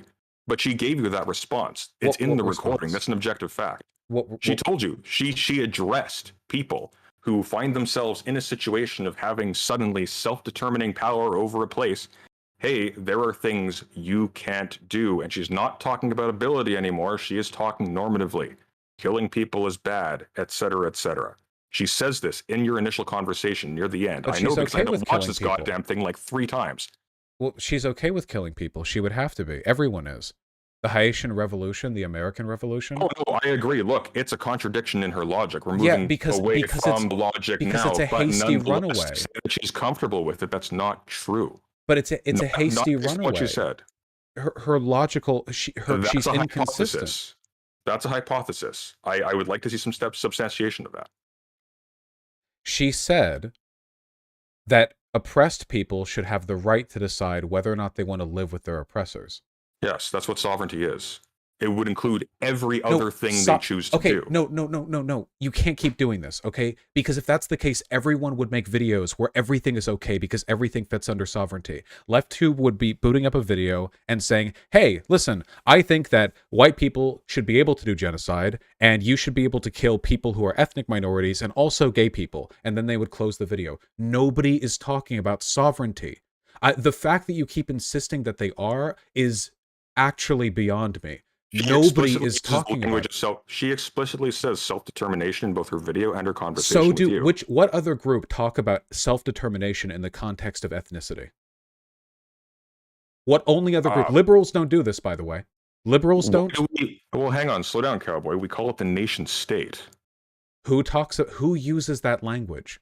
Everyone. We're talking about nationality. That's a level of ethnicity. It's not racial. Self-determination for a given ethnic group. This is running towards like bad faith.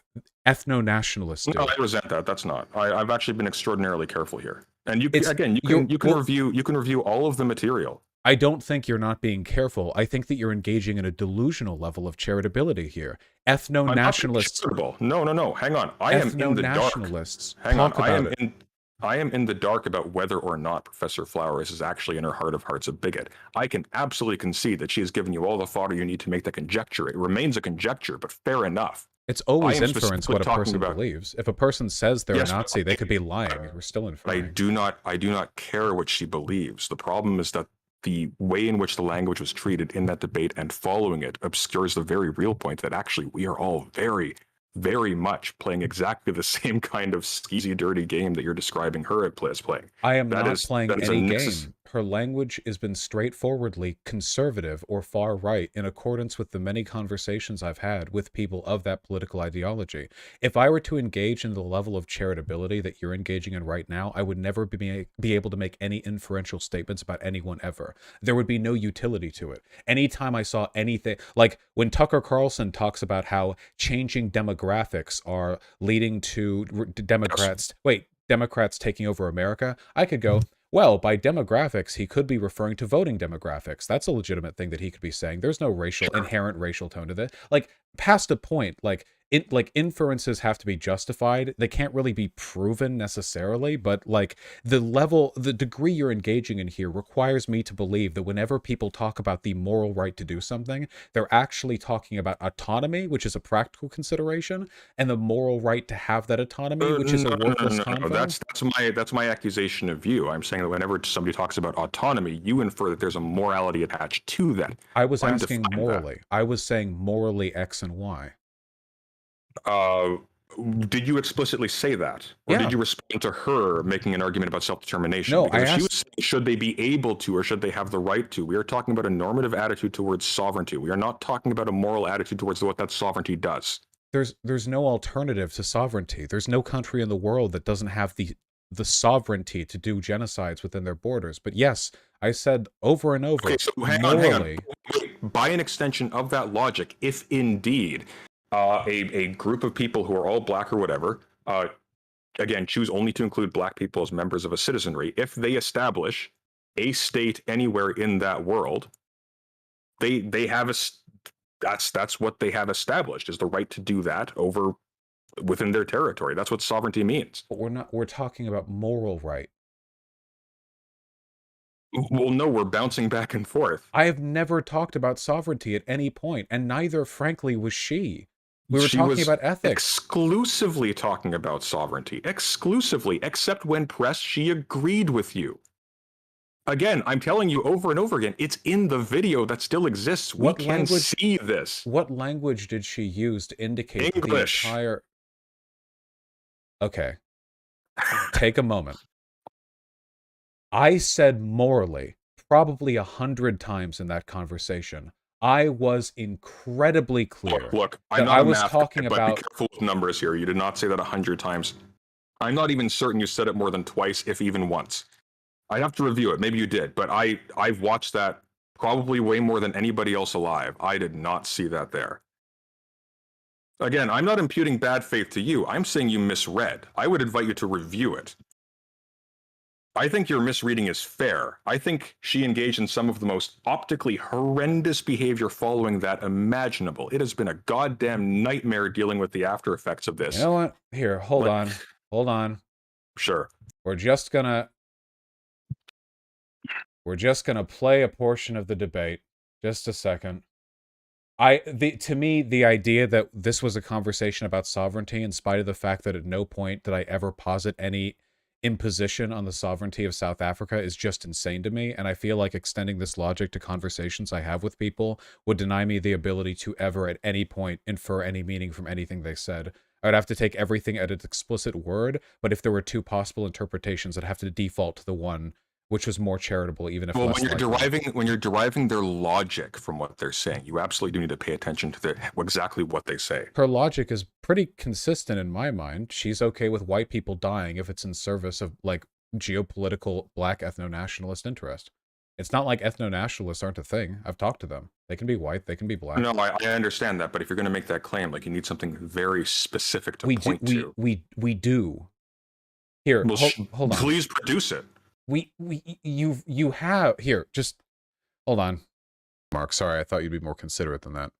One second. That I'm People link me to genocidal, this. and I just want to clear up what I mean. What I mean to say This is is in the that follow-up video. there This is is no your amount I of know. violence that colonized people can enact. Yeah, chat. We're not looking at this. Hold on here. Talking Journalists about- ask for right there. Self-determination is the dog whistle that they use when talking about ethno-states. This is what They're I talking mean about about it. self-determination in the context of other people being inferior inherently. They're about self-determination in the context of wanting to have their own state because they're looking down on other people. Haven't you listened right? to Richard people Spencer? who are oppressed talking. I've heard of plenty of Richard Spencer. She's doesn't comparing argue Nazis Nazis with, are inferior. Black nationalists, I think. I am. I'm saying that her language, I'm pointing out to her that the use of ethnic self-determination is one of the most consistent dog whistles for ethno-nationalists in existence. Fair enough, except here again, she's talking about disparate treatment to Nazis and those on the grounds that one, again, is asserting a right based on a history of oppression that has served them versus one that was done to them, right? Irrelevant when we're talking about ethnic cleansing. If it's not being done in favor... No, because we're not talking about ethnic cleansing. We're talking about how we, in a normal situation, are treating people who avow a nationalist ethnic stance. Well, the only difference there is who's had the power. Like, there are groups that have had the Precisely. power So to... hang on. So when we're judging people in a situation where they don't have the power now, we are kinder to the black nationalist than we are to the Nazi. That's well, the black upshot here. separatist, but nah, I don't Or think the so. black separatist, same deal. I think so. I think I think there's something inherently less noble about Richard Spencer wanting an ethno-state than somebody who comes from a line of people who have been oppressed by the like of Richard Spencer wanting an ethno-state. Do you I would think equivocate that being oppressed means that your reciprocal desire for an ethno-state is somehow more noble or more justifiable? No, it just means that when you judge them, you have that in the back of your mind as a qualifier. You're not as cruel in your judgment of them. You still condemn it. It's a bad thing. I don't understand the relationship between these variables. I think we'll have to be at peace with that for now. Let's keep on with this. Yeah. To have their own self-determination. And the reason why they're oppressed is because they don't have their own self-determination. And the reason why I'm using that term is because it looks so different in every country. And I think people need to have the space to talk about that and to figure it out without being called a white nationalist. So again, I don't have a problem with talking about it. It's just a lot of She's mistaken. Like, you're It looks very much the same in almost every single country, but that's beside the point. What's pretty much the same in every single country?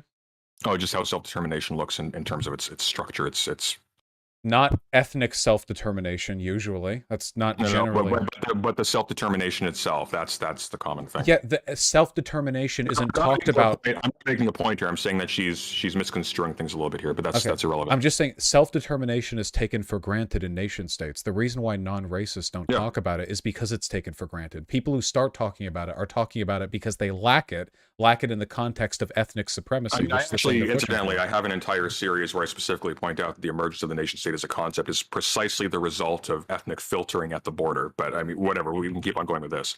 Yeah, here. Wait, literally can we please... doing it right now. Wait, You're like, you're a white nationalist. I'm literally talking about it right now. Richard But Spencer said this and that. It's like, please. I know. So when you're saying we have a right to discriminate against this racial group to preserve the self-determination of our people, yeah, that does sound a little white nationalisty. So you'll have to forgive me for drawing that. It's not just to preserve the self-determination. Okay, sorry. Go on. Go ahead. Go on. Can we pause for a second? Sure. I resent the insinuation of bad faith. So let me be abundantly clear here, lest I be even considered as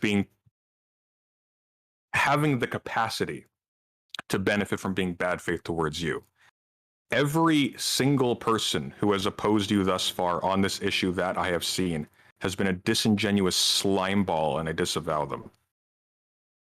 I understand that. I don't think that you are like like holding water for some sort of crooked reason or whatever. It's just the idea that like the idea that when people talk about the moral right to do something, they're talking about autonomy and would necessarily lead to outcomes that aren't present.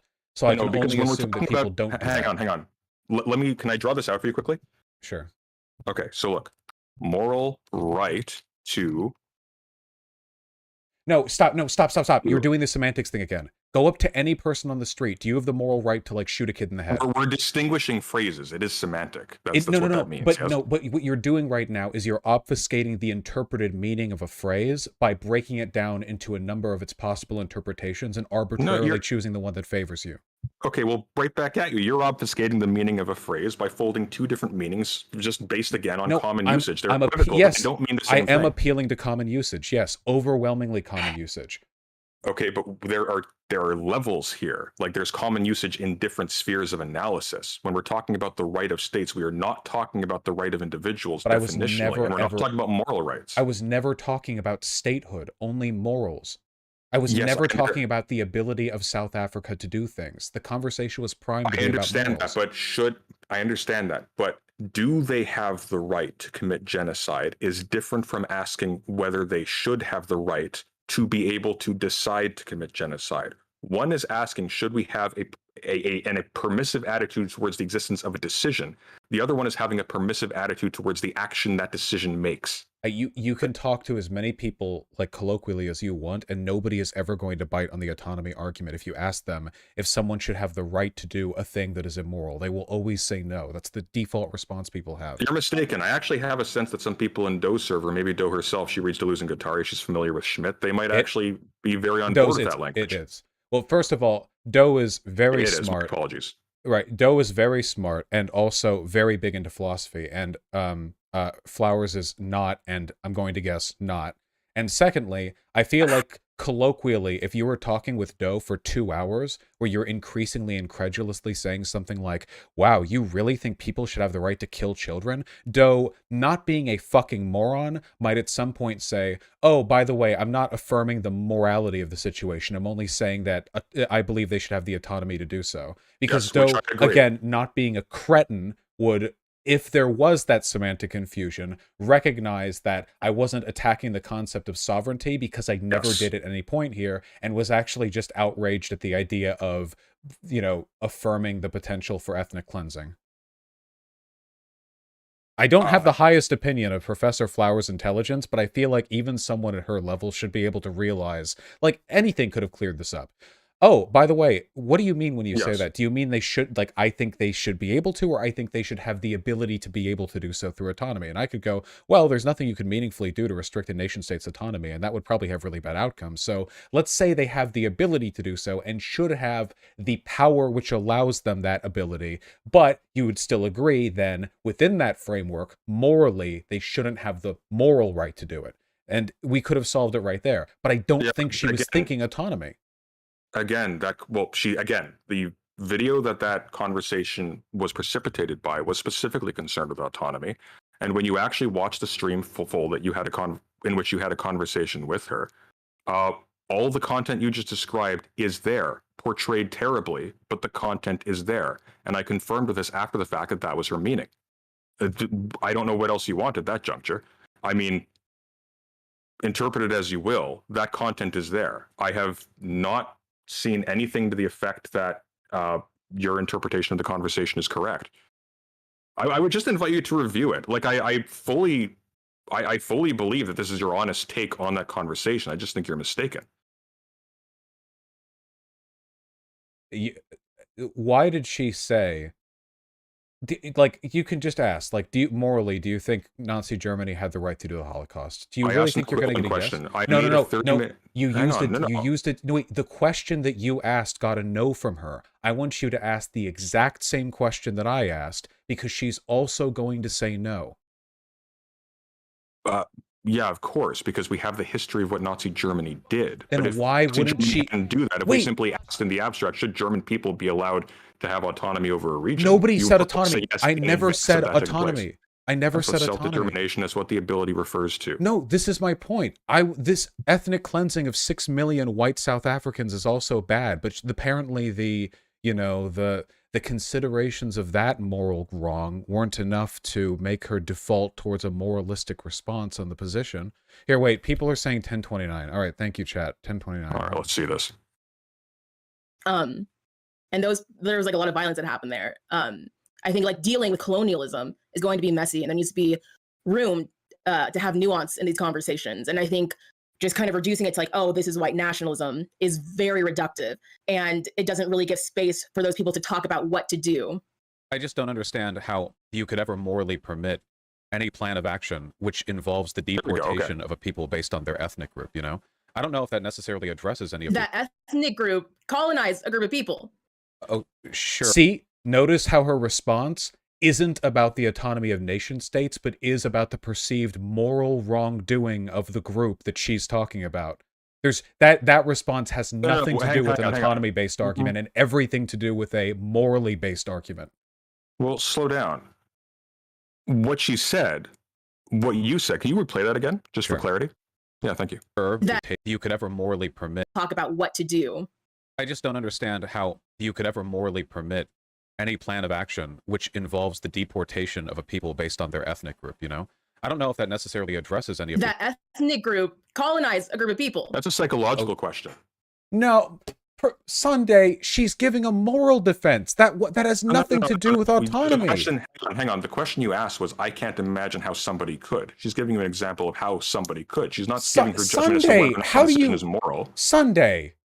She condemns in this conversation genocide, miscegenation laws, etc., etc. I have talked with Nazis who have condemned these things. What relevance is the explicit answer to me? We're talking about this conversation in particular, not her character outside of it. No, I'm talking about how direct enunciations of things that people would still accept if their morals led to it necessarily are worthless to me. Right here, this is a moral defense. So first of all, she doesn't refute the premise. She clearly is in favor of deporting an ethnic group because her response isn't, oh, I don't think we should do that. Slow down. That wasn't the premise, though. Review it again. The language here is particular. Sunday. Just play it one more time. I'm going to show you. Sure. That gives space for those people to have nuance in these conversations. I just don't understand how you could ever morally permit any plan of action which involves the deportation of a people based on their ethnic group, you know? I don't know if that necessarily addresses any of that. How could you ever morally permit any plan of action based on the deportation of people based on their ethnic group? I'm referring to what she believes here. I'm not, this isn't out of the blue. I'm clearly referring to what she believes here, but you're not giving sufficient argumentation to attach this particular statement as a description of what she believes here. Now, I'm perfectly willing to concede that maybe she does believe that. I don't know. She says she believes it. Explicitly, she says it. She does not. She only denounces the worst characterization. Vosh, when you say explicitly, you need to be referring to the specific language used. That's what explicitly means here. That's not the language here. That's not the content. You would never ever do this to a person on the right. You couldn't. We would never be able to condemn anyone. We would be halfway to the gas chambers before we had a single argument to use against the Nazis. Well, no, because they're on the right. That's the basis for the lack of charity. She's because they've already on shown their the colors. right, Sunday, and you admitting that the fact that she appears to be on the left is the only reason you would engage in this charitability is precisely the problem. Would we do this to Jimmy Dore or Blumenthal? I don't show any charitability based on the fact that she's on the left. In fact, I just... you just said the fact that they're on the right. If chat wants to rewind a little bit, which you can, I just said that every single person who has engaged with you on this thus far that I have seen, and that includes everybody on the screen here, has been a disingenuous slimeball. I'm not defending her character. She's been dishonest after the fact. I'm talking explicitly about the context of this conversation and the interpretations that you're using, which would deny you the ability. I am talking explicitly about the context of the text. It's literally on the screen as a subtitle. Like I'm deriving this from the language used here. You're making an interpretation. It's not invalid, but it's not inevitable from the text. You can only infer what other people... I'm not saying it's inevitable, but you would have to be psychotically dedicated to charitably framing her in order to not arrive at the obvious conclusion here. If you say, like, this is...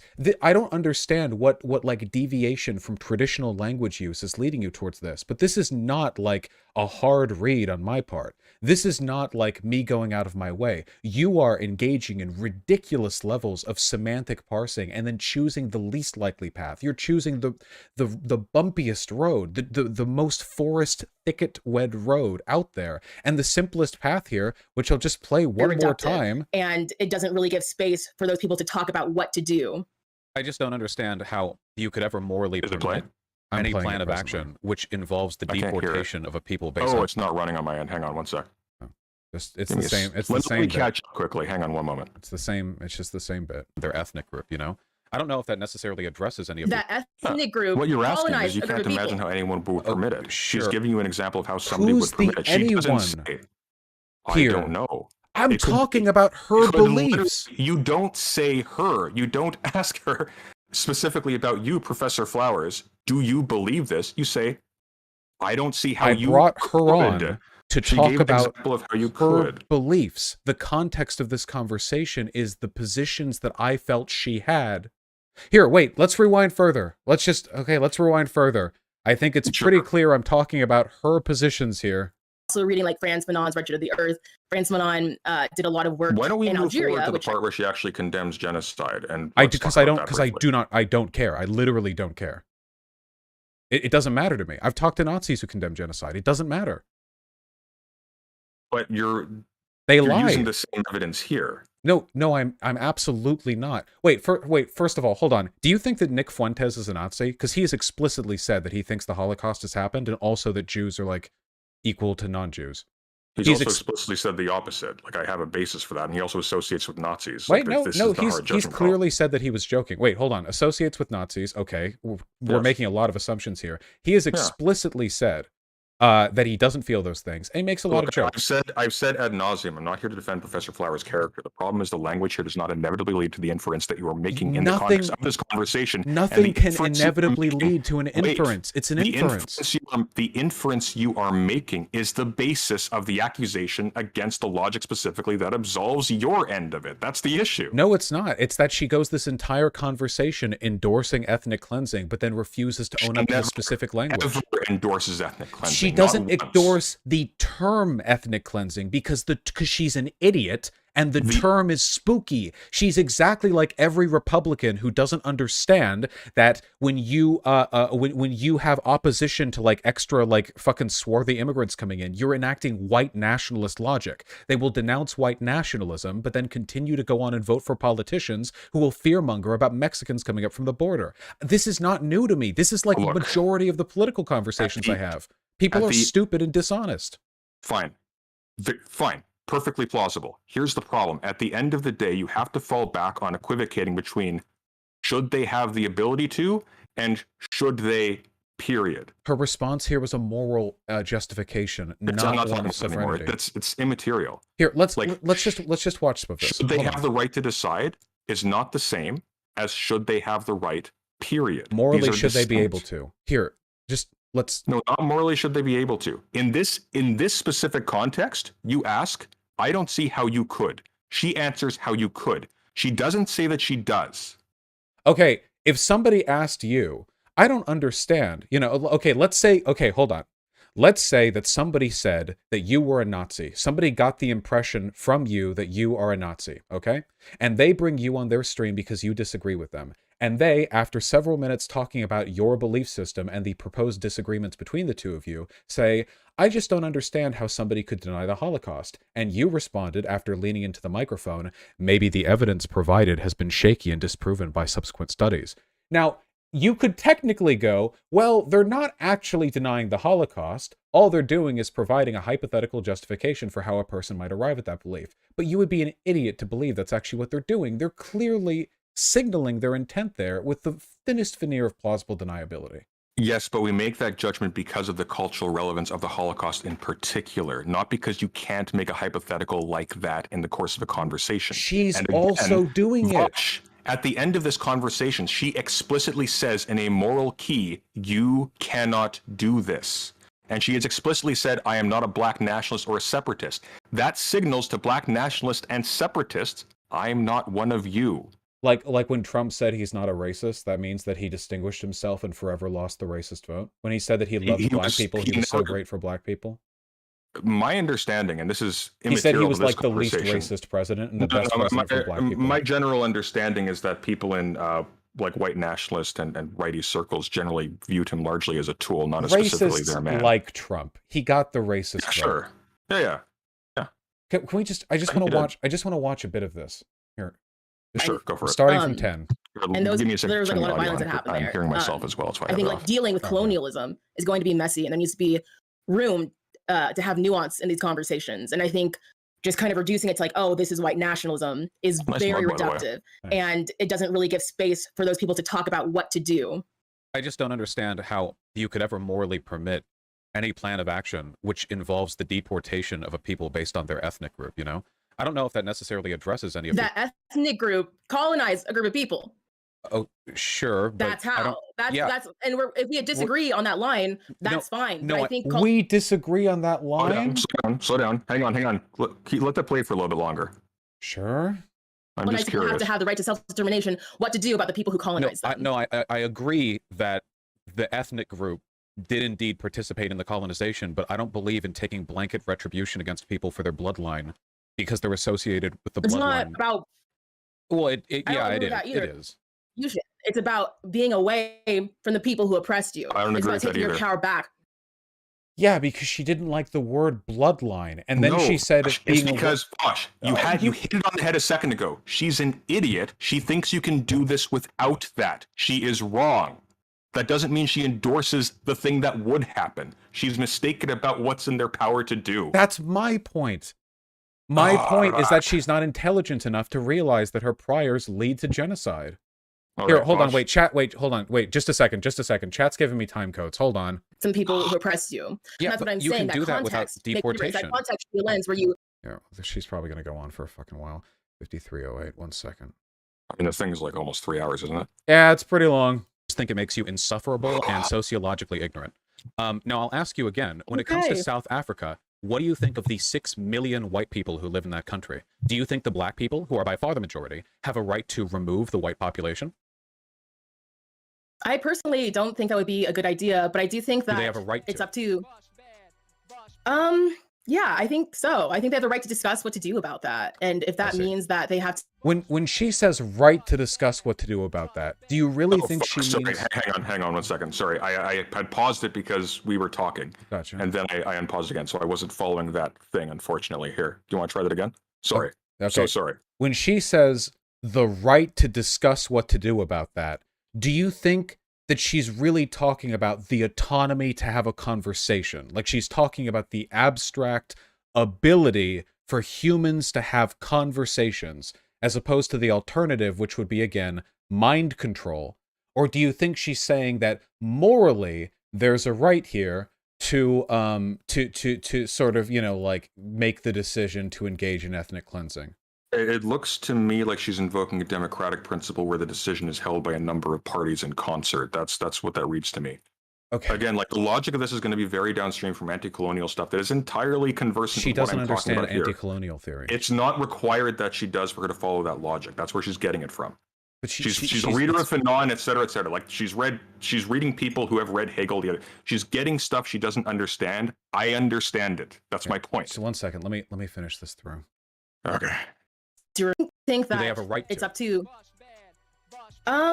Yeah, I think so. I think they have the right to discuss what to do about that, and if that means that they have to remove the people, Actually, no. then I think Someone they in would have chat a right says to she hasn't read theory.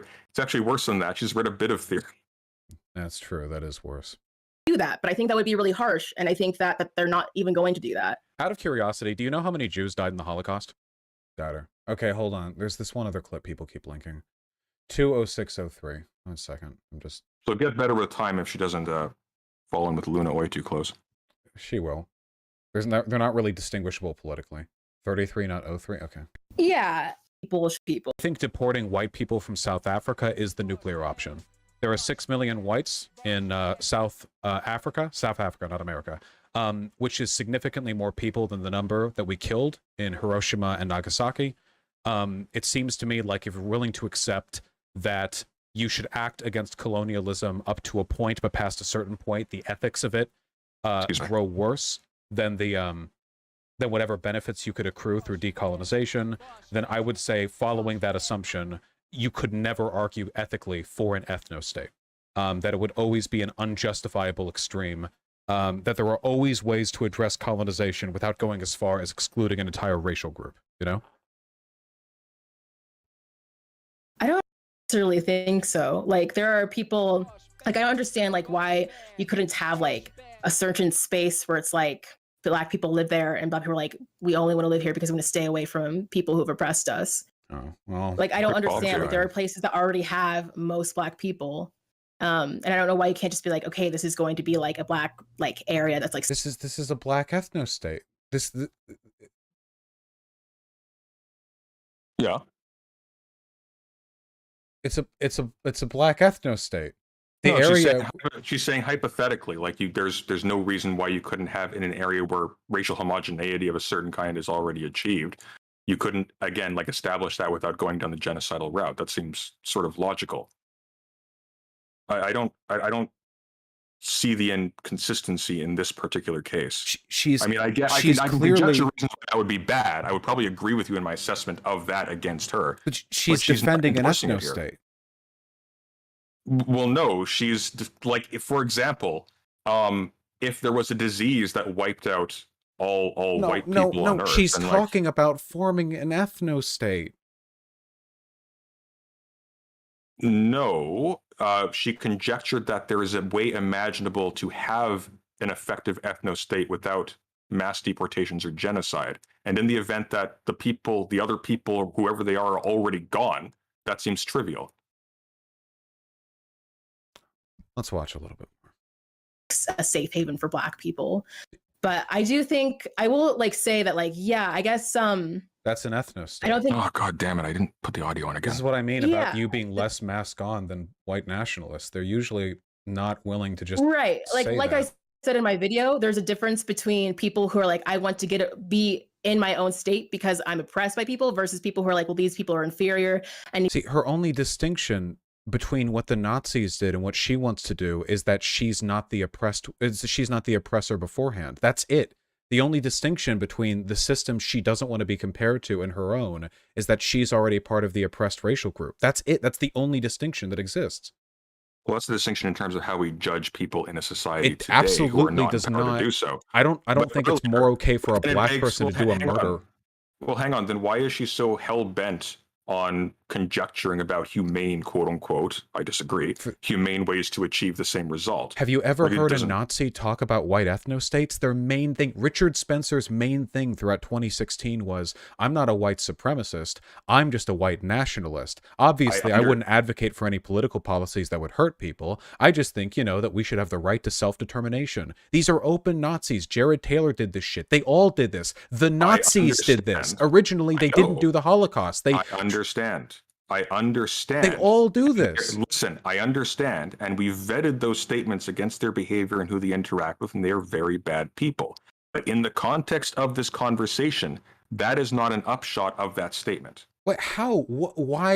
Why, when she's doing anything and everything that, of all the Nazis I've talked to, all the language, all the talking points, all of the rhetoric is coming out. What about her? What is it that affords the charitability that isn't her skin tone or her gender? Because that's the only reason that any of this. Gosh. Wait, no. What Wait, about her? I don't hold care on. about her. I'm talking about the logic of the conversation. The logic of the conversation is one in which you explicitly said you would afford less charitability if you knew a person was conservative. I saw her content. Her content advocated for ethnostates. In terms of judging the person, if this was my first exposure to someone, I would judge them by their words.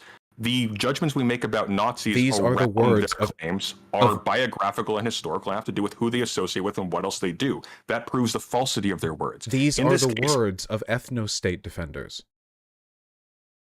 This convo is all I need. It's all I would ever need. Well, no, this is just the language of discussing ethno-states and states generally. This is the stuff that Yeah, we're dealing with one with when we person do taking this. a pro and one person taking an against side. This She isn't doesn't a take neutral a pro side. She doesn't take a pro side. She's like, Sunday. She, in every imaginable way, outside explicitly saying, I support following by the term that lefties don't like, so ethnic cleansing or ethnostates or whatever, in every other imaginable way, she has defended everything. The language is the same. The right to racial self-determination, the idea that it would be better for all races involved because it would lead to more peace, the idea that, I wouldn't agree with it, but, morally, maybe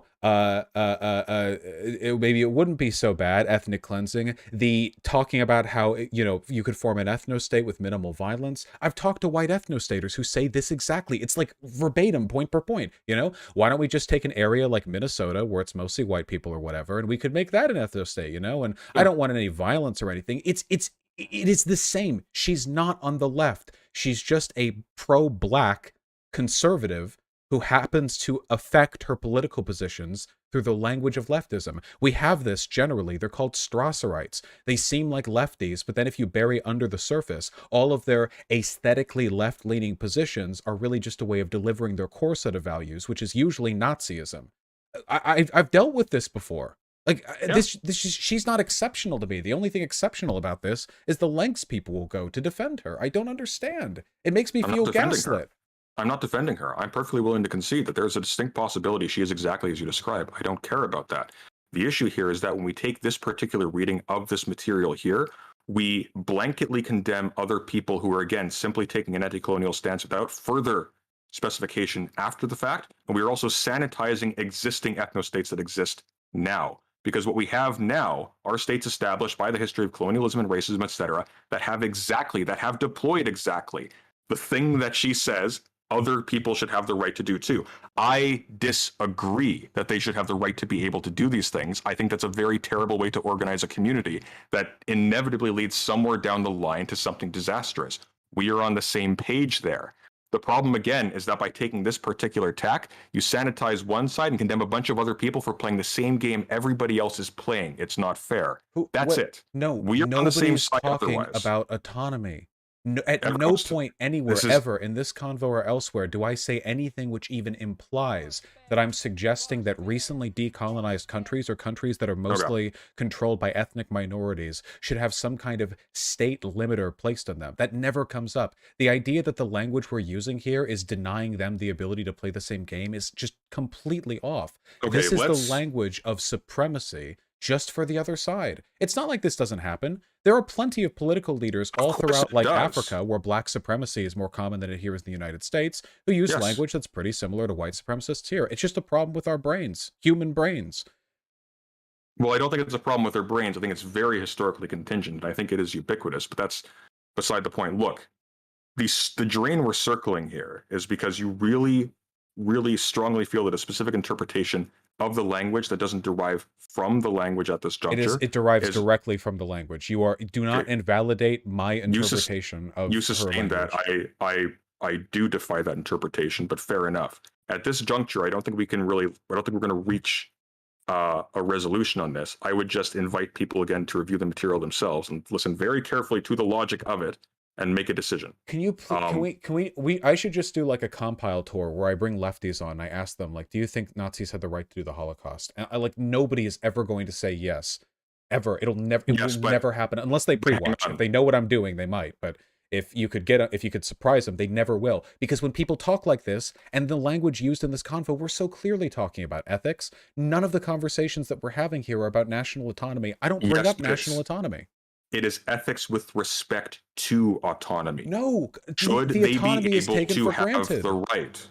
No, should they be able to have the right? The autonomy is explicitly what is in suspension. Every there. nation state has the autonomy. When we talk about the right, if I meant autonomy, I would say no.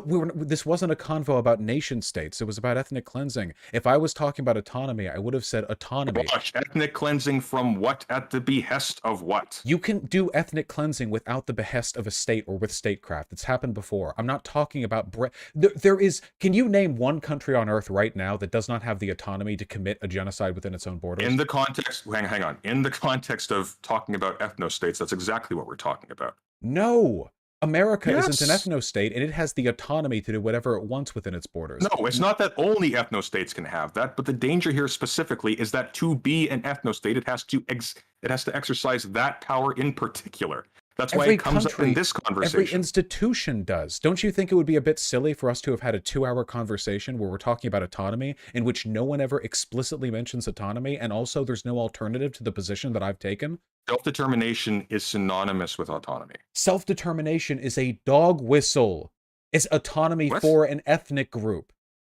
Self-determination is a dog whistle. No. We talk about the self-determination of classes. We talk about the self-determination of all sorts of things. Which country doesn't have the autonomy to conduct a genocide within its own borders right now? What hypothetical position am I invoking here? Considering the fact that in the whole entirety of my discussion, not only am I explicitly acknowledged the fact that America and other countries have committed ethnic cleansing, not only have I acknowledged the fact that this is a ubiquitous problem that happens all over the place, not only the fact that I never mention autonomy, and I never even posit a situation by which you could impede upon the autonomy of another country, and the fact that we're both clearly talking about ethics because she's issuing ethical defenses for this position, not ethical defenses for the autonomy of a nation being able to do this. In spite of all of that, I'm meant to assume that she's taking the interpretation which you, by your own admission, acknowledge she wouldn't take if you were to ask her the same question about whether or not the Nazis had a right to do the Holocaust, a question which I've never heard answered. No,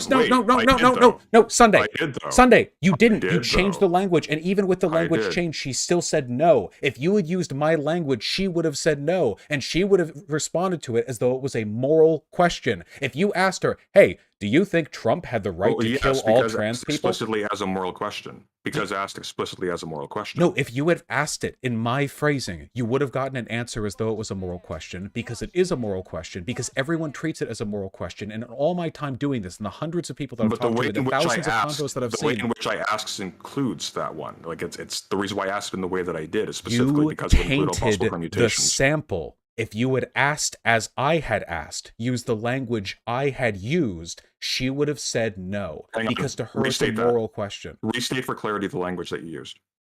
Do you think Nazi Germany had the right to do the Holocaust? Thank you. Now substantiate the claim you made against me. If you had asked her that question, she would have said no. Of course. Because it's a moral question.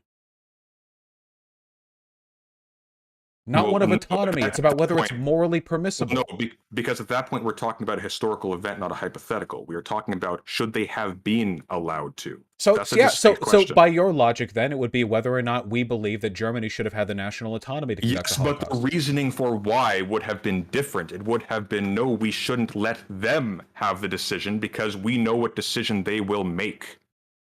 No, because in the hypothetical about the ethnic cleansing, we're talking about them doing the ethnic cleansing.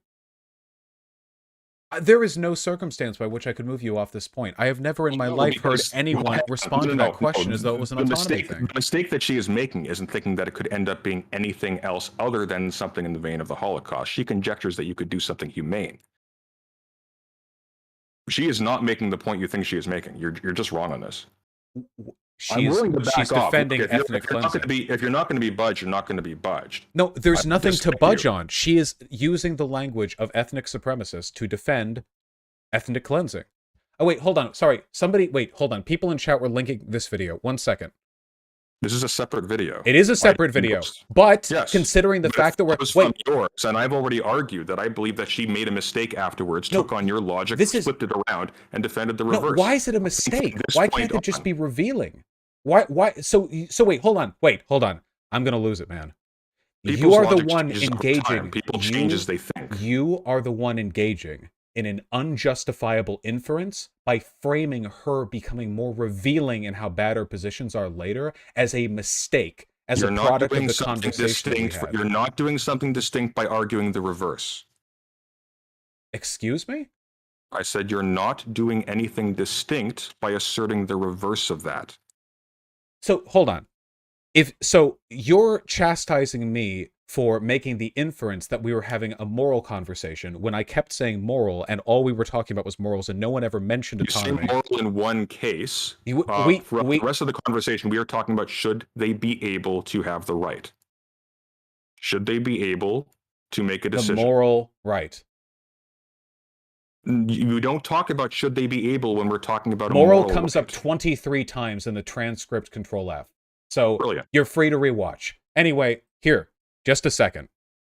Me to my next point. Though we've established that genocide and retribution are not even topics that colonized people are entertaining, what exactly is genocide? During the debate, I was genuinely unsure if removing colonizers is genocide. What I understood about genocide is that it can be tricky to determine. Much of my understanding of it came from the Rohingya genocide, where their oppression wasn't considered genocide by the UN until 2017. So, in this, she's indicating that she doesn't believe that, like, ethnic cleansing is genocide. Technically, they don't mean exactly the same thing, but I feel like semantically we can acknowledge that she wouldn't be then defending the assertion that it is ethnic cleansing, but not genocide. Yeah, hold on. So is removing colonizers genocide? I really wasn't sure. I should have just said, I'm not sure what the definitions of genocide are, paused to look it up, and discussed it from there. Instead of me responding with, I'm not sure, or I think that's okay, as any sense of uncertainty was seen as evidence of me being pro-genocide, and someone who was all too close to white nationalism, but naively couldn't see it. So after the debate, I looked up if violent decolonization is considered genocide. I didn't find a clear answer on that, but what I did find... Violent decolonization... I looked up if violent decolonization is considered genocide. I didn't find a clear answer on that, but what I... By the way, violent decolonization is a dog whistle here because we were talking about the removal of millions of white people from South Africa, which is not a current colonial group. They have been there for hundreds of years. South Africa is a democracy. It is one with a severe history of apartheid and racial domination. That is not to assume or to say that races are equal or treated equally. In South Africa, they are not. White people still, in spite of being a numerical minority. Hang on. Like, in terms of her equivocation between white people and colonizer, I think that's a category error. Nothing that you would do to South Africa right now would be decolonization. There's no colonial empire that's enforcing their will right now. Not necessarily, because when we're talking about colonialism, right, we aren't necessarily talking about in like the old sense of a literal colony by an empire state. What we're talking about is sort of the residual logic institutions of that. I am absolutely talking about the former, because the alternative is, again, colonizer equals race group. The majority of the white people in South Africa. Hang on. There's another easy alternative, which again she doesn't specify because she again conflates a demographic group with colonizer, and I think that's a horrendous error. What you could do is you could say like the specific modes of organization, specific relations of production, et cetera, like the way in which people relate to each other in a community, that can be downstream from the cultural hegemony of a colonizing power. And to the extent that that erases other groups that were again abused by that colonizing power, decolonization along those lines is something that has some merit, depending on what lengths you go to achieve that. That's a separate question. I'm just saying here, I disagree with her take that when she equivocates between white people, like it would be like saying like whiteness as an element of colonization. That's accurate. White people, like assuming that category and then specifying people again as a part of that category and saying those are the colonizers. Perversely, it's actually following on from the logic of colonization. It does open the door again to abusing specific demographics along those lines using colonial state power. That's why I disagree with it. I think she's making a mistake there. That's my point. I'm in agreement with you on that. I think she's racist. I don't know why all the shit she does that's bad is a mistake. It seems odd to me, like kind of an invalidation of her autonomy. Well, no. In that respect, yes, she is adopting precisely the same racism that is consistent with. I would never refer to that as a mistake. You know, I wouldn't characterize her as a Nick Fuentes type on those grounds. I think it opens the door, but I don't think she's all the way there yet. There are like gradations here, right? Like we can middle ground that. Yeah.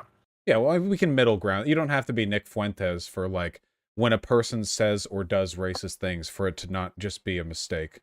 Look, all I'm saying is like let's leave some room for people to like learn and figure shit out, right? Sure, like and she can grow all she wants, man. If she ever renounces all this shit, she's free to come on my stream and we can talk and have a friendly convo. I would urge her to prepare extraordinarily hard and do just that at some point. Not right now, God, no. I don't think she's ready at all. But I would conjecture I wouldn't necessarily put it past her indefinitely. I'm pessimistic. Racist. Don't get me wrong, but it's possible.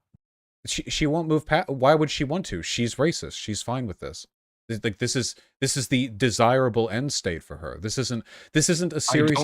These positions of hers I don't think she's racist in that way. I don't think she's bigoted against white people. I think the problem is she's adopting a categorization scheme that tends to that. But I don't think her heart's there. Does that make sense? I mean, she's like quintupled down on it.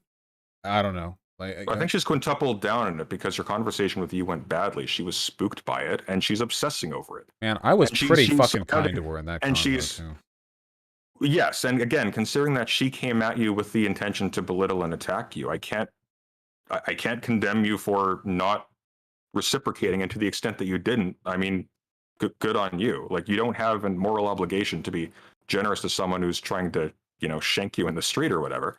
But like, I just finished this little bit.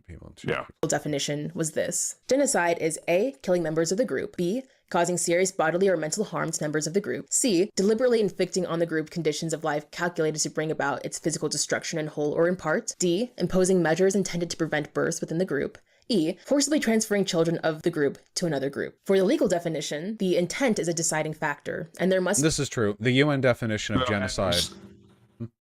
Oh, sorry. The UN definition of genocide has categories requiring that don't include forced displacement necessarily, but that still fits under the purview of ethnic cleansing. Be a proven intent on the part of perpetrators to physically... I don't like using UN definitions. I don't think they're not following inherently down from the logic of the categories that we deploy. They're not perfect. No.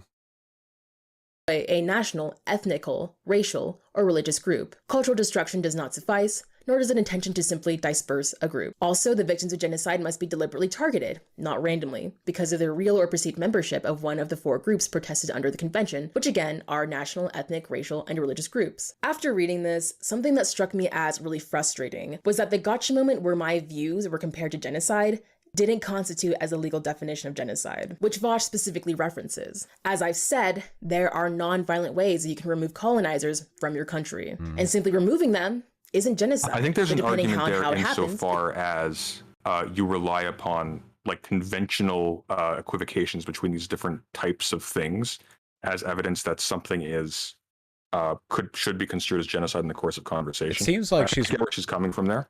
I mean, it seems like she's running away from the term genocide, and she's like, well, now that it's only ethnic cleansing, like, yeah, we can do it. Well, I mean, of course she is. The question is, does she successfully do so? Right? Like it's. Well, let's continue. I actually haven't seen this in a little while. Let's keep on going. It certainly could be. It's not something that I want to I'm not focus even on. arguing with you at this juncture. I'm just curious what the logic is. I think she doesn't like white people. Too much, because at the end of the day, I'm not advocating for the removal of white South Africans. And I don't think that black South Africans are either. The reason why I'm saying this is because this was supposed to be the gotcha. I mean, it's factually incorrect. There actually are black South dare Africans to who are. accuse someone of promoting genocide unless they were certain that it was. Because that would be really shitty, right? And thousands of people went with this too and ripped into me for this on something they themselves didn't understand. It's just like, I tried to think of what to say for this part, but I'm just at a loss for words. Seriously, you can just go fuck yourself. But let's not stop there. There's more to understand when it comes to genocide. The legal definition of genocide conveniently leaves out colonialism. It's important to note that when the UN adopted the legal definition, the only African states present were This is a fair criticism of UN biases. cut. It seems that many of those who study genocide would say that it can be more complicated than that, especially around anti-colonialist violence. The road to decolonization is extremely complicated, and we should handle each situation with care. We should seek our understanding from those who study colonialism and those who are facing it. We should seek to support colonized people rather than making unrealistic hypotheticals about genocide that spread mistrust of colonized people. The only thing here that spread mistrust of colonized people is Professor Flowers, man. I feel like I'm holding the torch for all fucking indigenous people in the world, and there are a bunch of goddamn lefties who are fucking LARPing about how much they hate white people or trying to blow it out. Jesus. It's fucking weird. All for the purpose of winning a debate. Now, at this point, some of you might be thinking, these are some good points, Lua. Why didn't you bring this up in the debate? Well, that would have been great if I had known that's what we'd be debating. Okay, I think she complains for a while. Wait, hold on. I'm just looking through the fucking links the chat dropped. I don't even know what point they're meant to convey. I'm just looking. Well, I think they have the right to discuss what to do about that. Oh, we looked at this one. Okay, but the first part, it's like, I think like mass just like killing people, like having a literal genocide. I'm like, yeah, that would be messed up. But then me just saying like, there might have to be a time where people get rid of the people who are colonized.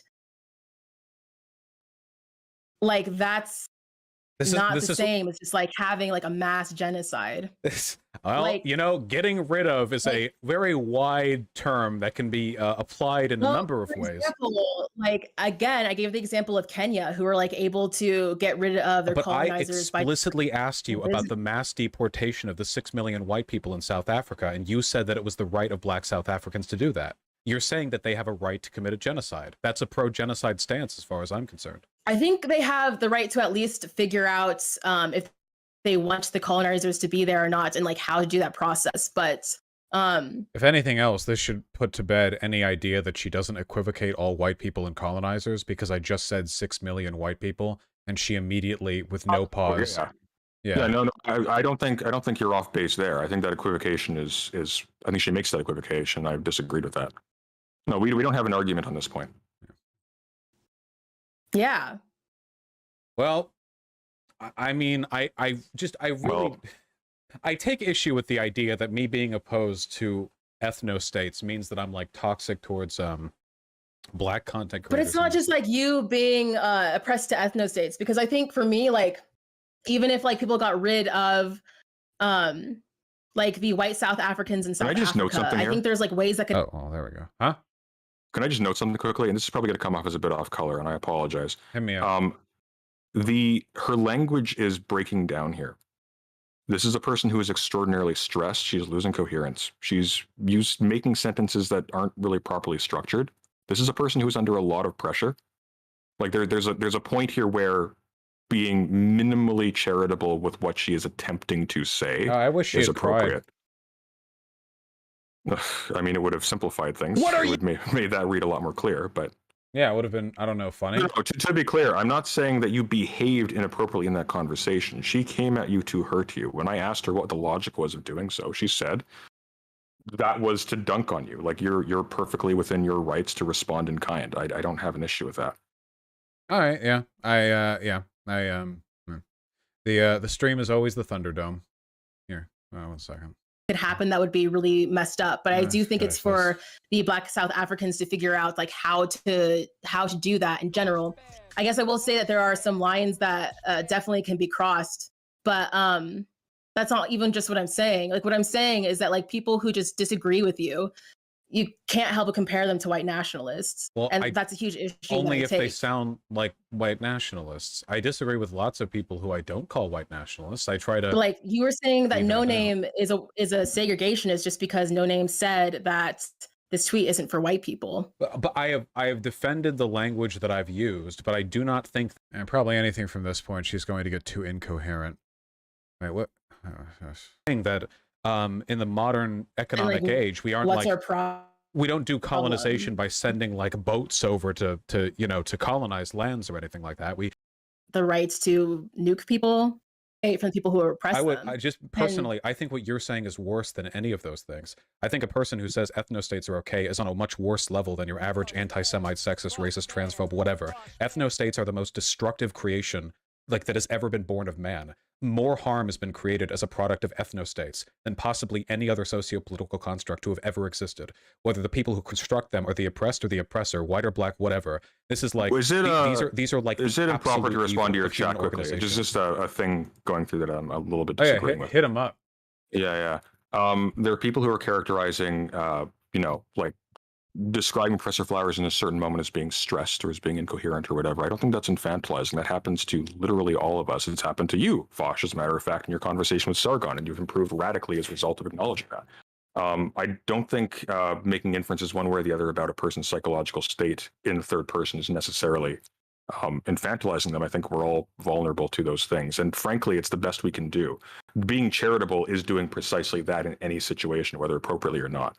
It's not infantilizing to do that, I think. I think that's a misconstrual. I agree that it's not infantilizing. Here, I think we're almost, I'm just, And the idea that black people are Africans, black Africans aren't like black Africans. That they don't want to be around white people. And I understand white people, incredible direction to go in. What if white people? I mean, I think it is a very incredible, wild direction to go in. But I think my point is that I can understand why people are so fed up with racism that they don't want to be around white people. And I think that if ever that was an oxymoron, Jesus Christ. I'm done with racism. Let's get away from this race. I mean, to be fair, and this is a point that I would make in terms of understanding alone, I'm making a very modest point here. You would judge someone slightly differently for playing a game that their group in particular benefits from, and again, like helping to reproduce it and perpetuate it versus a group that is forced by the predominance of that game to play when they are fooled into treating it as essentially true. I don't think it's a game anyone has to play. I feel like, I agree. Especially like this might be the case if I was talking just to some like random black person. Like if I was walking around in LA and I found some like random black guy and we were talking about race and he was like, I don't really trust white people. I don't know. My whole life's like, I've been dealing with this shit and I understand it's like free and equal and all, but it doesn't feel that way, whatever. I'd probably be pretty charitable to that person because I understand that they've had some pretty legit shit happen that would affect their biases and stuff. But Professor Flowers, first of all, the average person who's fed up with racism doesn't go defend ethnostates. That's a whole other thing. And second of all, Professor Flowers postures as like a fairly educated, like online advocate for leftism, an ideology which is supposed to be against racial separatism or supremacy. So in this case, I feel like she's holding herself to a much higher standard, or at least she has to be held to a much higher standard. Okay, well, I think I can think of a way in which we meet each other halfway here, because consistently the charge against you defy it as being appropriate, fair enough, has been that your read on this or your apparatus for discerning what people are saying and their motives is in some sense off base. So how about this? Let's assume for argument's sake you encounter that exact same black individual. They're sort of distrustful of white people. They've dealt with this shit all their life. They see Black Panther, whatever, and they imagine, yeah, it'd be kind of cool if we had a sovereign state like Wakanda somewhere secret in Africa or whatever. And they are naive about the mechanisms that would be required to actuate something along those lines, and therefore argue for, hey, I think that would be a swell idea. Would you agree that characterizing that person as equivalent to a snake like Nick Fuentes is a little bit over the top? Well, it would depend on how they defend their arguments. I don't think that we're leaving. Let's take that by itself. I'm not defending Flowers here. Okay, let's assume Professor Flowers is the worst person alive. That should be an easy thesis for you. Let's go with that one. But we're not talking about Flowers. We're talking about this random person. Yes. It would really depend on how they frame things. So, for Okay. example, if I had a 3-hour conversation with them where I was like trying to explain how the logic of their positions led to X or Y, and they would still flip-flop in between saying they didn't support a thing, but would also go like, well, I wouldn't mind if it didn't not happen, you know. I would say that's pretty bad, yeah. I think what you're describing right now is an earnest effort to avoid racism, which leads to bad conclusions. And I think that's something which can be defended, not in the conclusions which you're brought to, but rather in the sentiment which leads you to those conclusions to begin with. And I think that's something worth like tackling with some degree of charitability. After all, the reasons why a black person who's dealt with racism their whole life might look up to, say, Wakanda as like a concept, though of course it Or opened up at something the end of the less movie. ridiculous. Right, yeah, you know what I mean. Are usually pretty different from like a white person who wants a white ethno-state. White ethno-states, when they're conceptualized by, you know, like racists or whatever, Sure. are usually built into them is contempt and hatred and political ostracization, not Yeah. a desire to be left alone. The language of wanting to be left alone is often invoked, and in doing so, they have to invent conspiracy theories, where the white man is constantly besieged by minorities and Jews, and that's the oppression they're fleeing from. But black people don't have to invent anything. They can point to what's actually happening and go, you know, that kind of sucks and I want to be away from it. And the fact that they don't have to engage in any malice or dishonesty in order to construct the narrative by which their ethno-state would be preferred, that does offer me some level of proceeding charitability. I acknowledge that.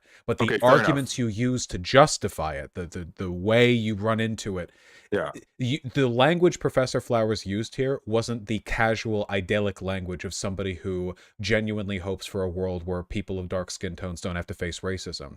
The language she Sure, yeah. used was the codified, calculated language of an ethnic supremacist. She used the dog whistle, she used the plausible deniability, she framed things in a way which would allow her to maximize the perceived legitimacy of her positions while avoiding taking account I for just I don't mean to cut you off. Just I wanted to. There was a point to what I was asking though. So you would agree that some of these more benign examples, a black person just says, "Oh, that would be nice," they nonetheless categorically want an ethno-state. They're wrong about what that would actually look like, but they would be categorized in that limited sense as being, yeah, these are people who might think to themselves, "What am I? Oh, I'm a black nationalist. I think that'd be a swell idea. Or I'm a black separatist or whatever. I think that'd be a swell idea." These are not equivalent to white nationalists in and of themselves, pending again that experience of them engaging in this snake-like behavior that exposes like a deep-seated hatred motivating not in their core, but the political systems that are used to construct those movements are identical, or at least very close together. So depending on how deep in the sauce one is, so to speak, that would be the distinguishing characteristic here. The core disagreement, the fundamental, the spark, the discontent, where it originates, one of them is inherently unjustifiable, and another one is at least rooted in legitimate grievance. And that means something, but the political mechanisms that you use to go about fulfilling those objectives are ultimately, just because geopolitics doesn't really change that much, no matter what your skin tone is, it's just a matter of power and how to accrue it, are still pretty bad, you know? Okay, we are 100% on the same page here. The issue here is that in this conversation, I know you defy this, it very much gave the impression to myself and a lot of other people whose judgment I respect that you were making a de facto blanket statement about those people as well. If you're willing to just say, I do not treat those people in the same way, those people are different, then you and I have no disagreement, we are fine. I guess the issue is that the people who would disagree with me on this would set that line farther from where I would set that line. Immaterial, you're talking to me. Just Well, I don't know what you believe, but no, I no, the core, the root is how do I analogize this properly? Oh, I won't defend Black Hammer, are you kidding? No, wait, no. Sorry, somebody in your chat said that. Oh yeah, no, he isn't saying that. Okay. How do I? Look, leave open the possibility that someone could match the description you gave in this video and nonetheless not be as you condemned them in the video. Like you're in the heat of the moment. Look, like somebody at her level, somebody at her level is lost to me. People before where she is could be more defensible to me than people who engage in sort of the initial white nationalist sentiment. But once you've gotten to the point where you're using the language and the dog whistles, the terminology, et cetera, like at that point, like whatever core, like, so for example, I could extend this the other direction as well, okay? Because I think that different kinds of racism are different levels of morally impugnable. All of them are, but different types to different levels. So for example, okay, when I was in high school, I knew a white kid who grew up in East Los Angeles. East LA is A, not a very wealthy part of town, and B, not the whitest part of town. But the kid who I knew was white. He was also a bit racist. Now, his racism stemmed not from some broad, grandiose political malice or anything like that. His racism stemmed from the fact that he had, just speaking frankly, just shitty black neighbors. Really, that was it. The guy didn't have much of an education to call upon. He didn't have his world wasn't very large. He knew the people who he knew, and he formed the biases that he formed. And eventually, he got over it. By the time he was graduated from high school, I think he was pretty much fine. And that's awesome, you know? But I think there is a categorical difference between where his mind was at when he was 15, 16, and where a person's mind might be at if their racism, their anti-black bigotry, even at the same age, even with no guarantee of it changing in the future, was formed by some kind of deliberate contempt, a sense of supremacy. See, he never felt white supremacy. He wasn't a white supremacist. He didn't like, you know, it was one of those, oh, it's the culture arguments, you know. Of course, that's a racist argument because it's tied up in so many presumptions and cultural codifiers that ultimately the outcome's roughly the same. But I do think there's a difference between a person who's racist because their world is small, their mind is small, and they've just had some bad experiences, and a person who's racist because they think that they as a group are categorically superior to another group of people. And that's two white people, both racist against black people. I only want to say here, I'm capable of meting out this distinction. I do think there are meaningful differences, if for no other reason than because you can talk to these people in different ways. There are different strategies that you could use to change their mind. It's never good, but some are worse. And I know that threshold of not acceptability, of charitability would extend farther the threshold, just to clarify for myself what you're saying, the threshold beyond which, because we agree that the practical upshot of wanting that thing, like an ethno-state in this case, it will inevitably descend to something in the ballpark of the worst possible outcome. That is at the very least my baseline assumption. Every time, yes. Yeah. So we're assuming that there is a threshold of awareness past which someone has to decide that that is acceptable in order to sustain that as an ideal in their heads. Mm-hmm. And my worry is after that we're not. And I will never accept it, but there's definitely going to be a difference to and the problem is, and this is my worry with the left, right? Okay, I feel like the fact that many people on the left recognize that there's a difference between those things, resentment that a black kid might have towards white people because of real experiences versus like a white person's contempt towards black people for broader political stuff. I worry that a lot of people on the left have taken that logic to the point where they're unwilling to recognize what racism looks like when it comes from black people, or unwilling to condemn it. Because I've seen people who have treated Professor Flowers' positions that way. Like, oh, well, she's had these experiences and, you know, black people have had it rough and so on. And you know what? They have. But she's also a full grown-ass woman who talks politics on YouTube. And also, like, we had a protracted conversation in which any, you know, bad positions had all the time in the world to be sandblasted off. So she's nowhere near that point to me, but I think a lot of people think that. They think, oh, because there's some sentimental undercurrent. Well, no, fuck you. No, I don't care anymore. At this point, eventually, responsibility has to be taken. Okay, moving back to the previous point, though. I agree with that fear. I've seen it myself. I think we have the same viewpoint with respect to that. There's definitely an attitude of permissibility with respect to bigotry in certain spaces. Actually, I don't want to go on endlessly about this in particular, but just as an additional note, I did manage to extract from Flowers a condemnation of that as well in my video. I suggest looking at that at some point at your leisure, not your chat. It's very boring. But with respect to that other thing, the danger here, and this is where I can have a little bit of sympathy at the very least with the approach of a lot of people, not Flowers in particular, but in that ballpark, is that in treating that bigotry irrespective of who holds it in the similar way, adjoined to that is frequently going to be an intensification of the specific mechanisms that produced it in that case. That would be the fear there. I'm in agreement with you. Equally bad.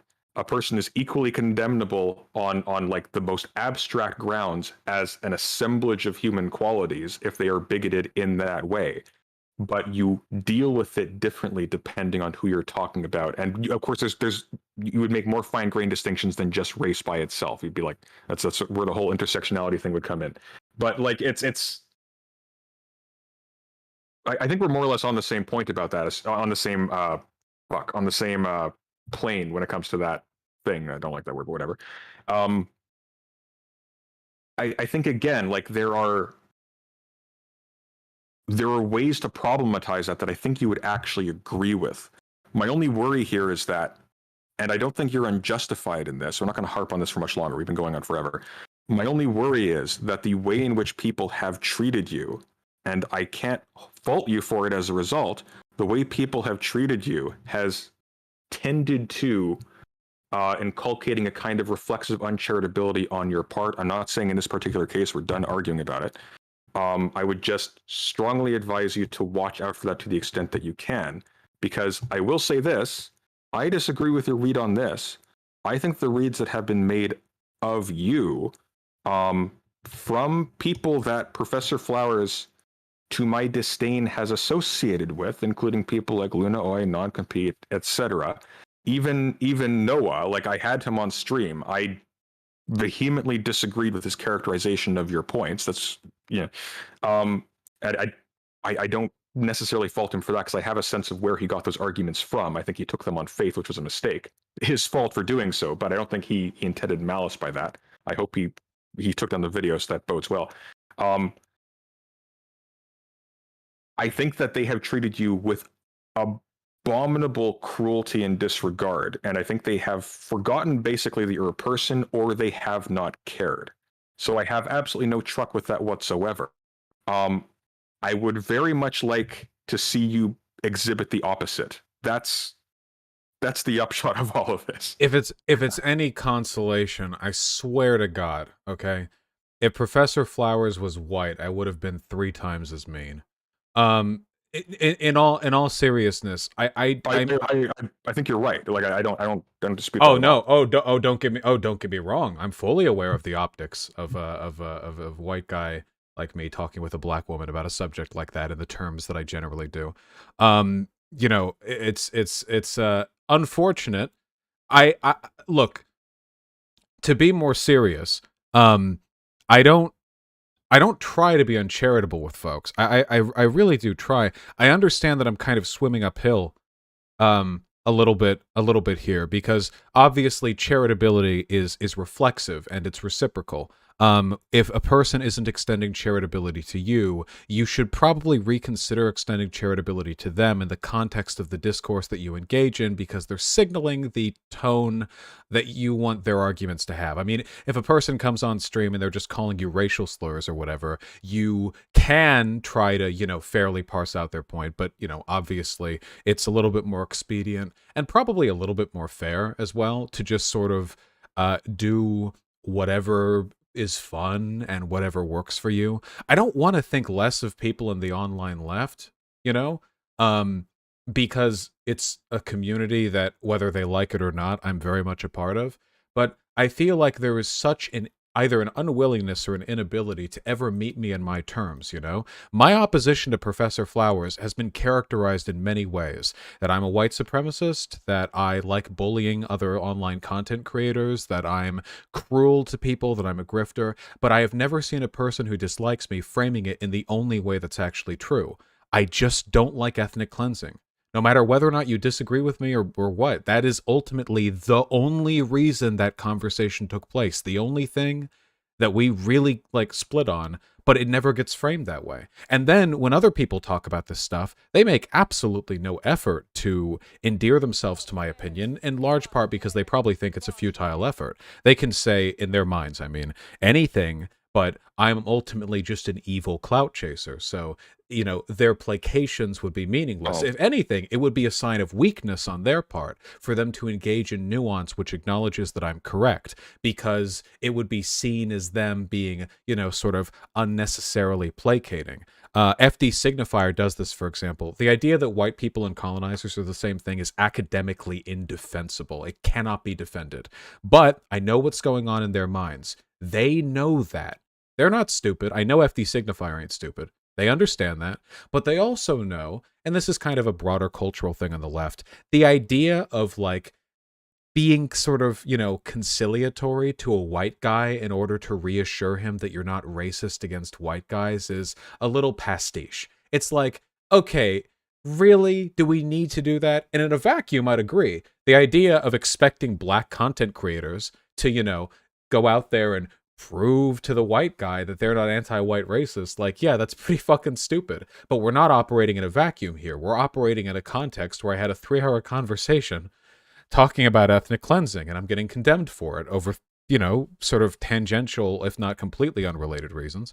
And now they're in a bind. They can't be conciliatory or even correct, because correctness in this case would be conciliatory. It would be a deviation from the easy, mimetic, casual conversation, the kind of casual conversation where people can just say, oh yeah, whites are racist, oh yeah, white colonizers, haha.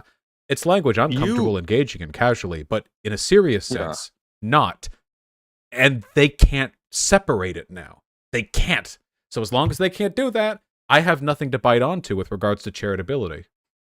Vosh, do you recall that initial conversation we had? I was telling you that your appraisal of the Doomer politics at the time, video against you was spurious and that you conceded too readily. Yes. Now, I'm presuming prior to that you actually did watch at least a few minutes of it, yes? But yeah, I watched the whole thing off stream. Yeah. You were incorrect about that. You misread your own argumentation, and you misread it in an uncharitable way. You allowed for a grossly spurious accusation against your character to stand, despite the fact that these were words from your own mouth that you were able to see in front of you. In fact, horrifyingly, in my initial conversation with Doomer, you can see that I didn't actually read it that way yet either. I realized in the course of that conversation, for example, that hang on, these two definitions of white supremacy in your conversation with what's his name, Lesser Sargon, were not equivalent, and that he was equivocating between the two. Just consider the possibility that this has happened elsewhere. That is all. I'm not going to argue against your interpretation anymore. We've dug that into the ground. I disagree, but whatever. Who the fuck cares what I think? We have well and truly hit Minecraft bedrock. If we glitch through one block, we're falling down through the skybox. I'm not even going to argue with respect to that video in particular. I'm just saying, like, bear that in mind, because every party to this conversation has proved severe, and of course everyone's going to say agree to me on this point now, has proved historically severe limitations on their ability to make fine-grained distinctions between terms in real time. Okay? For whatever reason. I realize you were probably just exhausted by the idea that you weren't really paying attention. It's like, fucking whatever. Like, there's a reason why you didn't watch it on stream initially. It's because you don't want to give this guy validation. I get that. The reason why is because I knew I never was going to agree with you. I saw your arguments. You have to. The Doomer Media. I'm sorry. I thought you were talking about the first Professor Flowers video. No, my apologies. No. Yeah. That's all. That would be my. No. Those are fine videos. Look, no, I don't disrespect you. I mean, I'll be perfectly clear. Likewise. Huh? I said likewise. I rather like your stuff. Well, I think you probably have the best character of anybody. I mean, at your level, like let's not go nuts. I know the best hair. Don't play of course. I don't know, man. Like, I haven't cut it for a little while, but just watch out. No, you have a good cut. I don't understand the sovereignty thing. I mean, I understand the argument. I don't understand why you believe what you believe. It feels like a mind parasite to me.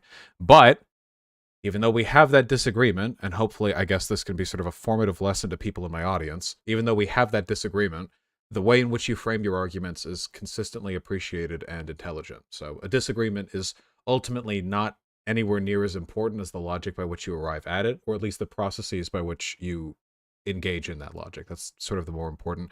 I would definitely trust a person who disagrees with me on a lot but has a good process than a person who agrees with me on everything but is, you know, one, I guess, spurious photon hitting a brain cell away from, you know, having a completely different take on an issue. Yeah, I appreciate that, and I'll return the favor for whatever that's worth. I think, and I mean, like, it's weird talking to you in this way because, like, I'm not just talking to a streamer. I'm talking to like a pole in the weird kind of political geography of this godforsaken media space. But I think juxtaposed to other people of your stature, I think you've been incredibly humane with respect to how you've dealt with, pending certain notable exceptions. We disagree on those. I think you've been incredibly humane and charitable with respect to how you have dealt with people in the space who have contested with you in a way that is not mirrored by, say, channels like Destiny, etc. I commend you for that, and I do appreciate the level of generosity and honesty it took to even have this conversation in the first place. Yeah, So, I'm glad we had it publicly instead of privately. You know, if for that no would other not have reason than been, because that would it's actually more not fun. have been fun. I think that was a bad idea. Oh, wasn't I'll it? Oh stick you no, on that. I would have I actually have no patience for conversations offline, so I probably would have been fairly disengaged. An unfortunate consequence of the whole live streaming thing now is that anytime I'm sitting in front of my mic talking to somebody, I feel like if my camera's not on, there's like it's like sort of no point. But you know, that's my own brain worm to deal with. I am If I over. could make one Oh yeah, final hit me up, hit me up. I'm over time on this stream, and I haven't even done Yeah. the segments that I promised my editor. So Oh God, I am so sorry. If you want to get a sense of where I'm coming from in this argument, and this is actually something that has much wider purchase than you would think talking to most people on the street, but there are a lot of people, again, who are taking cues from the literature on this, even at several levels of remove. And I would include Professor Flowers in this, even if she doesn't necessarily know exactly where her logic is coming from. If you just want to understand that, my recommendation would be to look into, there's a literature on the concept of sovereignty in political science. I would look into authors like Wendy Brown, Carl Schmitt, who of course is a Nazi, so the optics there are great. And, you know, Max Weber, Radhika Mongia, who wrote a book called Indian Migration and Empire, is extraordinarily informative. I made a video based on that. Don't look at that. Get the book instead. It's better. That's all I would say. Like there is a tradition here that is being invoked. It is not intuitive to most people, but it is intuitive to a lot of people. So I would urge taking a glance in that direction. all right, I am of course illiterate, so I will try to find a tweet thread that contains the relevant information. I will try to generate one. You have a good night, Vosh. Thank you very much for your time. Take care.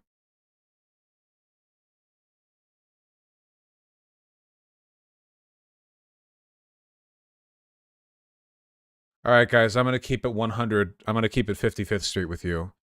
I still have no goddamn idea how President Sunday doesn't agree with me on all that, but okay. Well, I'm still happy we had that conversation. But yeah, I have no idea. But that's, you know, that's fine. Okay, we had the conversation.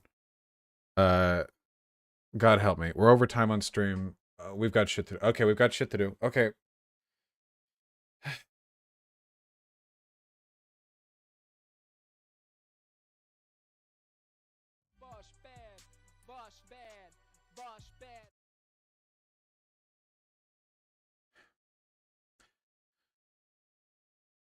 All right, guys. Tempting as it may be, you know, I imagine, to live your life in blissful ignorance of the fact that Elon Musk not only exists, but continues to do things. His actions actually have an effect on material reality. I know. Sometimes the stuff he does, or the stuff he doesn't, or the stuff he funds doesn't. Sometimes funny stuff happens, okay? So, here, first of all, I think you all know one of the stories, but there are actually a couple, okay? Run through it with me. So, how Elon Musk's SpaceX lost 40 Starlink satellites, reportedly worth as much as $20 million all at once. And he's had a very bad week, okay? This is what I'm getting at, okay? So, Elon Musk's Starlink operation, you know, it's some sort of nerd nerd agency, I don't care, lost 40 out of 49 satellites it launched onto the Earth's upper atmosphere on Wednesday as a geomagnetic storm knocked out the majority of the fleet. So now I guess they're just sort of space debris taking up satellite space. That's cool. Let's see. Preliminary analysis shows the increased drag at the low altitudes prevented the satellites from leaving safe mode to begin orbit-raising maneuvers, and up to 40 of the satellites will re-enter or have already re-entered. Oh, never mind. Never mind. My bad. They're going to rain down upon us in fire. Don't worry. They won't hit anyone. Satellites burn up. They are not going to hit anyone in the head. So that's cool, But, wow, 40 satellites dying. That is, pretty impressive. The storm has caused the atmosphere to warm and atmospheric density at the low deployment altitudes to increase. Essentially, the geomagnetic storm, which I understand that sounds like a sci-fi thing, but it's actually like a real thing that happens, The Earth has a magnetic field as a product of its molten iron core, and the sun bombards the solar system with radiation, and our magnetic field protects us from a lot of that radiation. It's one of the reasons why Earth is safe for living things to be on, but Mars isn't, because Mars doesn't have that gigantic magnetic field. Additionally, that's the reason why in movies astronauts have like see-through visors, but in real life they don't. In real life, visors are one way, because if they were both ways, that means that their face would be bombarded with radiation from the sun, which outside of Earth's ozone layer and also our magnetic field would kill you actually really, really quickly. Like, it is actually terrifying how quickly the sun will irradiate all life outside of Earth's magnetic field. It is actually genuinely terrifying. The entire solar system is a microwave oven, and Earth is the only safe space. It is wild. So, yeah. Yeah, we're in the center of the hot pocket. As a physics guy, I'm annoyed at this reporting. It literally wasn't a geomagnetic storm. It was a coronal mass ejection from the sun. Just nitpicking. It had nothing really to do with Earth. Okay, let's just say that space magic is what led to the atmospheric change, which prevented the satellites from achieving a desirable orbit. So the person who just said that in chat, Open Sorcerer, is it true that the event which resulted in them not reaching the upper atmosphere and thus failing, is it true that this was a pretty ordinary and predictable event, the sort of thing that people launching satellites into space should be capable of accounting for? Because that's what I've read. It was something that, they should have known about. It's not like we can't track this stuff. Let me see. Starlink astronauts, Starlink satellites, serving so and so many users. The company has already received blowback from astronomers and governments that are concerned about the growing flotilla of satellites Musk is positioning in space. We only have so much satellite space up there. This week, NASA delivered a letter to the FCC warning that Musk's plan for 30,000 low-orbit satellites will increase the risk of Starlink modules colliding with other space vehicles. Cool. SpaceX previously said there is zero risk of a Starlink module colliding with a large spacecraft because of the former's maneuverability. But last December, China complained to the UN that its new space station had to take evasive action twice to avoid a collision with Starlink satellites? Jesus! Can you imagine if the International Space Station gets fucking beamed by a Musk satellite? Jesus, evasive action? Listen, please remember that if Elon Musk or anything associated with Elon Musk ever makes a promise about the future of any of their technology or products, they are lying. They are lying to you, okay? They're going to retire the ISS. Okay, well, you know what I mean. Satellite dodge tank build. You just have, like, fucking thrusters on either side just constantly, yeah. Jesus. Oh, yeah, space junk is a massive issue. In fact, people have already talked about how there's the potential for a cascade event where, because you see, satellites tend to run in lanes above our planet. They don't just sort of willy-nilly. It seems like there'd be infinite space up there, but there really isn't. There are usually fairly predictable orbits that satellites take, and if you can imagine two crashing, creating a sort of shrapnel shot of debris, which then orbits around the planet at a bajillion kilometers a second, hits other satellites, creates a cascade effect until eventually the Earth is shrouded in a high-speed, orbital death cycle. Would that eventually burn up? Nah, that shit's in space, man. Nope. I mean, some of it will fall down, but not all of it. It moves at thousands of kilometers an hour. You want to fly a rocket out to the stars? Nope, not a chance. They move much faster than bullets, okay? Much faster. So the movie Gravity, what happened in the movie Gravity is a real thing that could happen, and it would be really bad if it happened. It would also knock out, like, the whole internet and phones and stuff, and it would be like kind of a soft apocalypse event. It would be really bad, actually. It would be really bad. Yeah, Kessler syndrome. No, that wouldn't be good. Well, anyway, that's not the totality of the bad week that he had.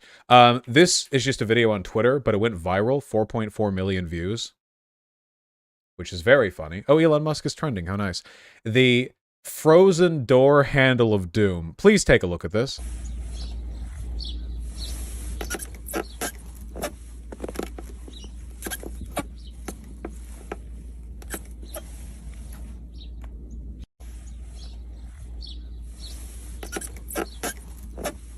Oh, it loops! It loops!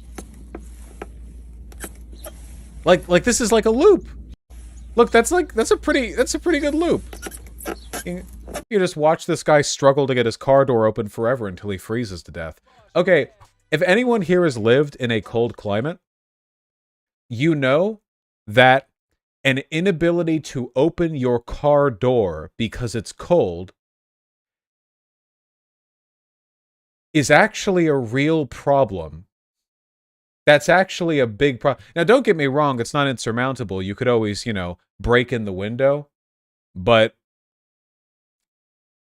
that's a problem. There are other cars that have, recessed door handles that don't have this issue. I think this is just like a Tesla issue. Tesla manual literally says you have to punch it to break up the ice if frozen. Yeah, your local Tesla owner fucking undercutting just their fucking car. Like their hands are bleeding or whatever. Yeah, Teslas are only meant to be used in SoCal and Texas. That is so true, Teslas are marketed as some kind of hyper-futuristic car, but they have the, they have the stress tolerances of something that's supposed to be in like balmy SoCal weather 24/7. Take that too far north, too far. I don't know. Take that anywhere. Something's gonna go wrong. It's a fucking Tesla, man.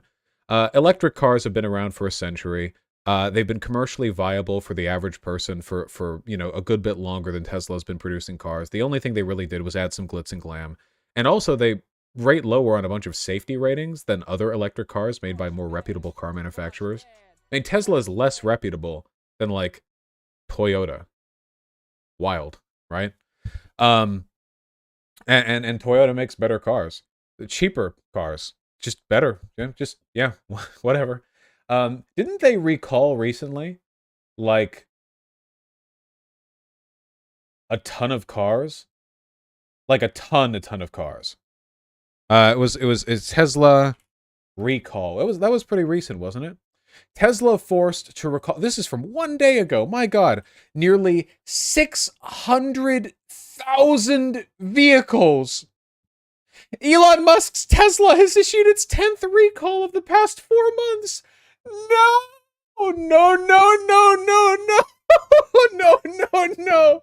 it's the future.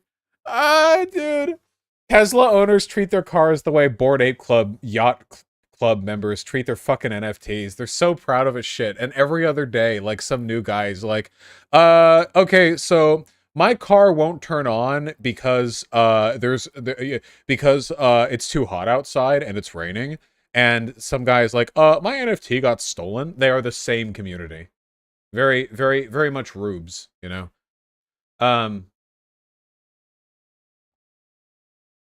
Not to be an Elon stan, but Teslas are actually rated super well for collisions. It's reliability that's the issue. Well, that's a safety problem, isn't it? That's a safety problem, let's say. My opinion. But yeah. Seems bad. Let's screenshot my car. Anyway, I want to read why. Hold on. They're recalling 578,607 vehicles. How many Tesla have been sold in total? How many Tesla sales? Wow, that is over 1/2 of all Teslas sold in 2021. That is wild. That is so many. What is the total number of vehicle sales? In total? I don't care enough to really look it up. It's a big recall. Anyway, the company is recalling so and so many vehicles in the US because pedestrians may not be able to hear the required by law pedestrian warning system, according to Reuters. PWS is a feature found in all electric cars and some hybrids that is intended to keep pedestrians safe by alerting them if an otherwise silent car is around at speeds of up to 18.6 miles per hour. Tesla's boombox is meant to allow people to broadcast noise that happens to be far louder than the normal PWS. For those keeping score at home... Wait. They're being recalled because the boombox can make you produce noise that's louder than the noise you're supposed to produce to warn people if there's... Wouldn't the noise from the boombox suffice in alerting you to the presence of...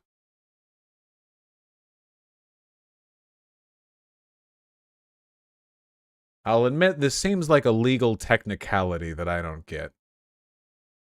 This isn't new. Oh no, electric cars have to produce enough noise by default, but if they're saying the noise electric cars produce is being drowned out by the speakers, then that would mean the speakers are really loud, which seems like it would kind of solve the issue a bit. But you know, let's not fiddle with the details. Wait, I'm terribly sorry. Is this an Elon Musk? Wait, why am I blocked by this person? This too? This person blocked me. Von Honkington. Everyone blocks me. I don't know. Whatever.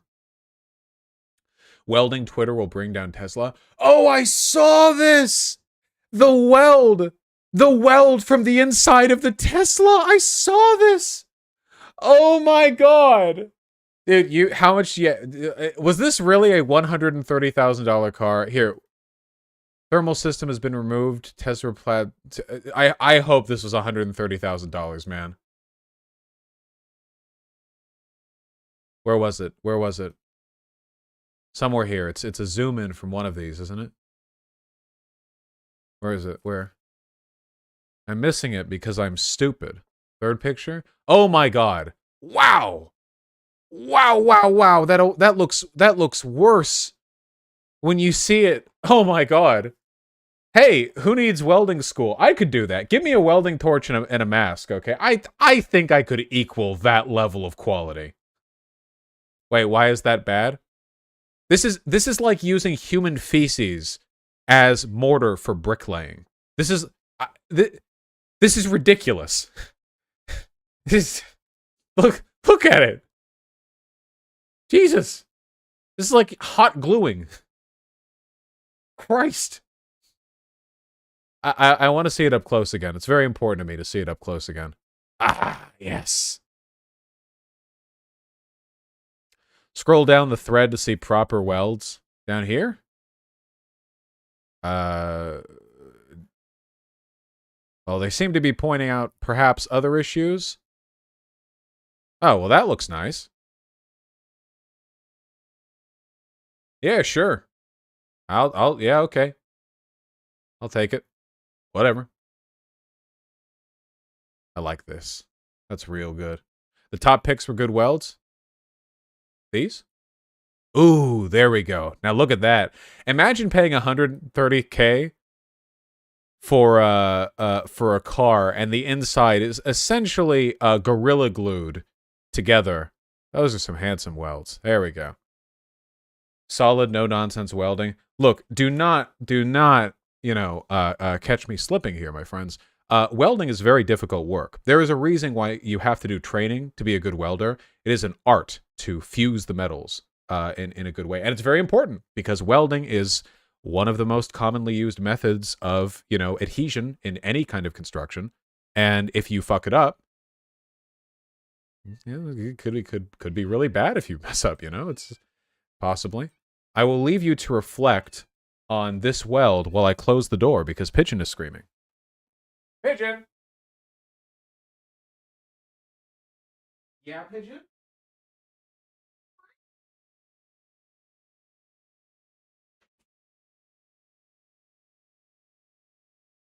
Pigeon had a message for you guys. She said, "Meow." She said that. It was just like that.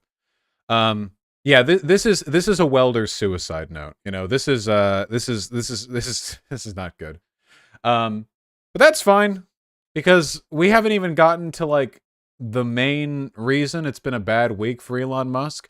And if anyone thinks this is just spite towards Elon, it totally is. That's why I'm framing it this way. But also, the more people who understand Elon Musk is a hyper wealthy, completely out of touch billionaire who engages in tech grifting as a way of appealing to people's futurist sentiments without being able to meaningfully deliver on any actual change.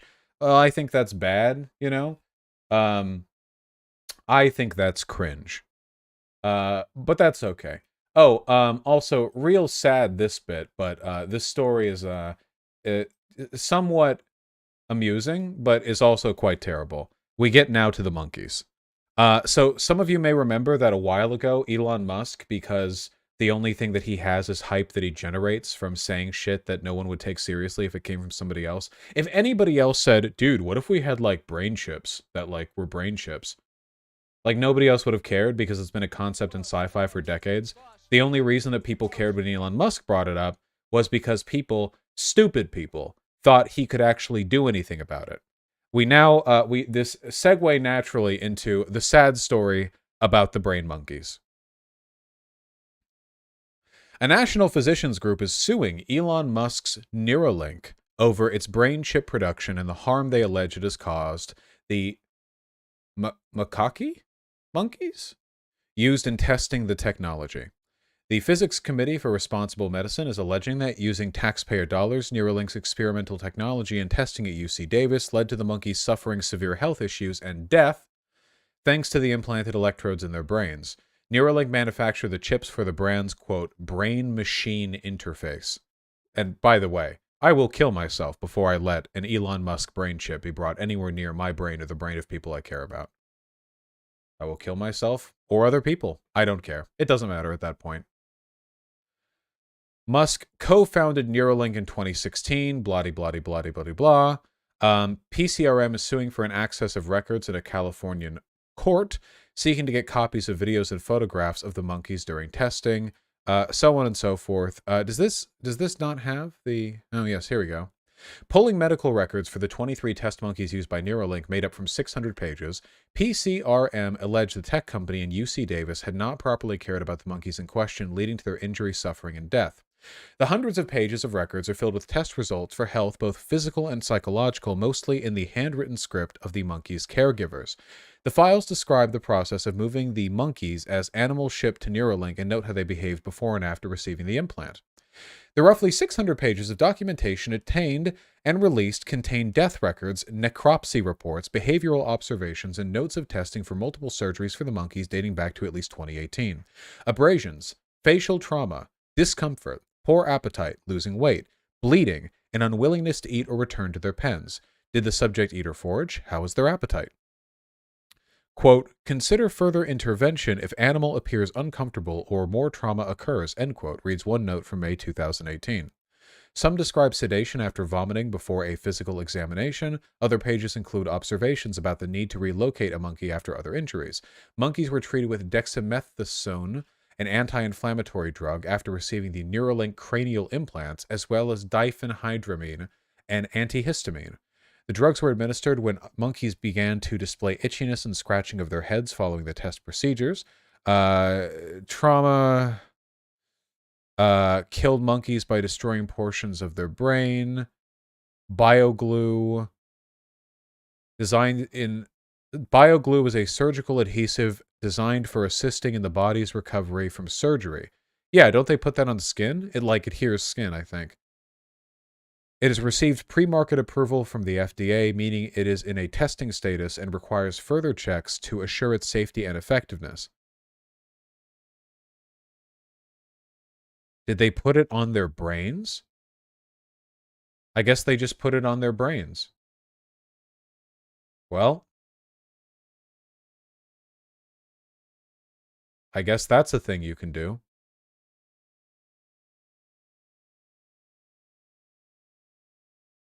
Cool. I think there were much worse pieces of information that this article doesn't go into. Oh, don't show me the monkeys before the article.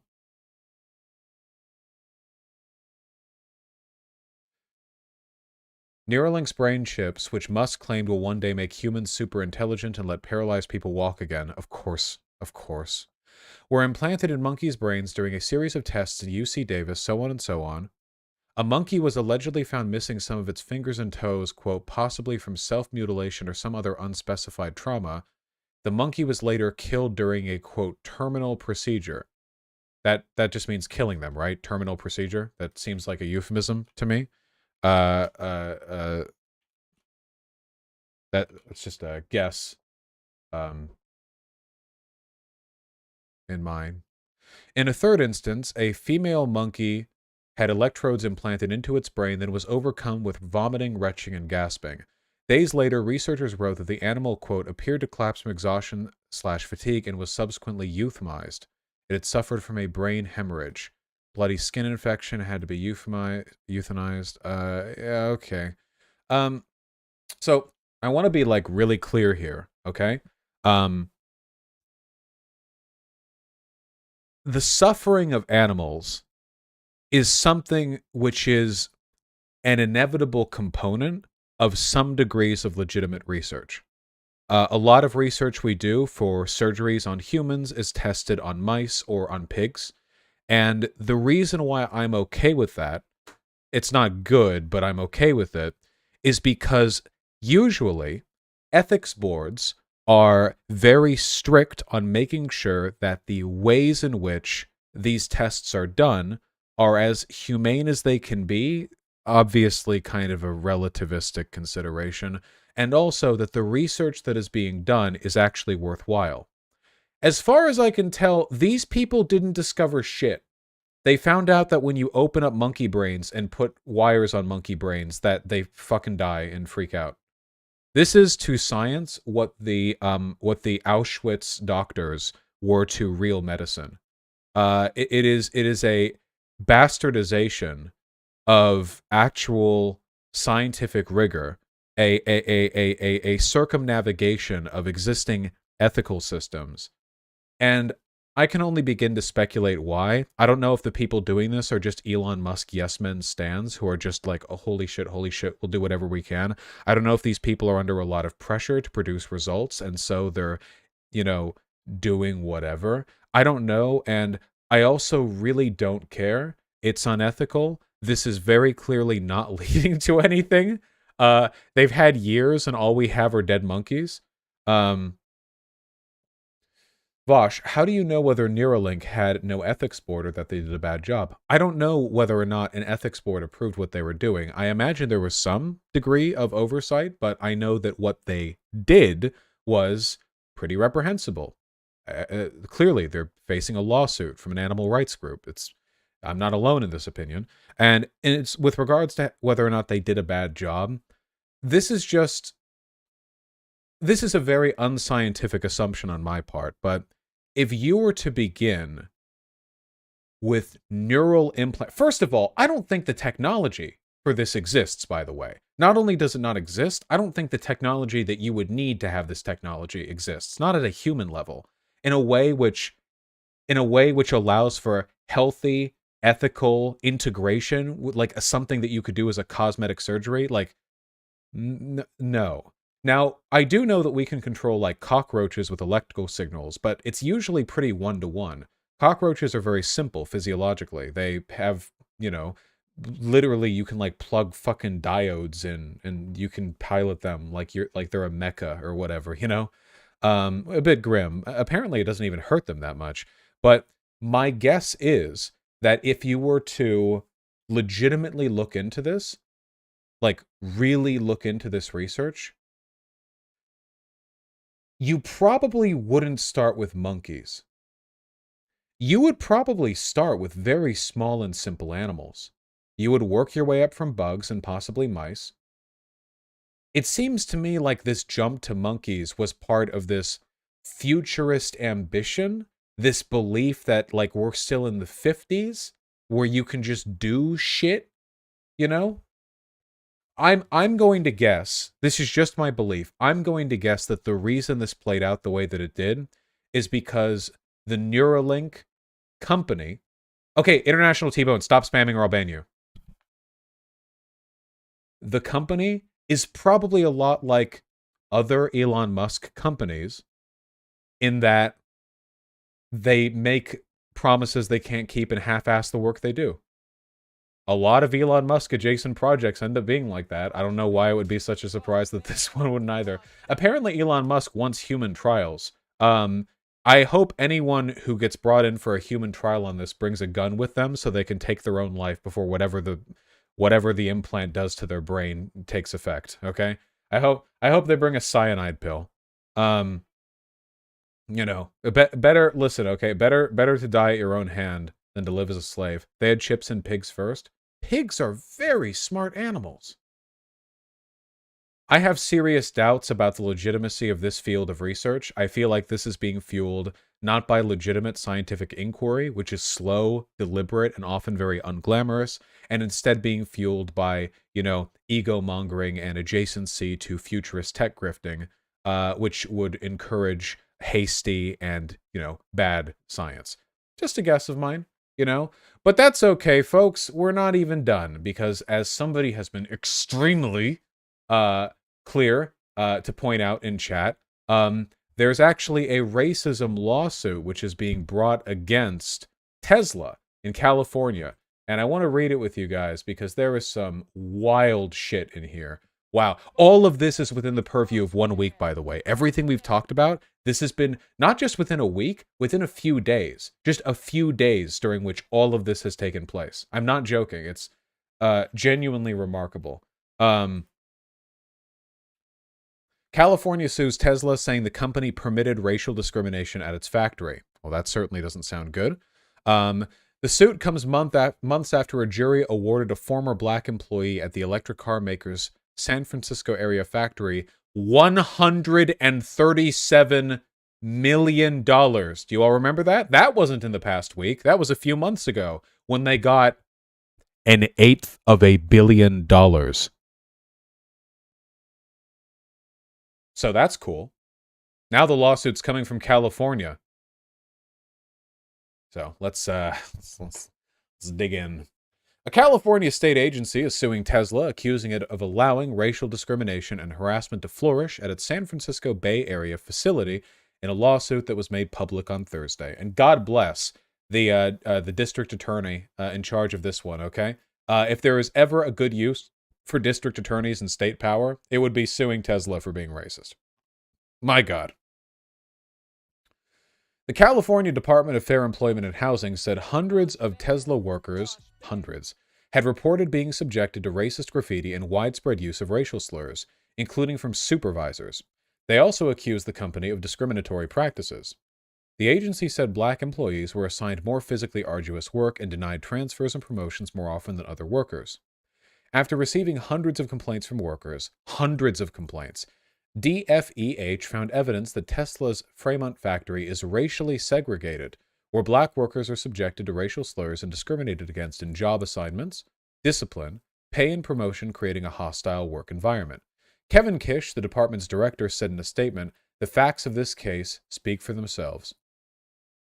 In a statement posted online, Tesla said it strongly opposes all forms of discrimination and harassment.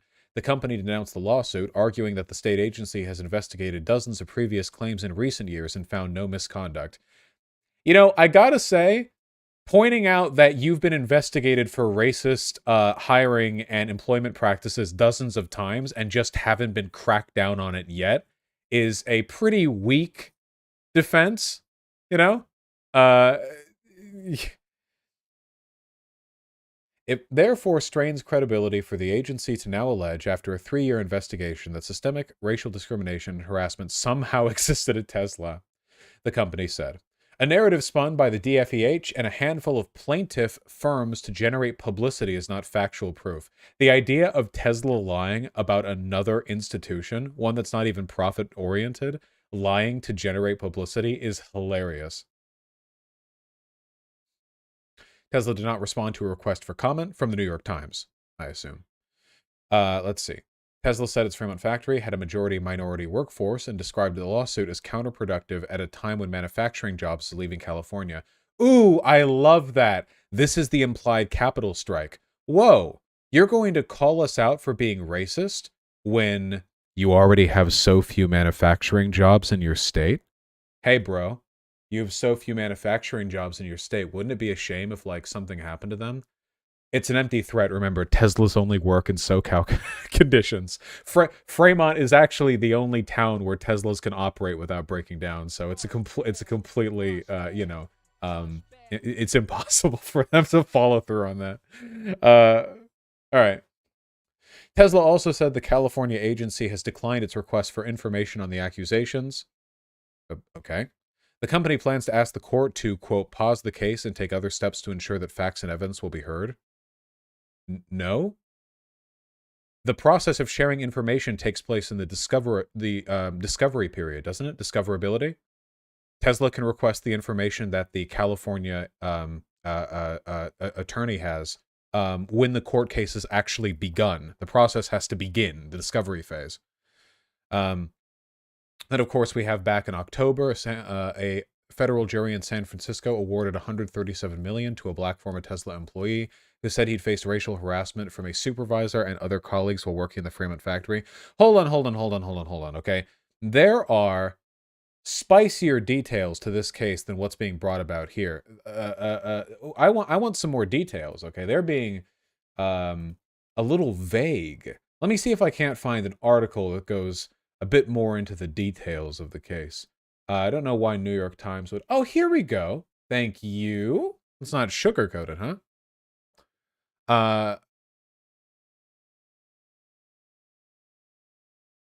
The lawsuit describes multiple instances of racist language and drawings towards black employees, so on and so forth. Give me the details. The lawsuit says Tesla turned and continued to turn a blind eye to the years of complaints from black employees at the factory. For example, Tesla allegedly is slow to clean up racist graffiti, including ones with swastikas, KKK, the N-word, and other hate symbols that were drawn in common areas on the factory machines. So, I understand these are some toasty times we're living in, but it's actually not normal for swastikas to be spray painted in your workplace. That's actually very abnormal. The lawsuit says one black worker saw Hang N, no idea what that could say, written next to an image of a noose in the bathroom of the break room. The same worker also saw, quote, all monkeys work outside and fuck N something, written on the walls of the break room. The writing and drawings allegedly remained for months. Holy shit. Discrimination against black employees was constant, the lawsuit says, and has been going on as early as 2012, the year after Tesla started production there. Okay, so immediately then. Black workers at Tesla complained that managers and supervisors constantly used the N-word and other racial slurs towards them and other black employees. Some workers at Tesla with tattoos of the Confederate flag would make their tattoos visible to intimidate black workers, according to the lawsuit. Workers at Tesla also allegedly referred to the factory as the slave ship or the plantation, in addition to other slurs. One black worker heard these racial slurs as often to 50 to 100 times a day. Wow.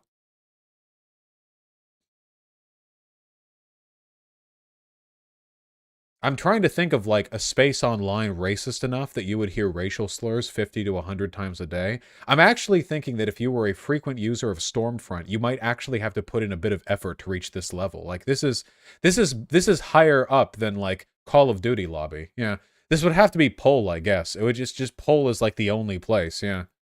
It's quite a lot. Black workers had to clean the factory floor on their hands and knees while others apparently did not. What the fuck?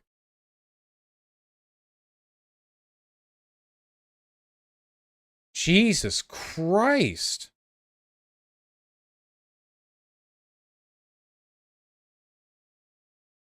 And then it ends in the same way. Tesla says it will ask the court to pause the case. Do not pause the case. I suggest we employ, and this is a real thing, okay, Old English common law. I don't know how they knew that this would be a thing in the future, but it turns out that if an institution is bad enough, you can just nuke it.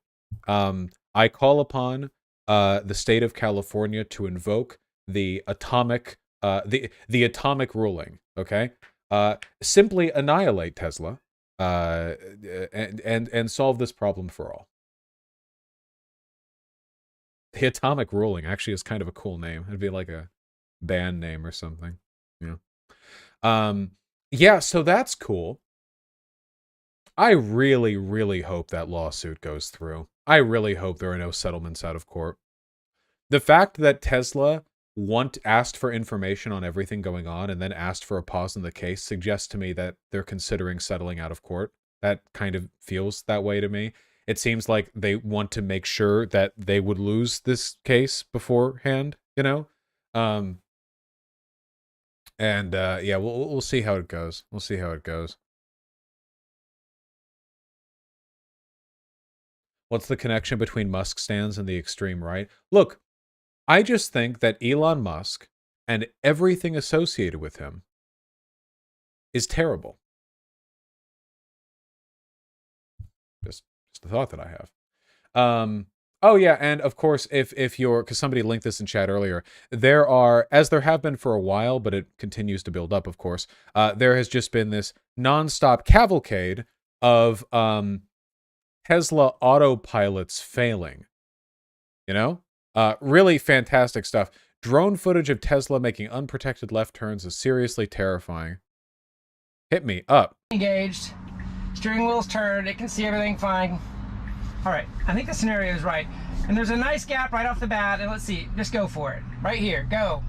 4, 5, 6, 7. Okay, that was a pretty good commit. I like that one. That one worked. I'm glad I redid that one. What's the timestamp for when the thing happens? Keep in mind, autopilot only has to fail once for it to be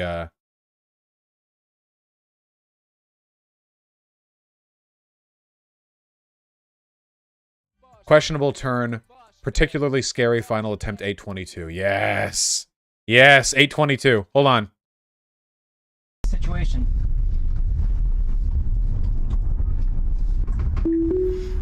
Okay. Okay. I engaged it while I was They're up there in the top right, right here. Stuck. What? Stop. Sorry, I couldn't let it go any further. It was going too far, and I feel like I'm right on the edge. I can't wait to see what the drone shows. I stopped it as late as I could, but all right, guys, I think that's probably the last one. Yeah, it didn't stop on its own. They had to stop it. Drone battery life. Sorry, I couldn't let. Okay, I engaged it while I was rolling a little bit that time, and it didn't get stuck. Stop. Stop. See, they slam on the brake right there. Sorry, you can die that way. Go any further. You can die that way. It said there was another one that was sussy wussy. 534? 534. Give me the 534. We'll try it again from right here. I still got the route correct. Okay, I'm re-engaged. Steering wheel's turned. It can see everything fine. All right, I think the scenario is right. And there's a nice gap right off the bat. And let's see. Just go for it. Right here. Go. 4, 5, 6, 7. Okay, that was a pretty good commit. I like that one. That one worked. I'm glad I redid. A little wobbly. Yeah, we saw that one. It's 1 in 10, you know? By test 8, we had our near-death Time and it miss. didn't get stuck. Yeah, there we go. So, Oh, by the way, I don't know if I'm blocking it or not, but take a look at the self-driving detection down there. Look at how it doesn't notice the cars right here at this point. Here, I'll move my thing so you can see more clearly. So there are cars coming down the road. stop. Look, it doesn't see them. Whoop! Sorry, Oh. I couldn't let it go any further. Yeah, It was going too far, and I feel like I'm right on the edge. I can't wait to see what the drone shows. doesn't look I good. stopped it as late as I could, but... All right, guys, I think that's probably the last one. That's not good, guys. That's not good. That's not good. Here's another one. Oh, God, please. Typical drive of a Tesla FSD Beta, and why it's the opposite of useful. Most certainly not even close to being safer than human by a factor.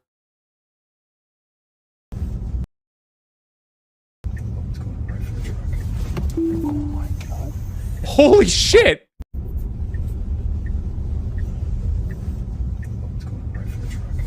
Woo!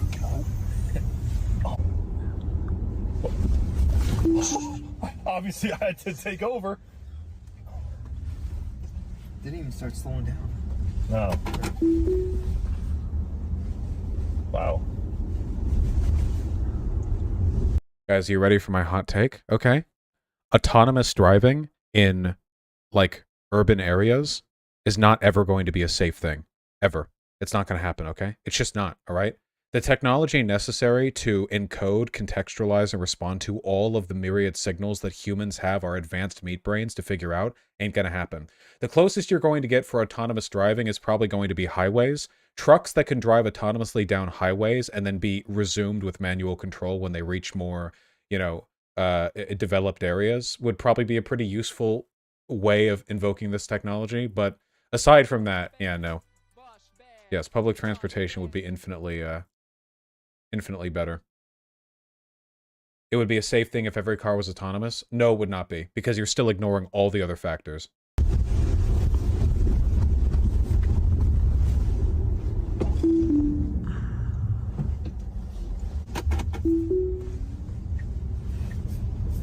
Oh no. Oh no. What? Look at that.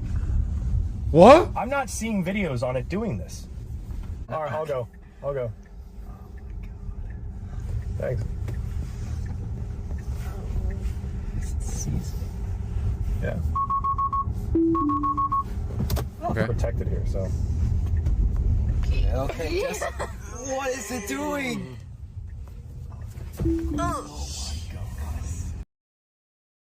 Terrifying. Yes, very much some Final Destination shit. Not good, and I don't like it. But I also don't like Elon Musk, which is the whole point here. Guys, fake tech grifting futurism is not good, all right? Technological advancements are cool, and they should be, you know, built out by actual scientists and not by, like, PR hype men who mislead the public into what's possible and then lie and then just make a ton of money off of it. Maybe we shouldn't, take those people super seriously, you know? At all, possibly. And keep in mind, by the way, even if Elon Musk was totally on the ball correct on everything that he said, he's not really, like, improving the world here, okay? Elon Musk's desired world, all the futurism in the world, is one in which everything stays functionally the same for everyone, except he makes significantly more money. There's no real substantive change. The best technological changes are ones that meaningfully affect how we relate to our world, that make things easier or more convenient or more meaningful. But what is his solution to traffic? Build an extra lane underground. What is the solution to the fact that car culture is draining and it fucks up our cities and it fucks up our lives? Make it so the cars can pilot themselves autonomously, except they can't, of course. What is its solution to it taking 12 hours to fly around the world? Build rocket stations all around the planet so that they can take 1/2 of that time for a bajillion times the price, actually. All of the solutions he's offering are misdirections which succeed only in their goal of making him popular and wealthy. So, whatever.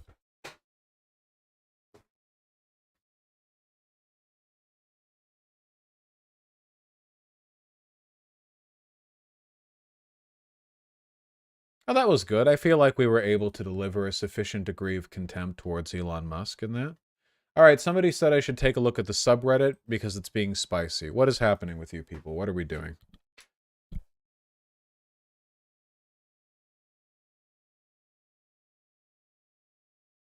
Are you a fucking liberal? What? Law! Law!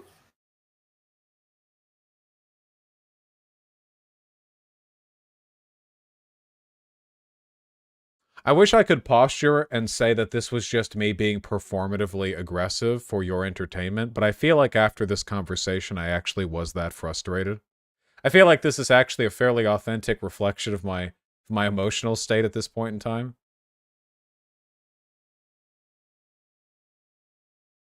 What are we doing?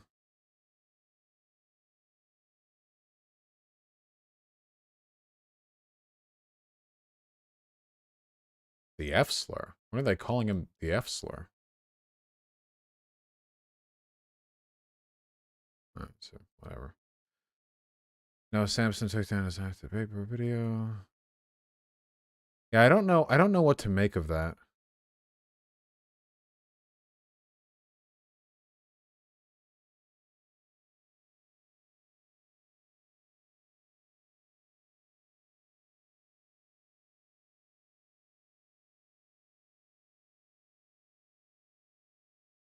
I do remember that international T-Bone.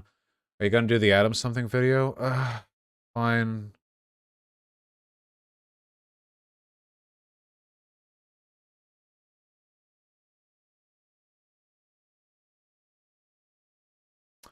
Vosh didn't need to go so hard in the whole citing names thing. I don't think he was just citing names. Vosh just interrupted him before he could go into detail.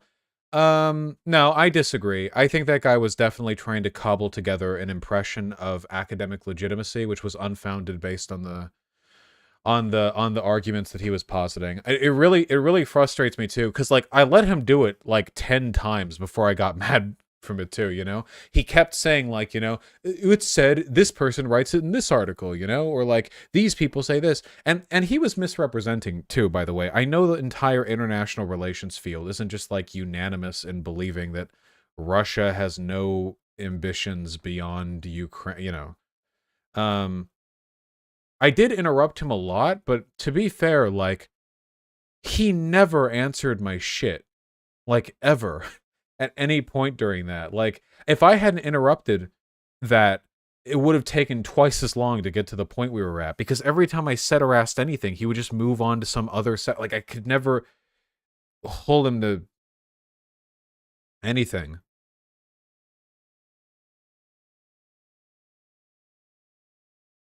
He literally admitted he didn't read the article. He linked Vosh and poshed about Vosh. Yeah, when he was being a smug asshole about, like, me not doing my due diligence by reading an article, a 50-page article he linked me beforehand, and then I'm reading over Wikipedia thing, and I'm like, hey, do you know about these, like, famous laws this president you keep bringing up passed? And he's like, what? What laws? Oh, I don't read Wikipedia like you. I don't know about this thing. And then I was reading his article, and, like, it didn't even have the info he said it contained. It was just, yeah. You both were rude. Rudeness isn't the issue. I'm okay being rude. He was wrong. And also, he was, like, really snaky as well. Like, the rudeness, like, I don't care about the rudeness. I'll be rude. Fuck it, you know? Does this mean you win his PhD? I think I deserve his PhD.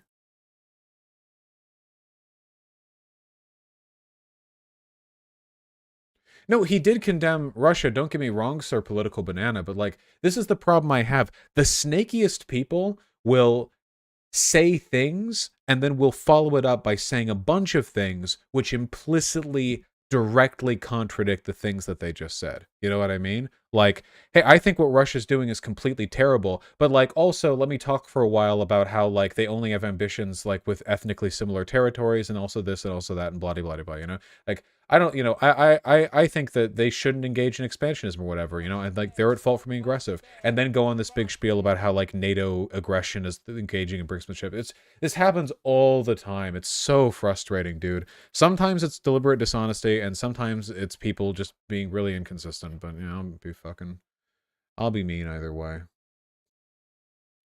Funny rhetorician, don't you fucking Don't you bait compliments. You know the goddamn answer.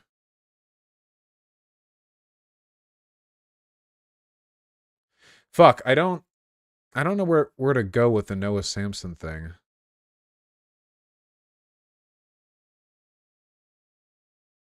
If I acknowledge it publicly, like on Twitter, like, hey man, thanks for taking another video, I look like such a cunt.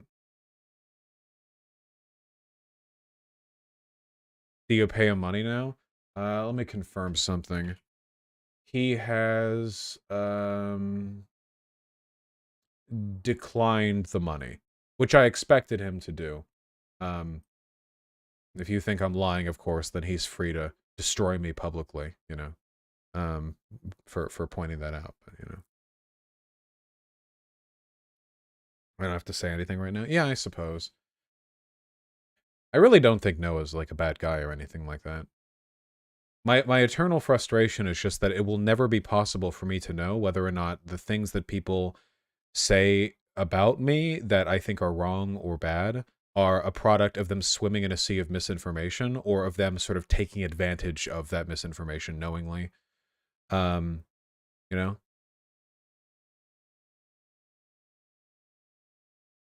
Maybe Tempest, maybe. That could be a good idea. Yeah. Are you going to make that list of things about his video? What I was going to do was, and this is after talking with him, but what I was planning on doing was I was going to make my criticisms, but I was also going to talk about what I think he got right. Because underlying many of the things that I disagreed with that he said was a correct sentiment. There are legitimate arguments that he was making. I just feel like the supporting positions there weren't, or they weren't being supported in a way that I agreed with. But I think there was a lot there that could be agreed with. I feel like it's an opportunity to engage in a sort of self-deconstruction. Make the best form of that video. That's the plan, at least. Okay, we're already way over time. Fucking A. Whatever. Let's watch the Adam Something video. Adam Something, I'm sorry I'm taking your views, but also you have more subs than me now, so we're not doing the JXC Hasanabi thing, ideally. Okay, guys, you kept saying, watch the video, watch the video. Which video? I assume you mean the first video he did, because Ukraine, the country that defied Putin, seems more relevant. Oh, the 41-minute one?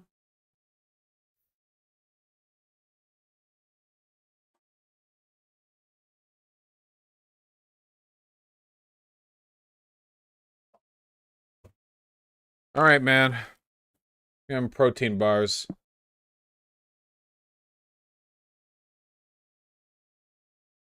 Adam Something, I'm sorry for view stealing. In Please November don't be mad. 2013, then-President Viktor Yanukovych at the last moment refused to sign the so-called association agreement with the EU and set Ukraine on a course towards Russia instead. The decision sparked protests across the country, fueled by growing discontent with the ruling elite. What started out as a simple but large-scale expression of discontent would soon balloon into a massive pro-European movement against Russian influence and government corruption. The protest's epicenter was Independence Square in Kiev, also known as Maidan Nezalezhnosti, where the name Maidan Revolution came from. The protests went on for months, until...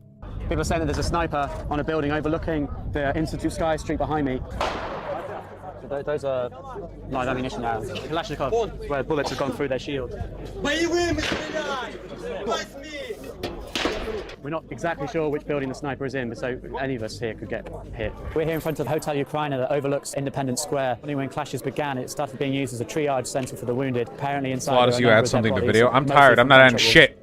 On the 19th of February 2014, police opened fire on protesters with live ammunition, killing dozens. How did we get here? How does a European country in the 21st century go from pro-European protests to police opening fire? The answer can be found in Ukraine's recent political history. In 2004, Viktor Yanukovych won the presidential election against his pro-European opponent, Viktor Yushchenko. The election was considered massively fraudulent both domestically and internationally, having been rife with voter intimidation, voter suppression, and massive corruption. This resulted in the so-called Orange Revolution, a peaceful protest movement that was successful successful in the end, having achieved an election rerun. There, Yushchenko beat Yanukovych by an 8% margin and became president of Ukraine. In the next election, however, in 2010, Yanukovych made a comeback by a thin margin, after which he imprisoned his main pro-Western opponent, Yulia Tymoshenko. The trial was of course a complete farce. Tymoshenko was a political prisoner. But the election once again exposed the massive divide inside Ukraine between pro-Western and pro-Russian regions. The pro-Western heartland being the areas around Lviv, while the pro-Russian the areas around Donetsk. The reason for the Party of Regions' popularity was in large part them favoring devolution of power to the regions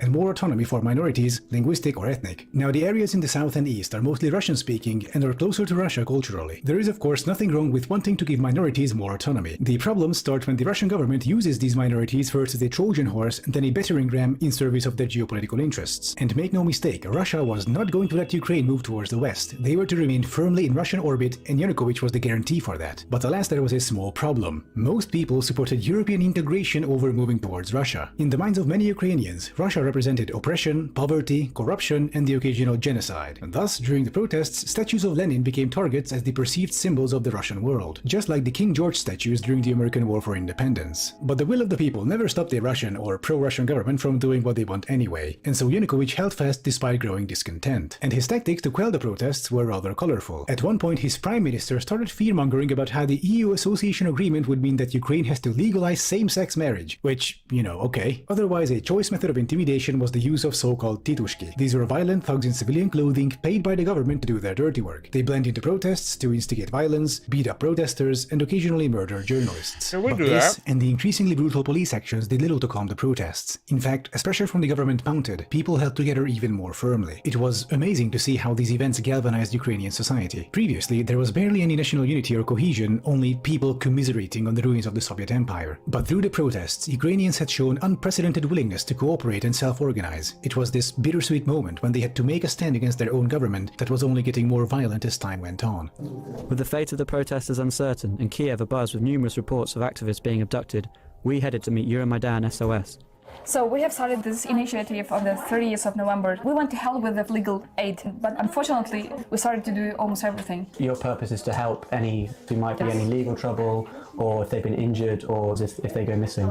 Yes. This is our workshop, making shoes and some ammo. And what did you do before the revolution? My job, I am the organizer of some events. The protesters' energy, however, was not infinite. By the 19th of February 2014, as the events dragged on for the third month, the protests briefly ran out of steam. People were exhausted and supplies were depleted. Of course, the government was aware of this. And so on the same day, they were about to launch their final assault on the Maidan. They had to move fast. More protesters were on their way to Kiev and risked giving the movement new momentum. Here's how one of the protesters described the moments before the government ambush. At about 5 o'clock in the morning, the situation was getting desperate. Our lines had been pushed back. The barricades on Prodyznaya Street and on Kreshchatyk were left unmanned. The others kept asking what we should do when the Berkut launches the offensive. We agreed that we would keep fighting. Yes, wives, children and parents are waiting for us all at home, a man of about 60 sighed. But since we're here, we have to hold out till the end, come what may.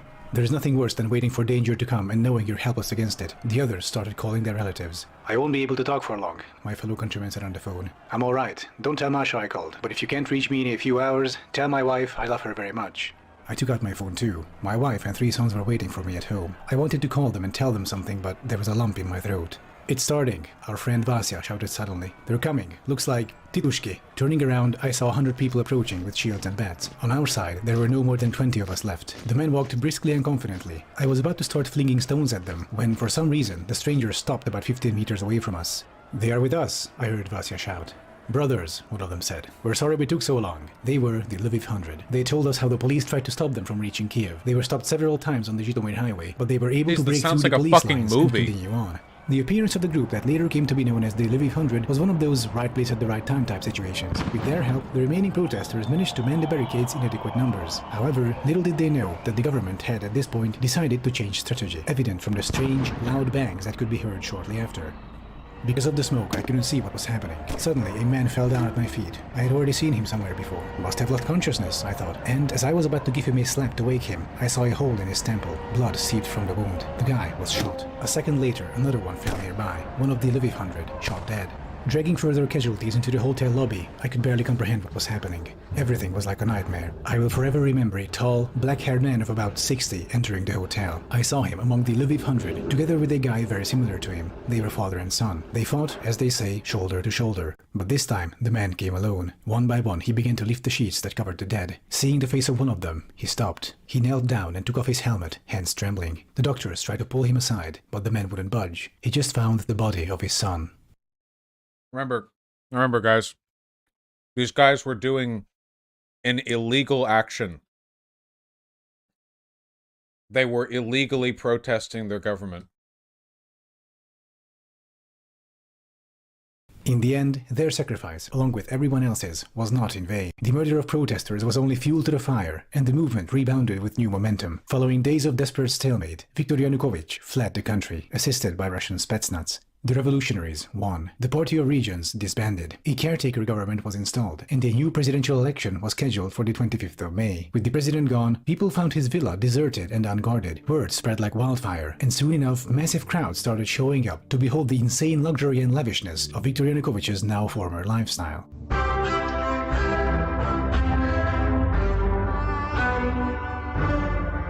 By the way, I want to say, like, that fuckwit we were talking to before, who was talking about, you know, how this was an illegal action and bullshit, you know? This wasn't even really a revolution. They just ousted this piece of shit from power, but they, like, allowed for elections afterwards. Like, it wasn't like they seized control and autocratically assert, like, a new government. There wasn't some vanguard party. They just ousted a piece of shit. That's pretty based. I mean, honestly, you know, like, it wasn't an anti-democratic coup or whatever. You know, and I'm pretty sure in the American Constitution, there's like a provision how if the government stops representing its people, we have the right to overturn it, you know? I don't know, just how is that not a revolution? I just mean to say that their goal wasn't to seize power for themselves. Their goal was to stop being oppressed by the existing guy. Preamble to the Declaration. Yeah, there you go. Yeah.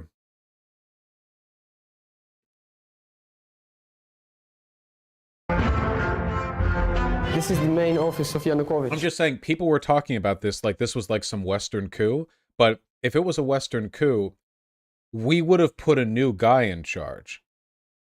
Like that would have been, that's what happens when the West coups a country. Do you think we just like support protesters getting rid of like one guy and then we let them have their own other election afterwards? Like, no.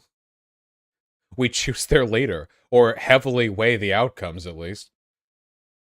God. Wow, pretty grand. You guys are working for 200 euros a month, and your president lives in a place like this. How does that make you feel? You saw it. Yeah. Euromaidan. People's self-defense at some point will give Mashgiria. Okay, this was this guy's private estate, right? This isn't like the White House. Like, U.S. presidents live in the White House. The White House gets to be fancy. It's the White House. This is this guy's personal estate. So this is probably money that he got either from, like, siphoning it off government assets or just, like, being a shithead, you know? In the state. Okay. Because it belongs to people.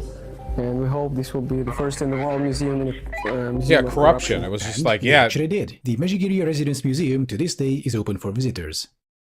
That's base, dude. But the revolutionaries had little... That has permanent, like, Soviet soldiers wandering around the Tsar's palace energy, you know what I mean? Like, having this permanent, decadent museum dedicated to the shit, like, the piece of shit who just, like, took a bunch of money, you know? I respect that, I respect that. Time to celebrate their victory. On the 27th of February, unmarked, heavily armed soldiers began seizing government buildings in Crimea. They came to be known as Little Green Men, sporting high-end Russian military gear. On the 1st of March, Putin requested and received official approval from himself, basically, to deploy Russian troops to Ukraine. That was, of course, a formality, since at that point Crimea was effectively under complete Russian control. 2 weeks later, a referendum was organized, where people could decide whether Crimea should become part of Russia. The two choices were yes and yes. And how did that happen? Option number 1 was, do you support joining Crimea with the Russian Federation as a subject of the Russian Federation? Pretty straightforward. However, option number 2 was the following. Do you support the restoration of the 1992 Crimean Constitution and Crimea's status as a part of Ukraine? The problem is the 1992 Constitution declares Crimea as an independent state. So yeah, we can all see what they did there. In the end, it didn't matter much, since according to the results, 95.5% voted for joining Russia with an official turnout of 85%. However, the real turnout was around 40%, with 50 to 60% of people voting for joining Russia. How do we know that? Because the Russian President's Human Rights Council accidentally posted the real statistics, which they then quickly deleted, but not before people took notice. The propaganda surrounding the referendum was part of the Russian narrative of heroic anti-fascism. More on that later. The referendum was, of course, a complete farce, and there was no question where Crimea would end up eventually. Literally Nazi shit, by the way. The Nazi party also had their weighted, you know, like voting machines. Like, do you support Hitler? And the yes is like this huge center circle, and the no is like down in the poop corner, you know, where they shoot you if you say that, you know. It remains to this day under Russian control in violation of the 1990. Also, I just want to say, I actually did not know that the Crimean invasion was essentially like retribution for the Ukrainian people ousting the Russian puppet. I didn't realize that. I didn't realize.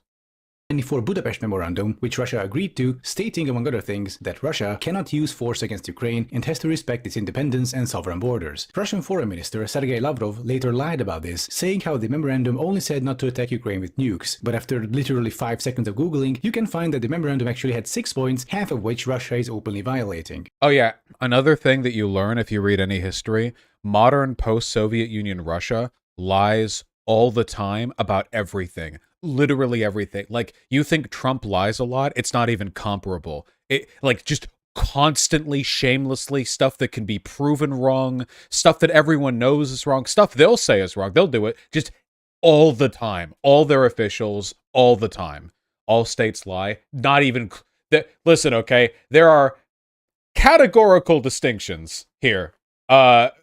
It's so much. It's so much. But at that point, Russia didn't even pretend to care about international agreements. Crimea was firmly in their hands, boosting Vladimir Putin's approval rating from a historic low of 62% to a 6-year high of 85.9%. But just as the Crimean crisis came to an end, a whole new series of crises started emerging. Pro-Russian protests spread across the east and south, the largest ones in Donetsk and Luhansk. Their locations mostly corresponded to areas where Yanukovych's now former party had the most support. Pro-Ukrainian counter-protests followed, usually outnumbering the former. The epicenters of the pro-Russian movements were Kharkiv, Odessa, Donetsk and Luhansk. Their actions had varying degrees of success. In Kharkiv, protesters stormed the city theater first after mistaking it for City Hall. Afterwards, they occupied the regional state administration building and proclaimed the Kharkiv People's Republic. Later that day, Ukrainian special forces kicked them out of the building, which marked the end of the republic and also the local protests. In Odessa... Wait, were they locals?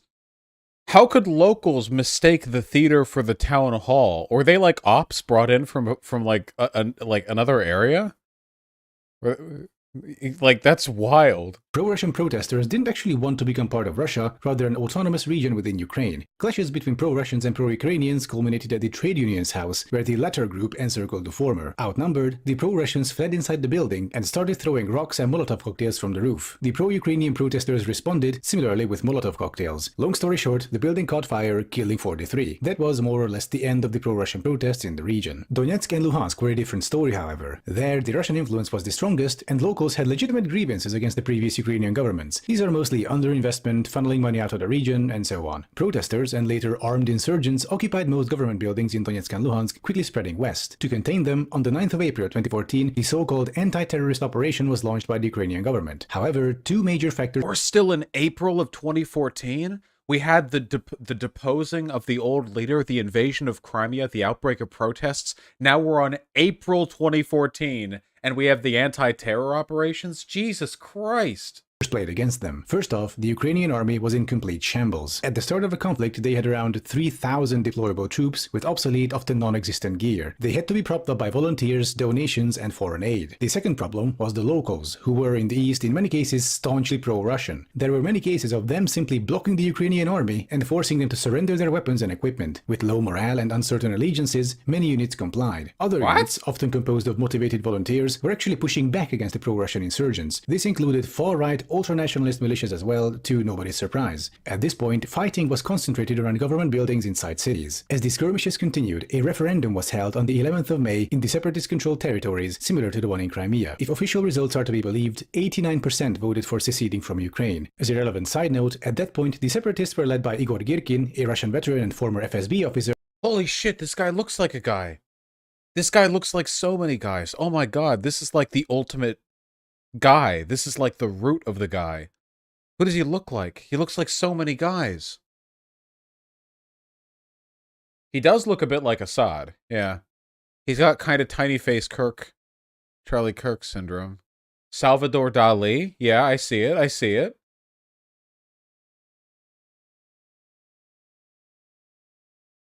Huh. He's the guy. Walt Disney. Actually, yeah, Walt Disney a little bit. I see that. I see that. Old Noah Samson, maybe. Who, a day after the referendum, declared himself Supreme Commander of the Donetsk People's Republic. He called for the destruction of all Ukrainian military units in the area and requested Russian military intervention against the quote-unquote impending NATO invasion and genocide. Now, earlier I've mentioned the Russian narrative of separatists being heroic anti-fascist warriors. This idea is a cornerstone of Russian propaganda, painting the Ukrainian government as basically Nazis, thus establishing some half-baked parallel with Soviet troops fighting actual Nazis during World War II. Over here in reality, though, things are a bit different. Of course, pro-Ukrainian far-right elements were also... Okay, I just want to say, Ukraine versus Russia is like two Nazis who are like posting comics where they're, you know, like the freedom fighter and the other guy's the Nazi. You know what I mean? Like they both have like they're both Nazis wearing freedom fighter masks, like tearing up, poking each other with sticks. You know what I mean? Guys, Russia is full of Nazis. Ukraine is full of Nazis. Okay, it's a problem. All right, it's a problem. It's a problem. It's a whole goddamn problem. Ukraine is not even remotely close to being Nazi, seriously. No, it's not like they're all Nazis. It's just that like both of these are both pretty conservative governments. Okay, I'll just say that. Also present during the revolution, such as the right sector. However, at no point were they in control of the country. You talk like we don't have our own American Nazis. We do have our own homegrown American Nazis. But again, I do think that the far right is much more integrated into Russian and Ukrainian politics, respectively, than America's is today. I do sincerely believe that. Like, keep in mind, I know how bad it is here in the United States. Whenever I say stuff like that about other countries, people's initial, like, their immediate assumption is like, Vosh must think the United States doesn't have, like, huge Nazi ties in its government. Yeah, I do. I know that. I talk about it all the time, okay? But other countries have it worse. If you can believe that. And they remain on the fringes to this day. On top of that, Ukraine's current president, Volodymyr Zelensky, who won a landslide victory in 2019, is a Russian native speaker and Jewish, so it's not exactly the Fourth Reich over there. To the Russians worried about the Ukrainian Nazis, I can tell the same thing I would tell Americans worried about Islamists. If you don't want to risk extremists gaining power and prominence, don't invade their countries. That tends to galvanize them. But how does this Russia, the brave anti-fascist warrior narrative hold up to scrutiny? Oh boy. Here's Putin in 2018 in Austria, dropping by the wedding of the far-right FPÖ party's foreign minister, Karin Kneißl. This whole event was just bizarre, to say the least.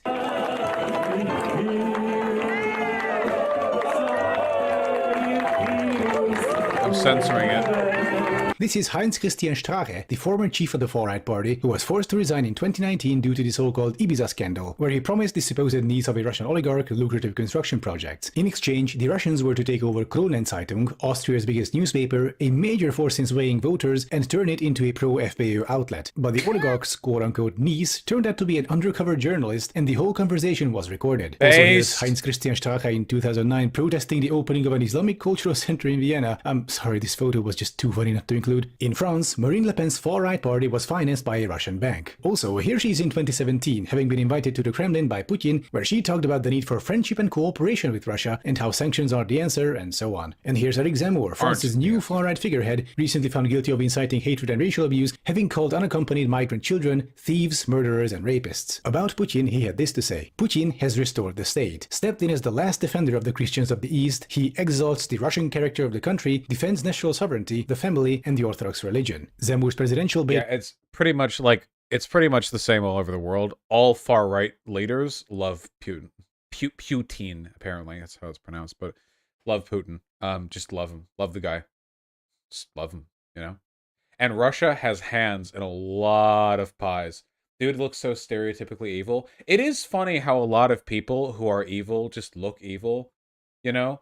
Like Copeland, that mega pastor guy or whatever. Like sometimes it really does come through. Steve Miller. Yeah, Putin genuinely, like, Russia's government and their oligarchs have ties to, I would be willing to bet, maybe almost every far-right group in developed countries around the world. I understand that sounds like an exaggeration, but I legitimately believe that. It can be explicit, like they control certain elements of its stuff, or like there's financing or funding that comes from it, or just like really weird relationships that are friendly in spite of what seem to be contradictory values.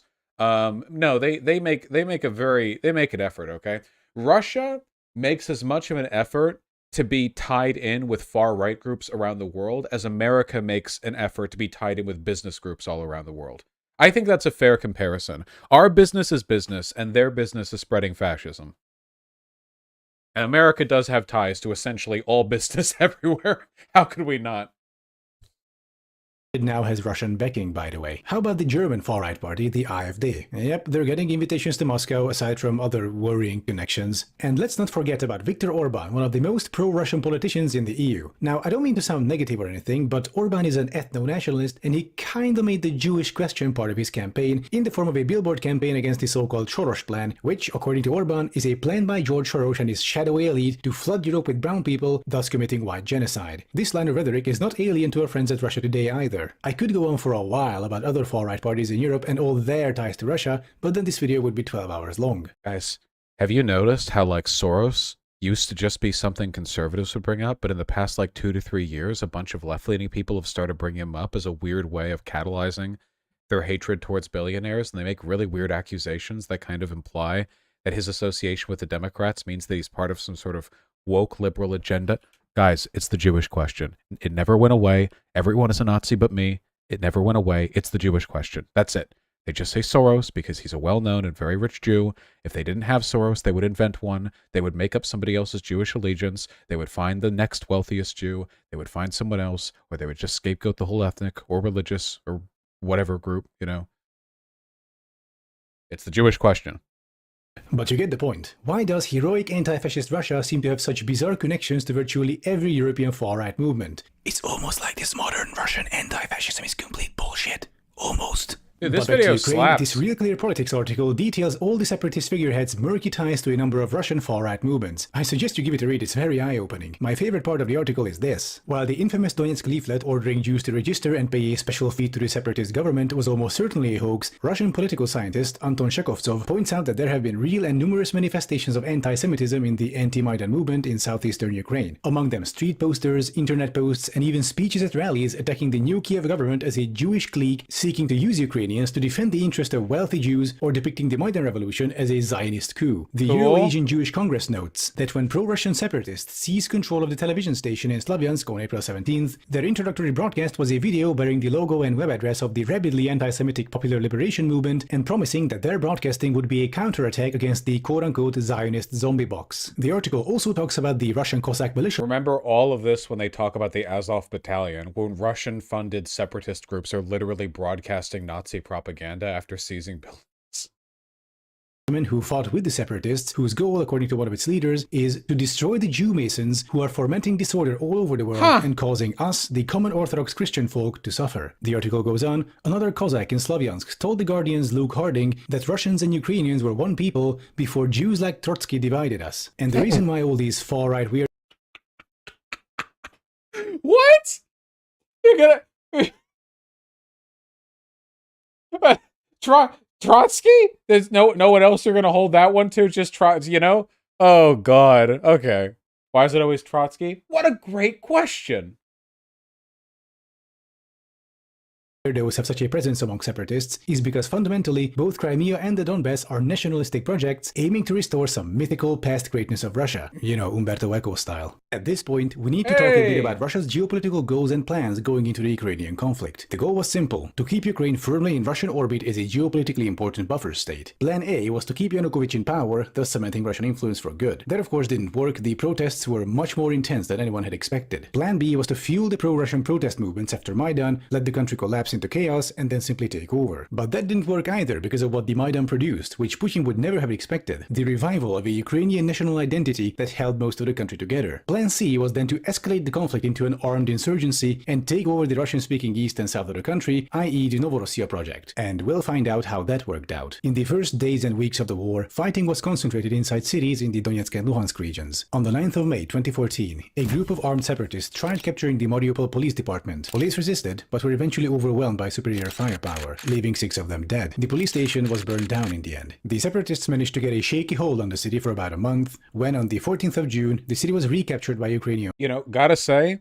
seeing all these historical instances of far-right Russian-backed separatist militias defeating, like, Ukrainian police and military is making me feel pretty damn good about the fact that we just gave them, like, a metric fuck ton of incredibly expensive, top-of-the-line American-built military equipment. You know, if there's one part of American manufacturing that's stuck around that we make and we make better than anyone else, it's fucking weapons. Nobody else beats us in that respect, not even close. Let's go. Forces. They were aided by Right Sector and Azov volunteers, both far-right ultranationalist groupings. The latter used armored vehicles created from dump trucks, using them as mobile firing positions against the separatists. Once the Ukrainian army blasted into the city, the 6-hour operation began, in which Mariupol was effectively retaken and was made the temporary capital of the Donetsk region. This victory turned out to be crucial later on, since Mariupol is a strategically important city for multiple reasons. It has one of the biggest steel plants in Europe and blocks the way for a land bridge connecting Russia with Crimea. As the conflict dragged on, the Ukrainian army slowly reorganized itself into an at least workable military, which started showing results. The biggest factor here was the Ukrainian Air Force, which managed to inflict heavy losses on the separatists, who were at this point a bunch of loosely organized armed groups with no air defense. The separatist-held areas were shrinking rapidly. It really looked like it's just a matter of time until the insurgency was over. Seeing this... Remember, this is what that dipshit we were debating was. All of this. This is what he was comparing to the time that European leaders in the United States supported the protesters who ousted that one government leader. Ukraine's military is literally fighting a fucking war with this massive funded secessionist group. And he was like, well, okay, yeah, but like we've done that too, you know? Russia decided to supply the separatists with some heavy anti-air weapons to counter the Ukrainian Air Force. But then, something happened. On the 17th of July 2014, separatists succeeded in shooting down a plane above Donbass using a SAM missile launcher. Do we remember Igor Girkin from earlier? Former FSB, Supreme Commander. Right after the plane went down, he made a post on VKontakte, that's Russian Facebook, gloating about it. His post reads approximately as follows: "We've just shot down an AN-26 in the Torres area. It fell somewhere around the Progress mine. We've warned them already. Do not fly in our skies. Here's video proof of the bird's descent. The bird crashed past the mine's dump and didn't damage residential areas. No civilians were hurt. There is information about a second down plane, most likely Sukhoi." So that's pretty straightforward. Separatists managed to shoot down a military plane, and now their leader is on social media gloating about it. I know this However, story. Upon inspecting the wreckage, they made a startling discovery. Да, майор. Значит, самолет рассыпался в воздухе в районе шахты Петропавловской. Первый 200-й. Нашли первого 200-го. Была женщина. Да, гражданский. Да, Саш. Ну что у вас там? Короче, блин, стопудово гражданский борт. Понятно. А этот, как, народу много там? Это пиздец. В лунки прямо во дворы подали тут. Вот так вот. Борт какой? Да я еще пока не разобрался, потому что я не был возле основной части. Я только вот смотрю там, где начали первые тела падать. Там остатки внутренних кронштейнов, кресла, тела. Понятно. Вот так. И вооружение есть что-нибудь? И вообще ничего. Гражданские вещи, медицинские ошметки, там полотенце такое, туалетная бумага. Документы есть? Да. Индонезийского студента есть. Из университета Томпсона, бля. По самолету, сбитым в районе Снежного Тереза. Ну? Это оказался пассажирский. Упал в районе Грабова, там море трупов, женщины, дети. Сейчас казаки там смотрят это все дело. По телевизору передают вроде бы как этот, Ан-26 украинский. Malaysian Airlines. Но, говорят, написано на нем малазийские авиалинии. И что он делал на территории Украины? Ну, значит, завозили шпионов, не знаю. Well, then it was bringing spy. Ah, yes, dude. I love my spy plane, which is a commercial airliner with 200 people in it. My 200 spies. What's just gonna land at an airport and just like hop, just go out. It's the perfect disguise. They'll never suspect that we've made this 3-year-old a spy. Сейчас война идет, блядь. On the 17th of July 2014, Malaysia Airlines MH17, flying from Amsterdam to Kuala Lumpur with 293 people on board, was shot down over the Donbass. There were no survivors. All non-Russian investigations came to the same conclusion. The plane was shot down by separatists by mistake using a Buk missile launcher belonging to the 53rd Air Defense Brigade of the Russian Army from near the city of Kursk. Bellingcat did a great investigation on this using open sources, where they reconstructed the Buk's route based on CIA, we don't like Bellingcat because there was a guy in Bellingcat who one time worked for the State Department. We do like Russia Today, though, which is directly an outlet for the Russian government. And we do like Gray Zone, where people there literally directly work for the Russian government and get paychecks every month from the Russian government. They're trustworthy. They're reliable. Photos and geolocation, including it being smuggled back to Russia on a trailer on the 18th of July. I highly recommend you read through the report. It's very interesting. Link in the description. To reiterate, separatists shot down a civilian plane over the Donbass with a Russian anti-air system, killing almost 300 civilians. And then both Russia and the separatists admitted their fault. And by that I mean they deny everything to this day, despite having been proven wrong beyond a shadow of a doubt. Yep. Oh, hold on. We're effing.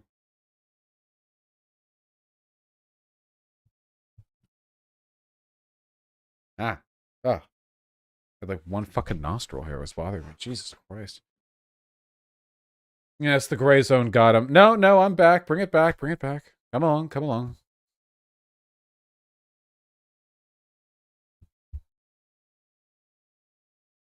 Here, let's play it again.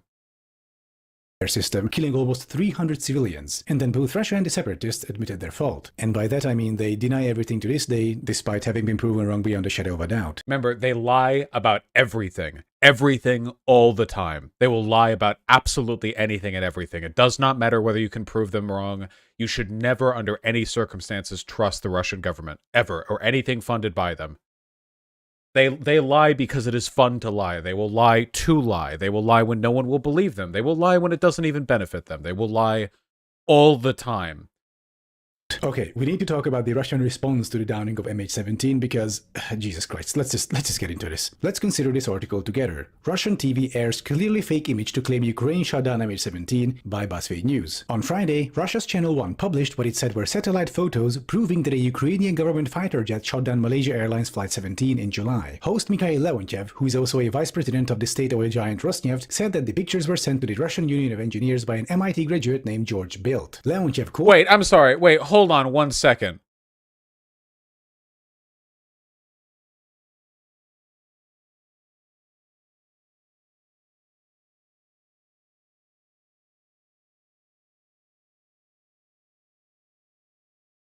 Okay, so in this picture, which is obviously going to turn out to be doctored as a way for the Russian government to sow disinformation and lie about the fact that they shot down civilians, we have a satellite photo here with the Malaysian Airlines plane right here, and then we have the proposed Ukraine. Yeah, is this meant to be the missile in the air?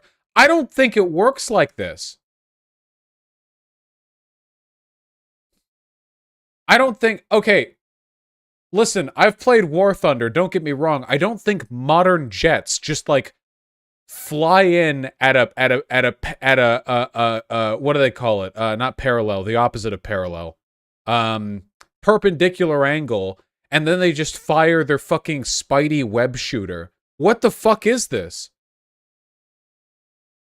What? I don't know.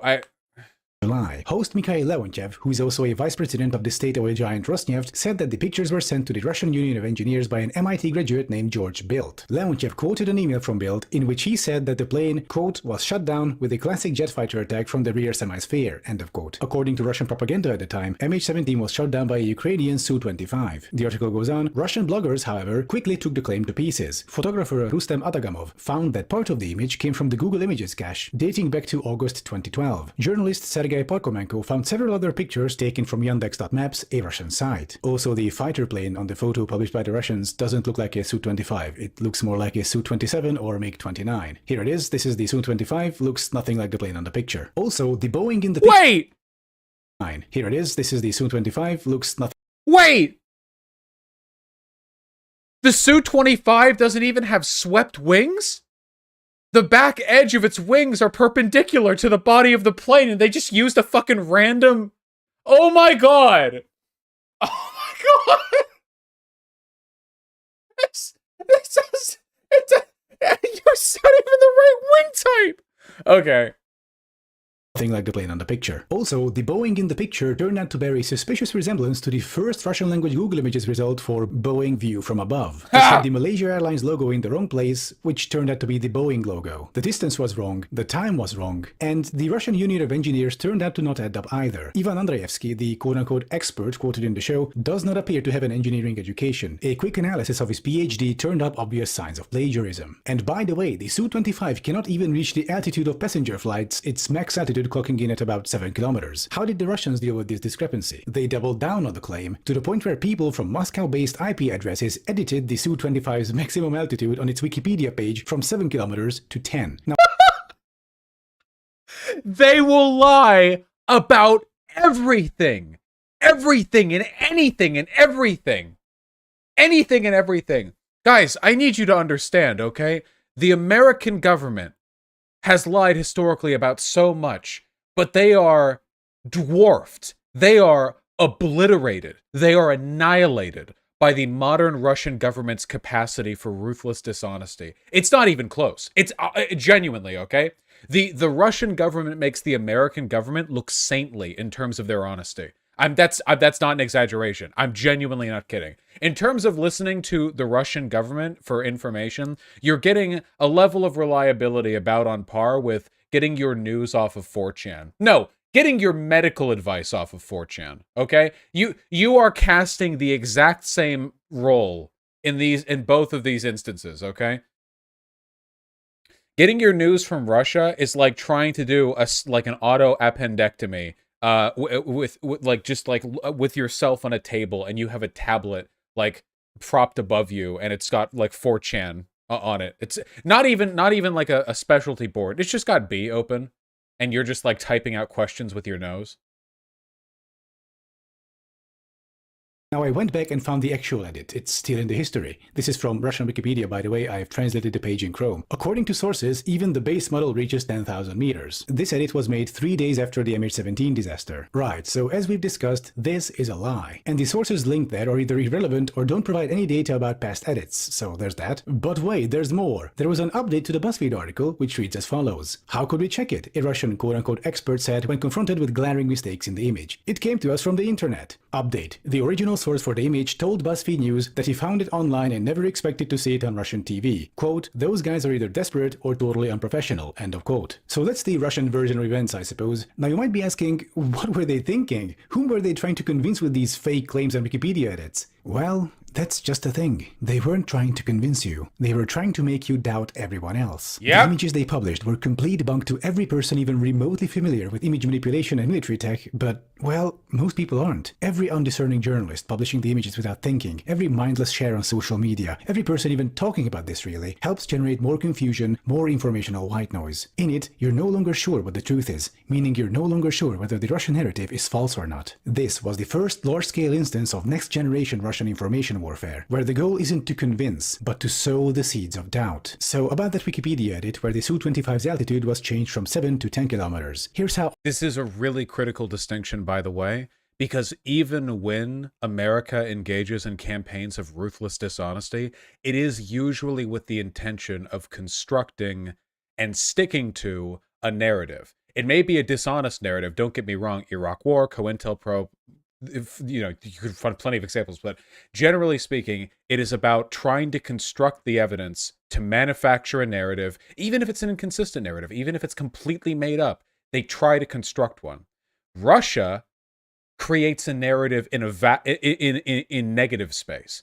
They create so much disinformation, so much white noise that It's not even about constructing a consistent narrative that benefits their country. It's just about saying anything and everything, paying out so much misinformation, sowing so much doubt that at the worst, you're still getting a ton of people talking about it. And in the best scenarios, like, you have misinformation that will never be able to be corrected. RT uses that proven falsification to generate even more confusion. Peter Heisenker is a German pilot with a long service record. He became interested in the story of the downed Boeing after seeing a photograph taken at the crash site. Several days later, a Russian Ministry of Defense representative published data showing that not long before the tragedy, another aircraft had been observed in the vicinity of the Malaysian Boeing, reporting a Ukrainian jet in the sky. Man findet in Wikipedia, wenn man die Su-25, das Flugzeug, von dem gesagt wird, dass es sich in der Nähe dieser MH017 befunden haben soll, dann findet man plötzlich Einträge, Dienstgipfelhöhe 7000 Meter. Einige Monate vorher war an derselben Stelle so. And then, after you try to correct their lies, they'll cite the fact that you're trying to clean up this misinformation as evidence that you're lying. Sowohl in der englischen als auch in der deutschen Version circa 10.000 Meter. Das ist verändert worden im Vorfeld dieses Absturzes. This is what next-generation propaganda looks like. The past is alterable. The past never had been altered. The maximum altitude is 10 kilometers. The maximum altitude had always been 10 kilometers. And even if this narrative is proven wrong, that's just one more sound in the overwhelming informational white noise. In either case, Russia wins. It's both genius and absolutely terrifying, really. Outside of this bizarre parallel universe, there was another version about the tragedy by the Ukrainian security service about how the real target wasn't MH17, but a Russian plane to use as a casus belli for an invasion, but that claim was debunked by Bellingcat in the end. The real reason behind the downing of MH17 was simple incompetence by separatists, mistaking a civilian plane for a military one. Around the time of the MH17 disaster, the Ukrainian military started making serious progress during the so-called Great Raid of 2014. They beat back the separatists to the point where they managed to cut off Donetsk and Luhansk from each other. The enemy was weakened, demoralized, and retreating in most theaters. Victory was at hand. By mid-August, Ukrainian troops were inside Donetsk, advancing block by block. Under pressure from Russia, Igor Girkin resigned from the post of separatist commander. He was replaced by Alexander Zakarchenko. This represented the Russian government's change of strategy. Instead of insurgency and separatism, the name of the game became federalization, i.e. put pressure on the Ukrainian government through the conflict so they'll agree to federalize the country, which would result in Russia being able to maintain its influence over Ukraine. To this end, Russian troops and equipment started flowing into the Donbass through the uncontrolled checkpoints. The Little Green Men were back, this time making an appearance in the east. Ukrainian troops caught 10 Russian paratroopers, in fact, who claimed they simply got lost around the border. The problem was they were caught around the village of Dzerkane, which is about 8 hours on foot from the Russian border. So either these professional soldiers trained in navigation couldn't orient themselves during 8 hours of marching, or Russia was deploying its troops inside Ukraine after the separatists started losing. This Reuters article goes on to say, 2 witnesses told Reuters on Tuesday that the dozens of men who arrived at the weekend and set up a roadblock were not local and had military ration packs marked with Russian writing. While they bore no insignia, their appearance or behavior bore striking similarities to a group of Russian troops detained in Ukraine in the past few days and to Russian forces which occupied Crimea earlier this year, the witnesses said. So yeah, Russia started pushing troops and equipment across the border to prop up the separatists. An enormous counterattack followed, where Russian forces took large swaths of the Donetsk and Luhansk regions. Suddenly, the Ukrainian army found itself retreating. Following the Russian blitzkrieg, a ceasefire. Remember that all of this was being compared to the time that Western leaders applauded protesters against the one fucking president of Ukraine who had to flee. All of this was announced in the form of the so-called Minsk Agreement. This specified Ukrainian and separatist lines, set up a buffer zone between the two, and banned artillery above 100 millimeters. Despite this, most of the fighting continued. Also, separatists held an election on the 2nd of November in violation of the agreement. 331 people died during the ceasefire, which lasted more or less until January 2015. The following months, however, turned out to be the darkest, most brutal periods of the Donbass War. In the morning of the 25th of January 2015, without warning, separatists fired on Mariupol with so-called Grad multiple rocket launchers. If you ever wondered what that looks like from up close, here you go.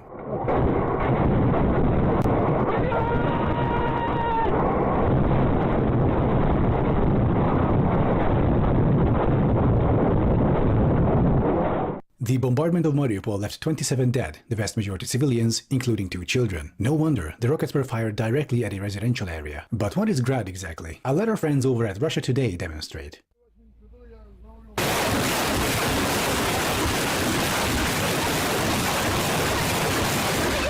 That's 13 Grad missiles. that were just fired at the Ukrainian army. Bellingcat later confirmed what everyone already suspected. The shelling was directed by Russian officers and militants. Based on their trajectory estimates, the rockets clearly came from separatist-controlled territories. I've linked their full report in the description, feel free to go over it. This, of course, was a war crime, and it wasn't the last. But parallel to the bombardment of Mariupol, there was another series of events unfolding. Following the Russian counterattack, Ukrainians still held the city of Debaltseve, driving a wedge between the two separatist territories. It was a strategically important road and railway crossing. Naturally, the Ukrainian defenses were significant. Separatists in loose formations had no realistic chance of taking the city. This brings us to Selfie Soldiers, an excellent documentary by Vice, linked in the description.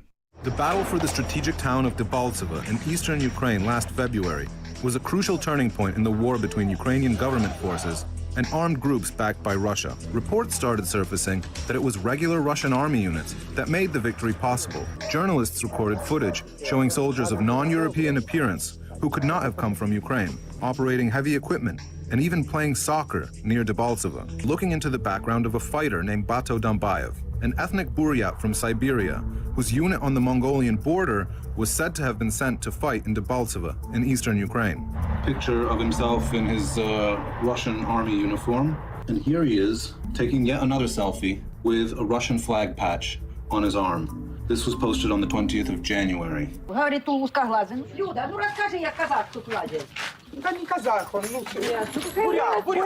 Wait, hold on. There's this guy who's mauling in YouTube chat. Does Vosh realize... and a mustache here fall my mouth. Does Vosh realize these Ukrainian government forces fighting the separatists are funded and backed by the US? Oh my god. Oh my god, dude. Oh no. The sovereign government? First of all, back at this point in time, I don't think they were. They are now. But like, okay? They're the good guys in this instance? Okay? What do you know, America was... Like, what the fuck are you talking about? Jesus Christ.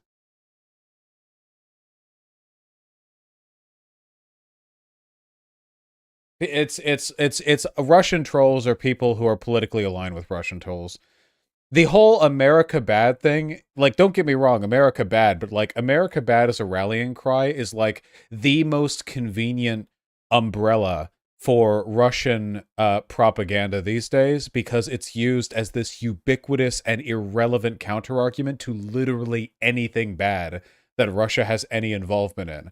Like, it's used exclusively as a whataboutism. It doesn't matter if it's like relevant, you know, it doesn't matter if it has anything to do or if it's correct, or there's absolutely no need for America bad to conform to any standard of reality or any fair analysis. You just throw it out there and just fucking stir shit up. It's essentially the online argument equivalent of Russia's strategy of creating white noise in lieu of real arguments. Hello, Artemy. How do you feel about Russian fascism? You like it? Well, that's not good.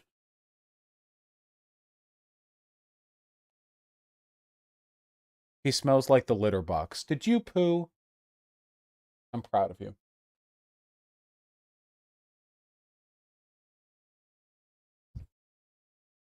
Ну, такой скопленый. Не надо меня снимать. А россияне это те, которые с танками приехали. Я не знаю, какие. У нас тут напротив стояли россияне. Все хорошие хлопцы.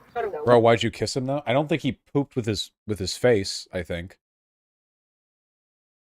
А как вы думаете, ДНР мог бы тут победить без их помощи, если бы они не приехали? Если бы россияне не приехали, мне кажется, нет. Нет.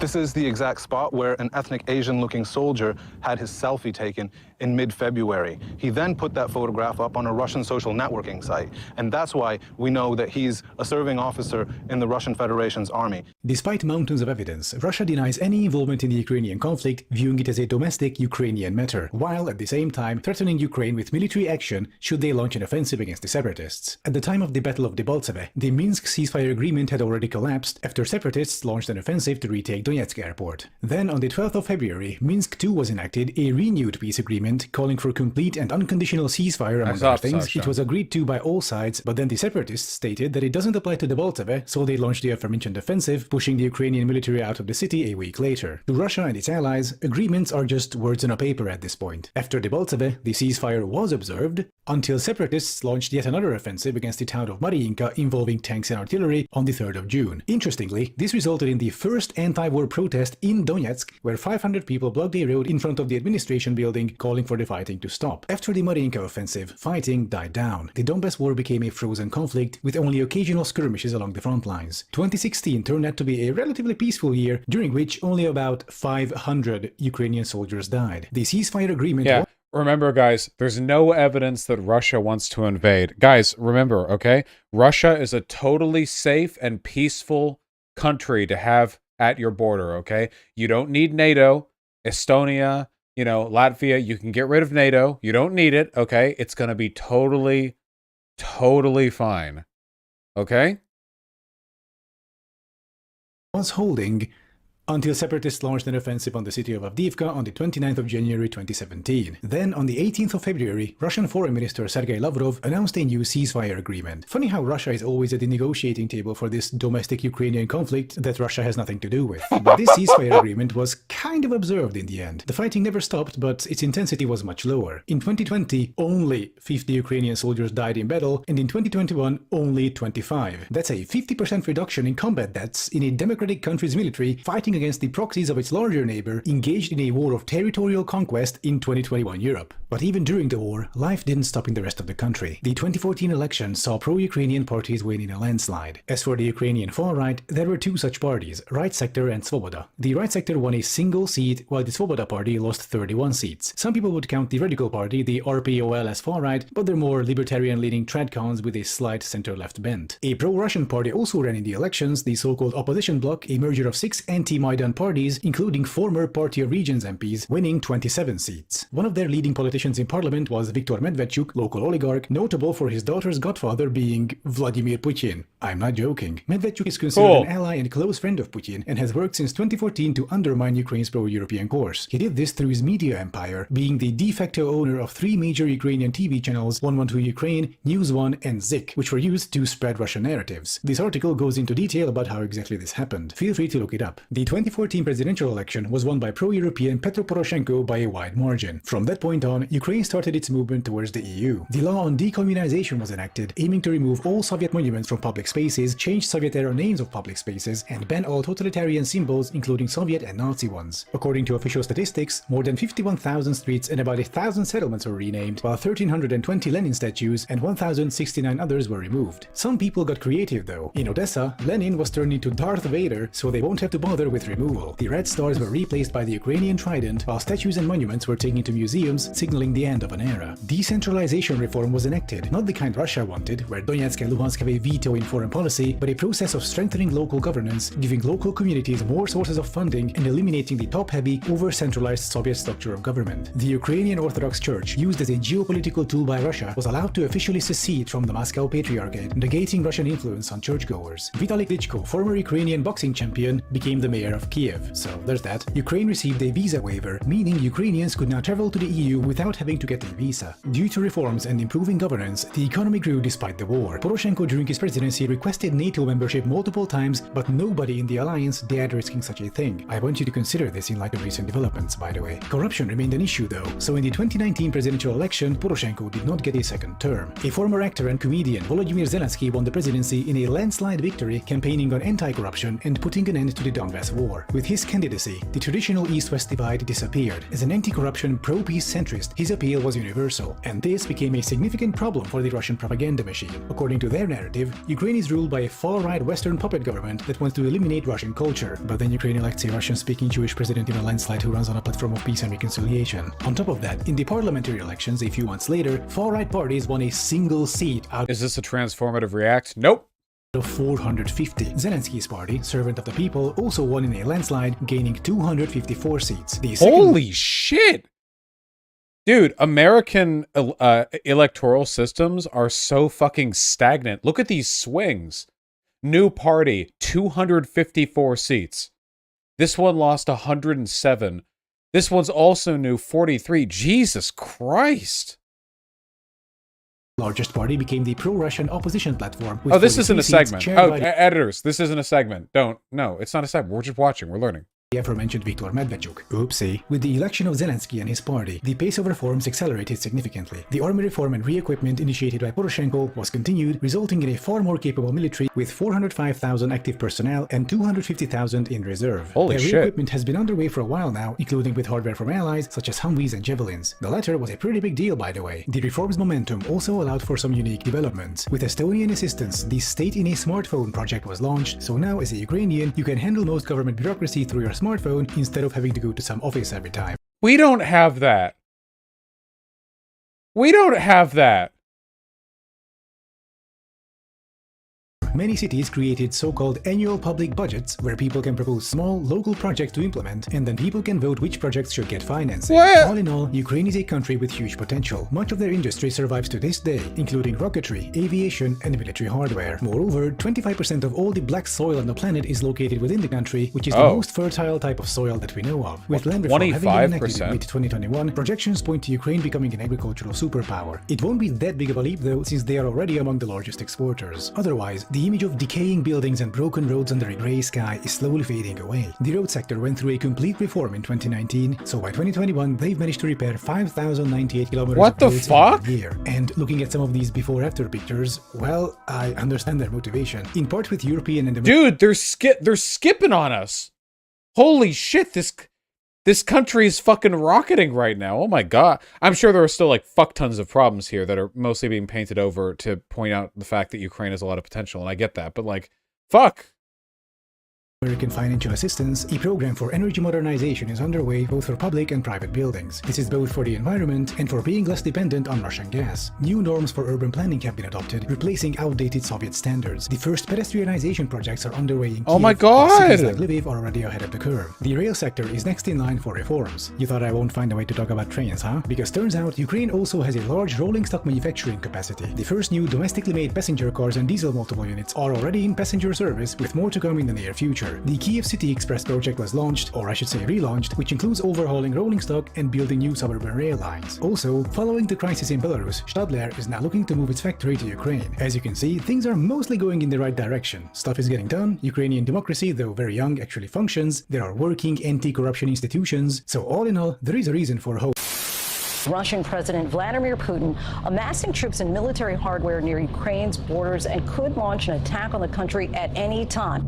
Russia has for weeks been massing troops and tanks along the Ukrainian border. Russia's massive buildup of troops and firepower on Ukraine's doorstep. The first of thousands of U.S. troops have now arrived in Poland and Germany to support NATO amid fears of a Russian invasion of Ukraine.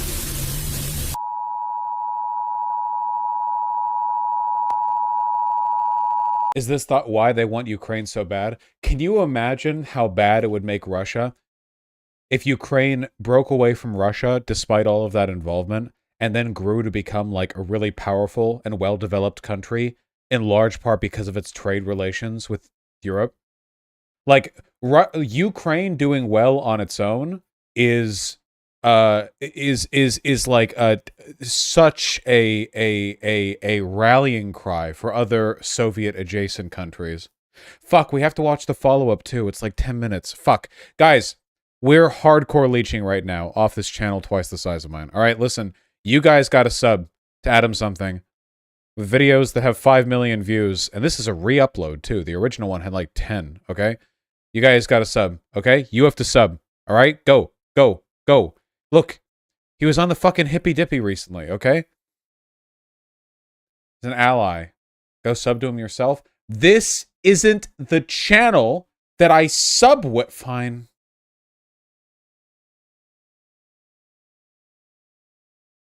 It's really good, okay? Here, we gotta watch the thing. We're doing it for knowledge.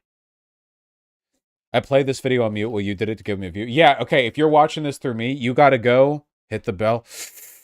I know, I don't hit the bell for anyone. I don't watch through this. Shut up. You need to go over to Adam Something's channel, and you need to fucking watch this video if you watch it through me. Click on it. Give him the ad revenue. Go. Ad blocker off, okay? I'm not fucking around, all right? We're being bad right now, okay? We're being a bad boy, okay? Will there be a Russian invasion of Ukraine? Is the threat real, or is it just geopolitical posturing? If the threat is real, then Putin is really taking his sweet time, isn't he? If it's just posturing, then why does Putin keep it up still, even after his ultimatums have been rejected? As you might have guessed, there's no one-word answer to the question. All I can give you is a better idea of the situation, so let's get into it. First, let's reiterate some points I've made in a community post earlier. This is needed to make sure we are on the same wavelength. You know, I can make all the arguments I want, but if someone believes that NATO was about to invade Russia or something, then it's all for nothing. Point number one, NATO is a defensive alliance. Countries join NATO by popular vote. When people use the term NATO expansion, what they mean, or what they should mean, is sovereign countries voting to join. This is true. When people talk about NATO expansion like it's the same as other countries expanding, like it's an invasion or something, they ask to join. You have to ask. It's an alliance that you sign. It's not NATO doesn't like invade you and then you're part of NATO. It's not how that works. Number two, NATO will never invade Russia. Yep. Russia has the largest nuclear arsenal on the planet. If NATO invades Russia, the world ends. Nobody wants that. Number three, the Russian elite knows that NATO will never invade Russia. Fucking Kyle Kalinske denied that. No, yeah, everyone, Russia's elite know perfectly fucking well that NATO is not actually a military threat to Russia. They lie about it the way they lie about everything else as a way of spreading misinformation. Fear of NATO expansion is just a cover for the actual goal, which is the rebuilding of the former Russian/Soviet sphere of influence. Some people want to treat Russia like some scared and confused animal without any agency of its own, lashing out against a perceived threat. However, this is an exotic misunderstanding of the situation. Number four, if Russia feels threatened by sovereign countries joining a defensive alliance, that's Russia's problem. Imagine an abusive ex-husband feeling insecure about his ex-wife taking self-defense courses after he assaulted her multiple times following their divorce. Number five, if Russia doesn't want NATO to expand, they shouldn't have created a puppet state inside Moldavia in 1992, shouldn't have invaded Georgia in 2008, shouldn't have annexed Crimea in 2014, and shouldn't have maintained a low-intensity conflict in the Donbass since 2014. Number six, it is possible to be critical of both US and Russian imperialism at the same time. In fact, you should be. It is also possible to say that both are bad and acknowledge that the Russian imperialism is worse. After all, both powers engage in foreign interventions, but at least the US doesn't annex neighboring countries or threaten them militarily. US imperialism tends to happen through soft power, i.e. capitalism, economic pressure, and so on, while Russian imperialism is more scorched earth, i.e. rolling in the tanks immediately after a country tries to drift away from their sphere of influence. See Hungary in 1956, Czechoslovakia in 1968, Ukraine in 2014, and so on. Number seven, for all the tankies out there, supporting geopolitical enemies of the US will not help bring about a leftist utopia. As bad as the US is in many regards, its geopolitical enemies are far worse. Russia is an oligarchic autocracy that rigs elections and jails political opponents, while China is a surveillance state tech dystopia. Since there is no third position, we choose the lesser of two evils because above 80 IQ, we do politics based on rationality, not raw emotions. And no, the US wanting to jail Snowden is not the same as Russia jailing Alexei Navalny. And then point number 8 is mostly about Hassan Abi, who really should stay away from this subject because so far him offering any commentary on the Ukraine crisis did nothing but expose the disappointing limits of US-based leftist streamer bros. Okay, so now that we are hopefully on the same page, we are ready to discuss the threat of Russian invasion. Now, he didn't read out loud the little bit there, but he says that I'm good though, actually. Look. Except for Vosh, who consistently has good takes about the situation. See that? I see it. Okay, so now that we are hopefully on the same page, we are ready to discuss the threat of Russian invasion. Now, Russia has been synonymous for a while with disinformation and internet censorship, and a great way to counteract these is the services of today's sponsor, Atlas VPN. Ah, you Atlas got me! The best VPN deal. Nope, I'm supporting you, Adam, not your sponsor. You don't get more money if we watch their ad. I love you. Everyone go sub to Adam something. Help support what I do. And now, back to the program.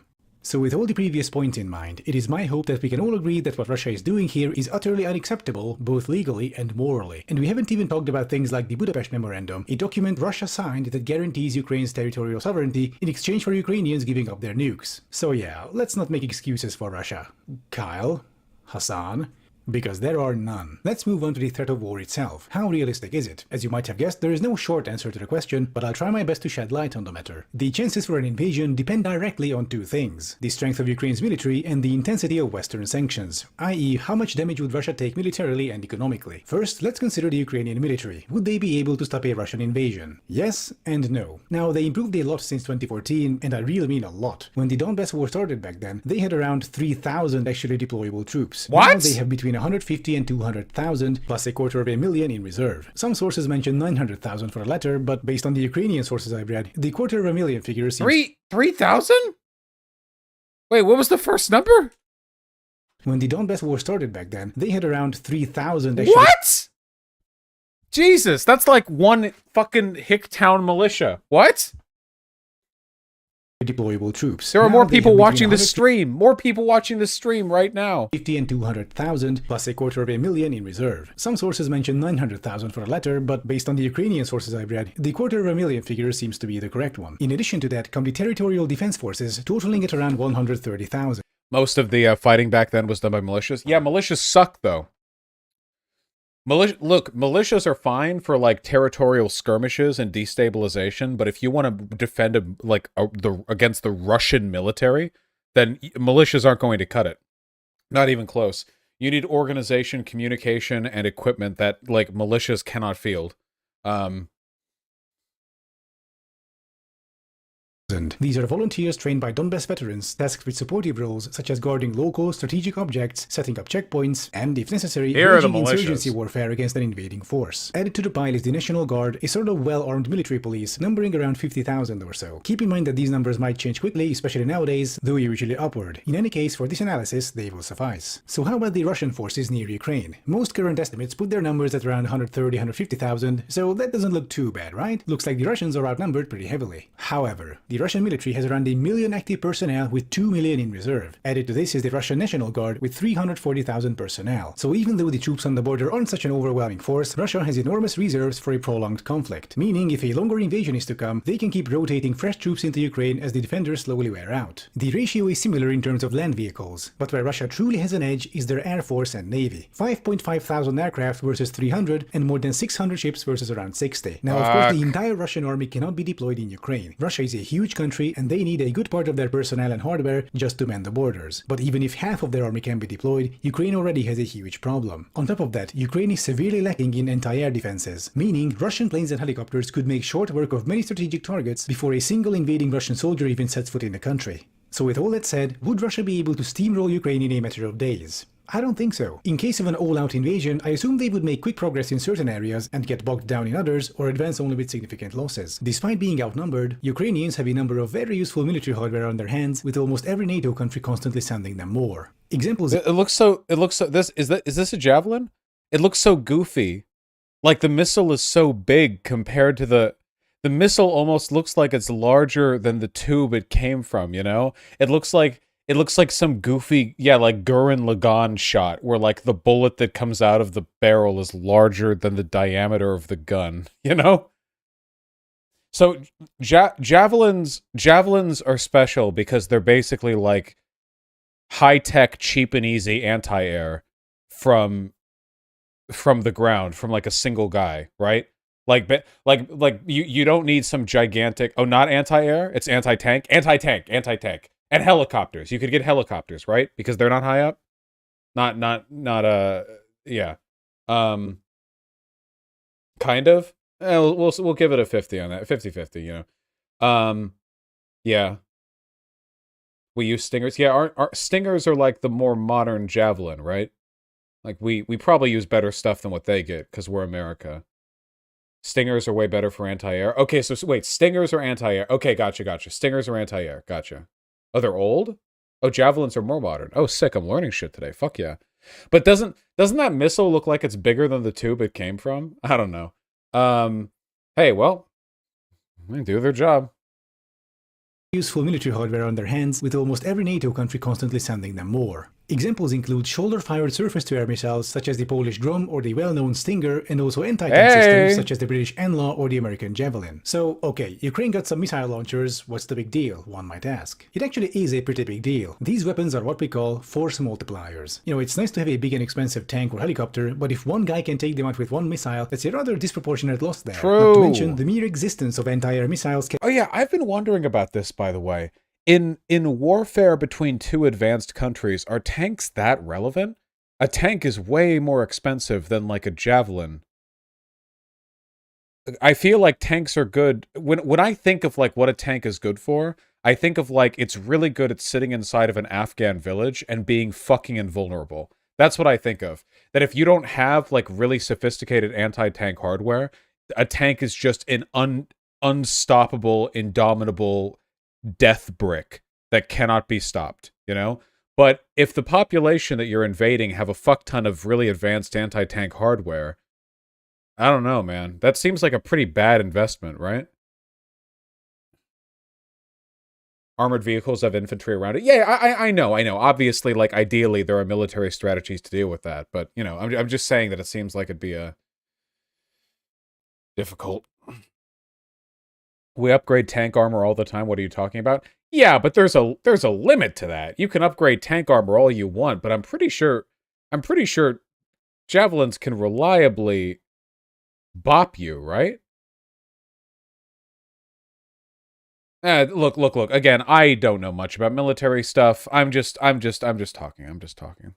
Tank armor doesn't deal with these missiles. It deals with RPGs and shit. Yeah, RPGs. Like, tank armor is good for RPGs, right? Because an RPG, it's just a bomb, right? Like, an RPG is like, padoom, you know? But a javelin missile is not an RPG. Very different thing. A javelin missile. Very spooky. That, you know? Very spooky. Very spooky.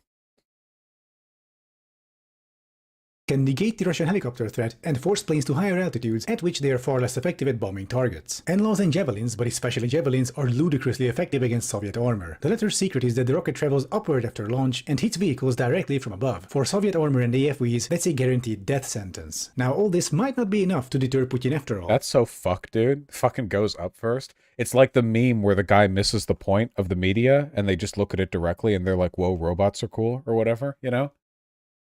At least for now. And that last part is key here. There is a temporal element to this threat, meaning the longer Putin holds off on the invasion, the higher the costs will be, thus the lower the chances of the invasion actually happening. The ideal time window for an invasion would be between mid-February and late March, when the ground is frozen solid, enabling heavy vehicles to roll through. And I'm fairly certain that if Putin doesn't invade by late March, he will not invade, period. But let's say he does. Let's say the Russian army starts advancing, they engage the defenders, they move in from Belarus, from the northeast, from the Donbass, from Crimea, and they land in the south. In that case, for Ukrainians, phase 1 of the conflict will be about inflicting as much damage to Russians as possible. Even if Russians will break through in the end, the more casualties there are, the more Putin risks domestic instability. Putin's approval ratings aren't too high nowadays, hovering at around 69%. This is nice. This is what I was saying, by the way. One of the benefits of arming Ukraine is not only a deterrent from invasion at all, but it means that if Russia does invade, they're going to lose a lot more troops. In terms of like whether or not Putin wants to continue the conflict, the difference between Russia making it to Kiev in like 2 weeks with 1,000 losses and them getting stuck in the Donbass for 3 months with 20,000 losses is very significant. Not just in terms of their actual like military potential, but also in terms of favorability in the public's eye.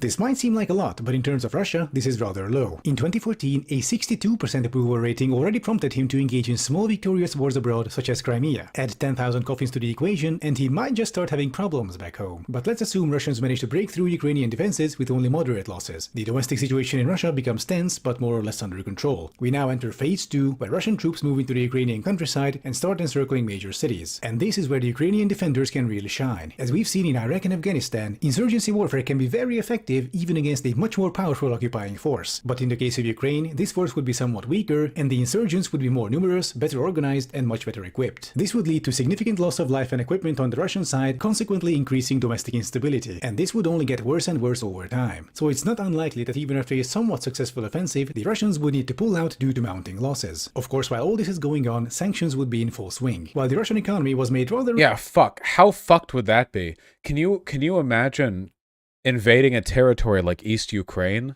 But okay, guys, remember when we invaded Afghanistan and we got fucked up?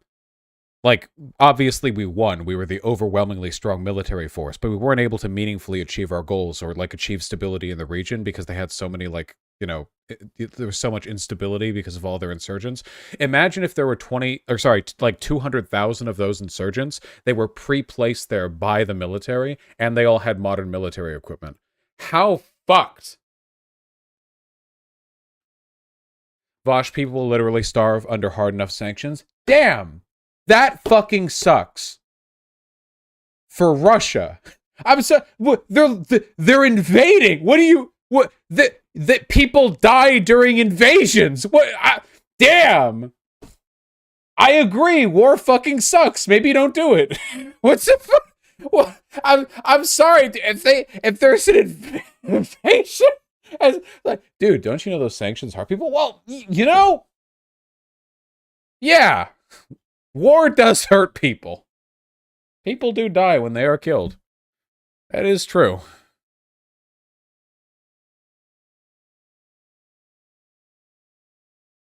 Resilient to these, sanctions will still do lots of damage, which again contributes to domestic instability. Increasing casualties are one thing, but when people's salaries are suddenly worth a third less, and everything in the store becomes twice as expensive, that's where the problems begin usually. So yeah, as you can see, this game is rather complex. We cannot eliminate the chance of invasion, but we can make damn sure that Putin will think twice before making a move. Sanctions are regressive in most cases. Dude, I swear to God, if we lived in the modern world, or sorry, if we had fucking modern lefties back then, there are people who would have said that the US not selling oil to Japan after they started invading fucking all the shit, all the islands in the Pacific, was like us engaging in imperialism and we were like starving them out or whatever.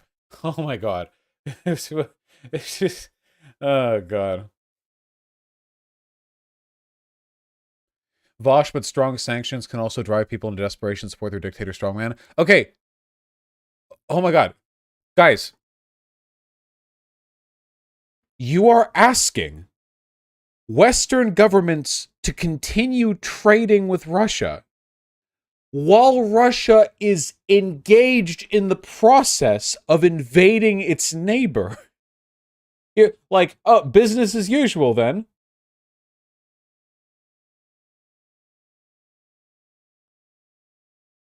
There are ways to target sanctions. Like, don't get me wrong, but like, holy shit. Like, guys, we know sanctions are bad. Maybe they shouldn't do war. Like, can you fucking imagine?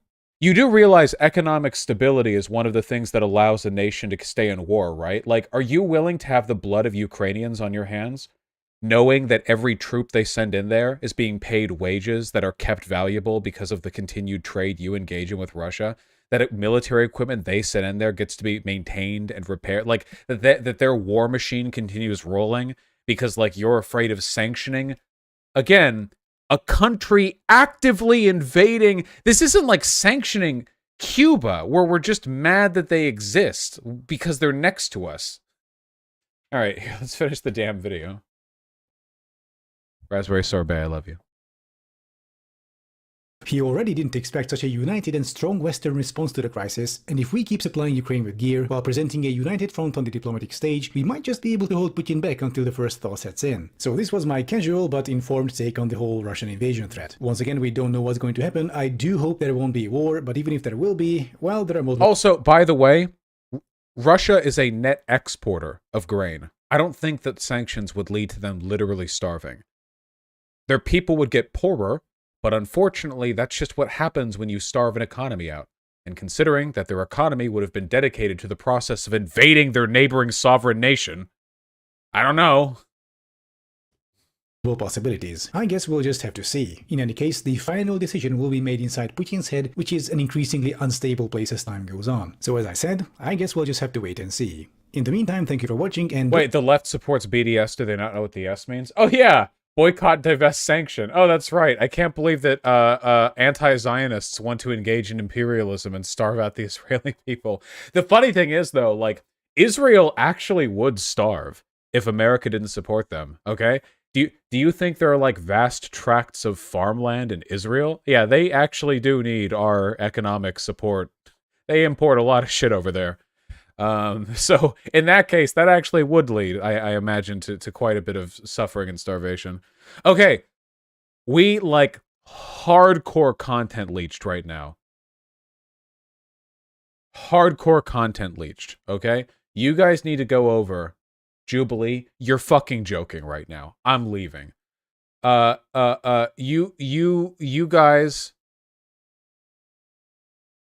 You guys need to go support Adam something, okay?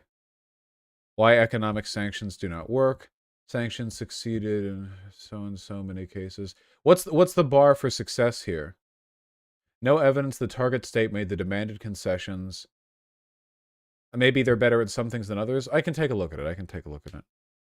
You better rest up, Vosh, or else. Well, I might not stream tomorrow, but listen, I have been streaming super, super lazy the past week. I'm sorry about that. It's just drama is fucking tiring, you know? But starting on Monday, we'll have a more consistent schedule. I might not stream tomorrow, though, because there's some stuff. Yeah. Yeah, tomorrow's Super Bowl Sunday. And Monday is my birthday. Monday, the next stream is my birthday. I think what I might actually do is a big old TTS stream. I'll have to think about it. You know, like a birthday TTS stream. 30 years old? No, 28 years old. Get a cone hat? Yeah. Yeah, we'll find something fun to do. Titties stream? What, you mean like me getting shirtless? I'm afraid I'm just not that ripped yet, but we'll get there, don't worry. Do you really watch the Super Bowl, though? Oh, no, I don't. I wanted to not stream tomorrow because it's 12:30 right now. And also, I've just been a little bit down. It's not a big deal, you know. I'm literally bipolar. I always am. So there's always going to be some fluctuations. But it's not a big deal. That's just part of life.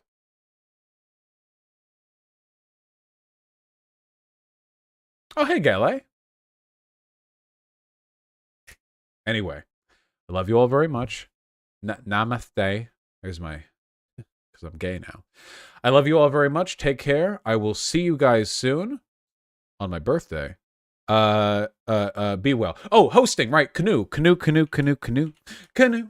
Canoe. Canoe. Canoe. Canoe. Canoe. Canoe. Canoe. Canoe. Canoe. Canoe. Canoe. Canoe.